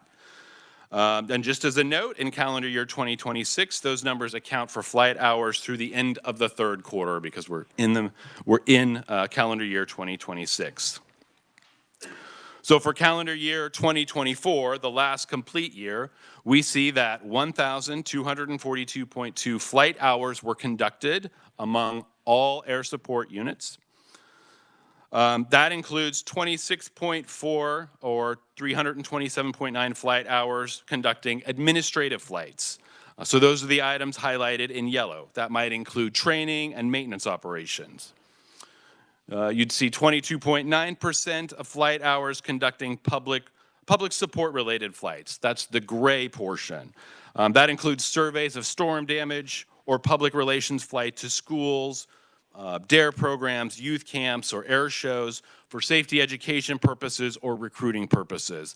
That also includes Red Cross flights that relate to blood transport. And then the final set of numbers you see is 49% of flight hours conducting law enforcement flights. That's the blue portion, which includes things like marijuana eradication operations, supporting vehicle pursuits, or surveilling a site of suspected criminal activity. Next slide, please. So this slide focuses just on calendar year 2025, represents much of the same data, but this is arrayed by the bases. For example, the table under Hayes, the column at the right shows the flight hours for the entire air support unit, which totals 1,081.5. And then the column just to the left of that shows the flight hours from aircraft in Hayes alone. That totals 212.7. And the associated percentages of each of those tasks that were conducted from the Hayes unit. So for example, if we look at the manhunt mission type under the Wichita table, we would see that a total of 75.6 flight hours were conducted by the entire air support unit. Of that, 37.5 flight hours were conducted from aircraft stationed in Wichita, which is 49.6%. Next slide, please. The next two slides, I want to talk about a couple of special initiatives related to the air support unit.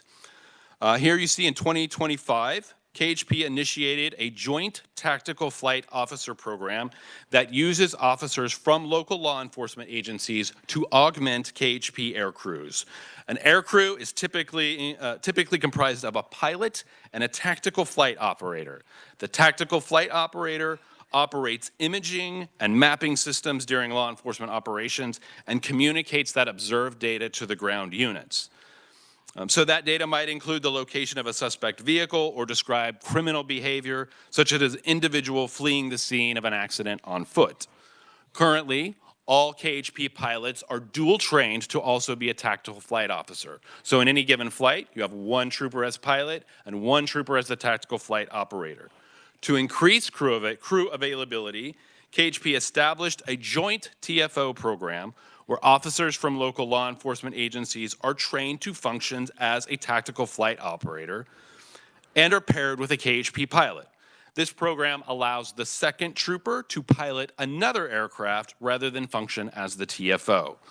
And for this initial launch, KHP partnered with the Wichita Police Department and the Sedgwick County Sheriff's Office, who will each assign an officer to that air support unit in Wichita to be trained as a full-time tactical flight operator. And if that program proves successful, which we're fairly confident it will, we hope to expand that to the other bases and involve local law enforcement at our Topeka base or our Hayes base. Just want to update the committee on efforts to relocate the KHP Wichita base from the Cook Airfield to the Jabara Airport. In the 2025 legislature appropriated $655,000 annually, beginning in FY 2027, for lease payments to a third party for development of a KHP hangar at the Jabara Airport. KHP recently entered discussions with the Sedgwick County government regarding construction of a joint hangar facility at Jabara that would house both KHP aircraft and it would house Sedgwick County Sheriff's Office detainee transport aircraft, house those both in the same facility at Jabara. So in that scenario, Sedgwick County would construct and own that facility with KHP making annual lease payments for our portion. So prior to discussions with Sedgwick County, we surveyed several private developers in the Wichita area. And we found that suitable existing hangar space was not available and that the cost of leasing newly constructed space, commercial space, was really unsustainable given some of the escalating costs associated with that. So this partnership with the Sedgwick County would be mutually beneficial to both entities, and the county government does have the ability to acquire capital for construction of that facility.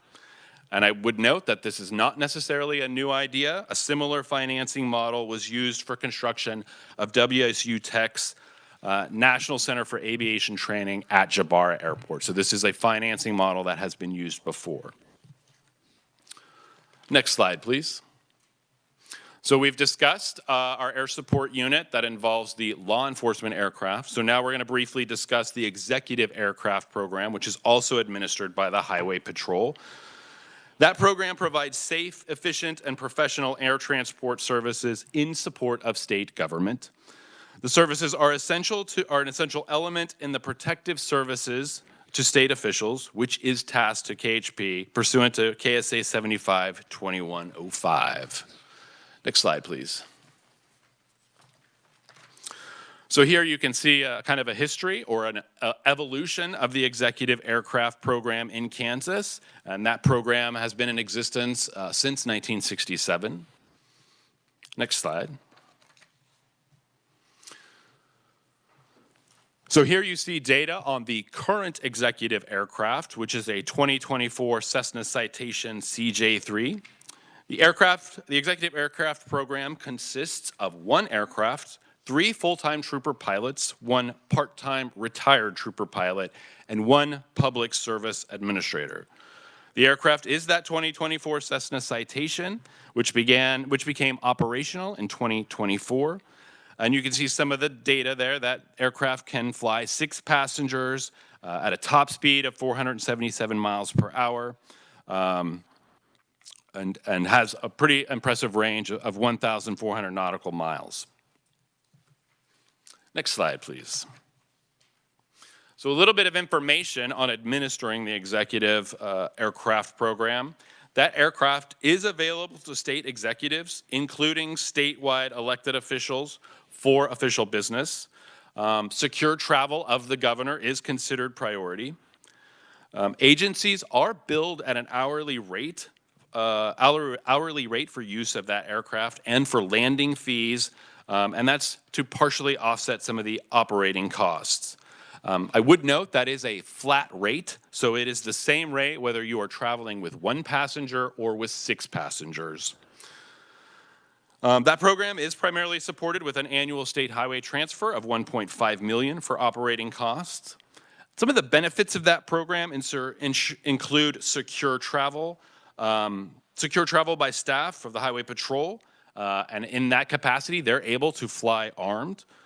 You can travel anywhere in Kansas for within 1 hour and travel to the coastal cities within 3.5 hours. Crew and aircraft are available 24/7 for travel to any suitable airport within the U.S. or Canada. The only issue is that it not conflict with someone that may have a higher priority or that it may be already scheduled. That aircraft is available to members of the legislature with authorization from the executives, and policy describes the executive as the Speaker of the House or the Senate President. Next slide, please. The last thing I want to talk about is the executive aircraft in support of law enforcement efforts. So, though the primary role of the executive aircraft program is the secure transport of state officials, its value for law enforcement is significant. In July 2025, a 2-year-old child was abducted by a suspect during a double homicide in Topeka. An Amber Alert was issued. That suspect was located on the same day in Illinois with that child. The suspect was arrested and the child was found unharmed in the back seat of a stolen vehicle. The executive aircraft flew law enforcement personnel to Illinois to recover that child, who was flown back to Topeka to rejoin their family within the same day. And the image you see is actually that child flying on the executive aircraft. That suspect was later charged with multiple counts, including first-degree murder and kidnapping, but the child remains with the family. Next slide, please. And that, Mr. Chairman, concludes my presentation. I'm happy to stand for questions from the committee. All right, and thank you for the update, Merle. So this was a question that was actually posed to me, but I think you may have answered it. I had a highway patrolman, was at a meeting where we're both mutual members of, and he is actually from Hayes, and he was inquiring me about why the caravan is not there, especially after, as you mentioned, we just built a new hangar on Hayes Regional Airport. And at the time, I didn't know. I said, well, the caravan is supposed to be in Hayes, plus we just built a new hangar. And he said, yeah, you did. And I said, well, where's the plane at? And he said, I think he assumed Wichita. But now that you say there are no pilots in Hayes, is that that's the reason why the caravan is not housed in Hayes, right? So, yes, Mr. Chairman. So, absolutely, number one, thankful to have that funding to purchase that caravan because that's a really valuable resource. And we are excited to have that new hangar capability in Hayes. However, we did find ourselves in the period of 2020 in a circumstance where we had 1 retirement and 2 of those troopers returned to the road. So we found ourselves in a situation where we didn't have pilots there to operate that aircraft, and we didn't want that aircraft to be sitting unused. So for a period of time, that aircraft has been used at some of our other bases to train other pilots on operating that specific aircraft platform.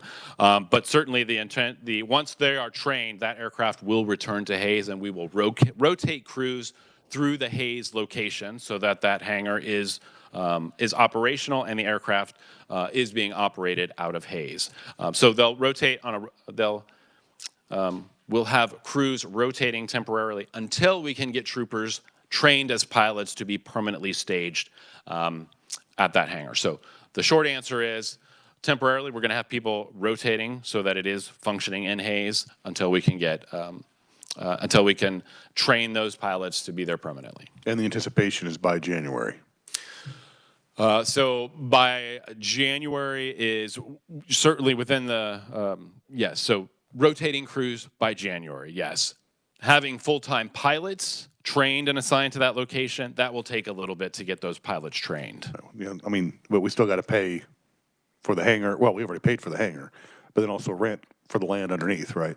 Yeah, so there is cost associated with that hangar, and which is why we want to have rotating pilots. Essentially, the temporary fix is to rotate crews through that hangar to operate it and support that hangar's use. Okay. And then next on to the 1998 Cessna 206. That is in your budget request to have that one replaced? That's correct, Mr. Chairman. And now, did the hours increase from the time that you submitted your budget? Because I thought it was only like 5,600 hours. No, this is 7,400. Mr. Chairman, that aircraft, we submitted this request last year, and last year it had about 7,300 hours. Currently, it's about 7,414 hours, or a little bit more than that. Maybe I just miscalculated what the hours were. Now, when we were having the budget discussions, Representative Neighbors and I were discussing it, and she said it would, because I think in your budget submission, it said that it would have to be overhauled in about 500 hours. And she was indicating to me that it'd be cheaper to overhaul the engine as opposed to buying a new plane. Yeah, Mr. Chairman, so that's a good topic to consider. So that 1998 aircraft is a 27-year-old airframe on it, and it is coming up on an engine, the need for an engine replacement. The trickier part with that aircraft is it does not currently have any sort of thermal cameras or mapping systems or even a complete radio communication system. So if we were to overhaul and only overhaul that plane, we will still have a plane that has minimal value for law enforcement purposes. So to make that valuable, we would have to install much of that new technology, which is honestly, when we purchase a plane, it's the technology, the camera systems, the avionics, the mapping. That's the really expensive portion. So that's about $2.5 million for those systems. So, I don't know that we would recommend overhauling that engine and then attempting to install that expensive equipment on a very old airframe, which may, I'm not sure that the avionics or even the power system of that airplane might support or be adaptable to that new technology. So we could overhaul that, and it will have an engine overhaul, but unless we explore a situation in which a plane with the thermal camera and imaging, unless we do something like that, it's an aircraft that's not all that useful for law enforcement purposes. Right, we can have that discussion during session. Committee, any further questions for Merle? Senator Bellinger. Thank you, Mr. Chairman. Merle, what did you say? You said there's a flat rate charged on these planes when they're used. Is it per hour, and how much is it? Yeah, Mr. Chairman, Senator Billinger, just to clarify, there is no charge for the law enforcement aircraft, so we do not charge the local agencies. That is a service that we provide to the local law enforcement agencies. The charge comes into play with the executive aircraft. So when an agency requests to use that executive aircraft, they are billed at a flat rate for use of that aircraft. And what is that rate? That's a rate of $525 per flight hour. And so that's flat, whether it's one passenger or 6 passengers. Thank you. Chairman Carpenter. Thank you, Mr. Chair. Merle, kind of surprised to see on the other end of that from research, but so on this page here, you say allow for expanded flight hours to support additional calls from locals. Are you turning down local calls now? Yeah, there are instances in which all of our aircraft may be occupied with a mission, or crews may not be available, or an airplane might be under maintenance. So there are instances in which there may be a call for aircraft assistance in which we have to turn down that call. It's a very small percentage, but the demand the demand exceeds the capability to resource it. So, Mr. Chairman, so yes, may proceed. Would that be one a month? I mean, give me some basis of that. How much does that happen? So I don't have those numbers in front of me, but I can certainly look that up and provide that. Very good. Because I think our aircraft unit does track that in each instance in which they have to decline a call. Okay, very good. Thank you. Senator Clues. Thank you, Mr. Chairman. Thank you, Merle, for your presentation. And I know he said, Chair said we'd discuss that more, but would you be able to send out kind of that breakdown, just so I have it in advance on the overhaul versus purchase?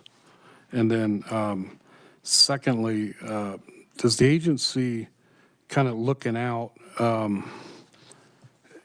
do you see expanding, especially some of the other aircraft, or where are you guys at with like advanced drone usage?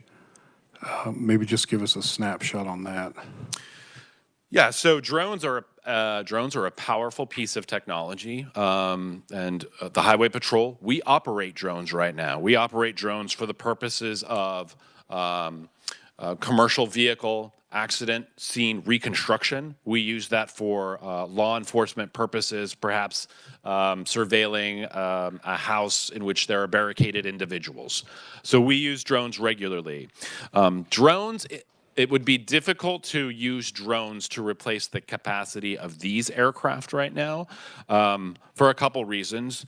These are often involved in high-speed pursuits down the interstate. Drones, while drone technology is advancing rapidly, they are not available to the public or to law enforcement agencies traveling at those speeds that could match high-speed vehicles on the road. Our aircraft can do that. Fuel and distance is a challenge for drones. Unless you get some very large drones that may be used by the Department of Defense, they don't necessarily have the range that our aircraft have. While drones exist and they have a very useful function, and I wouldn't say that they would someday be better suited to some of these operations than manned law enforcement. As the technology currently stands, they don't really have that function or can't really perform that function. I would also argue for us, sometimes it is very beneficial to have a law enforcement as a human intervention point in the use of those aircraft. They are trained and skilled in immediately recognizing law enforcement concerns, whether it's a vehicle pursuit, they can look ahead of the road and those troopers can identify what sort of threats might be emerging down the road. So I think it's very useful for us to have human intervention troopers operating those aircraft. But so certainly the drones are a powerful tool. As I said, we use them. We even, to some extent, have some concerns about the use of drones by adversarial entities, and which is, in some ways, we are looking to explore counter-drone capabilities. Even as we approach large sporting events where drones can be a threat, we're exploring methods of how we provide public safety to the drone threat itself. Senator Cruz? Appreciate that. No, that's it. Thanks for that clarity and update. Any other questions for Muriel? All right, seeing none. Will, did you have anything or just there for questions? Okay. Any questions for Will? All right, seeing none, you got it easy. All right, committee, that is the last item on the agenda. As I mentioned, the vice chair and I have discussed last week, and we've been working with Dylan on arranging the dates and also topics of discussion. But please keep in mind that our next LBC meeting will be the week before session. It'll be January 6th and 7th. So just keep that in mind. Until then, we are adjourned.